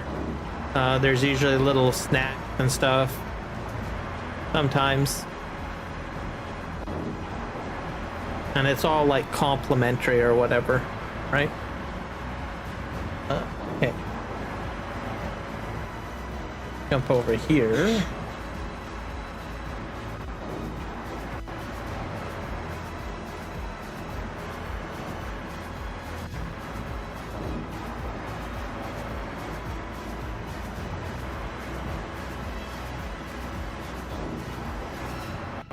I've stayed at a lot of hotels, never seen them in. Okay. I've gotten them, I've seen them, I've had them at some of the hotels that I've stayed at in Canada. I don't go to the States. I usually do a lot of airport hotels, so like Vancouver airport hotels that are around the airport, and Ottawa airport, because I usually travel back to Ontario to visit family. And I stay at those types of hotels because most of the time they have like a airport shuttle. So if I get up in the morning and I'm really close, they'll usually have a bus or a van where I can just get into, and they'll make trips to the airport, so that I don't have to really worry about getting my butt to a airport at 5 a.m. I can just get someone else to drive for me.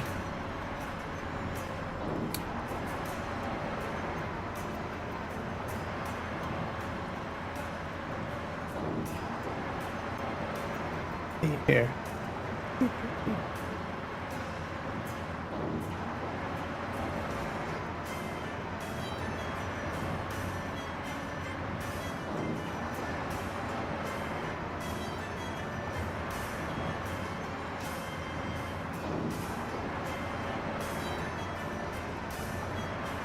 Maybe I'll do that one. That looks interesting.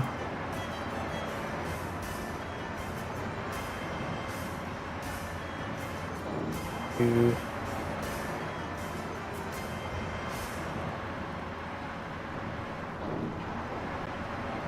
that.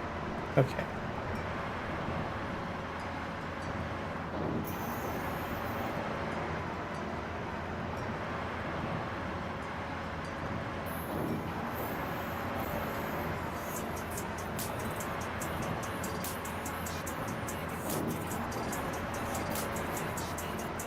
Maybe this one. There we go. There. I've got my redirects. Actually, it's going to Yoshohin. He's playing a different game that I think is related to trucking. So, I don't know. I heard him talking about it, I think, on one of his live streams. I thought it was interesting. He also does farming simulator content too, so maybe we might just spice it up a little bit, because yeah, might be good. Water bottle, hotel. Oh, no, I usually get like free coffee, free tea, complimentary breakfast, mint or chocolate on pillow, and there's sometimes a water bottle for free. So I don't pay for that. Soaps and shampoos are all covered as well at the hotel.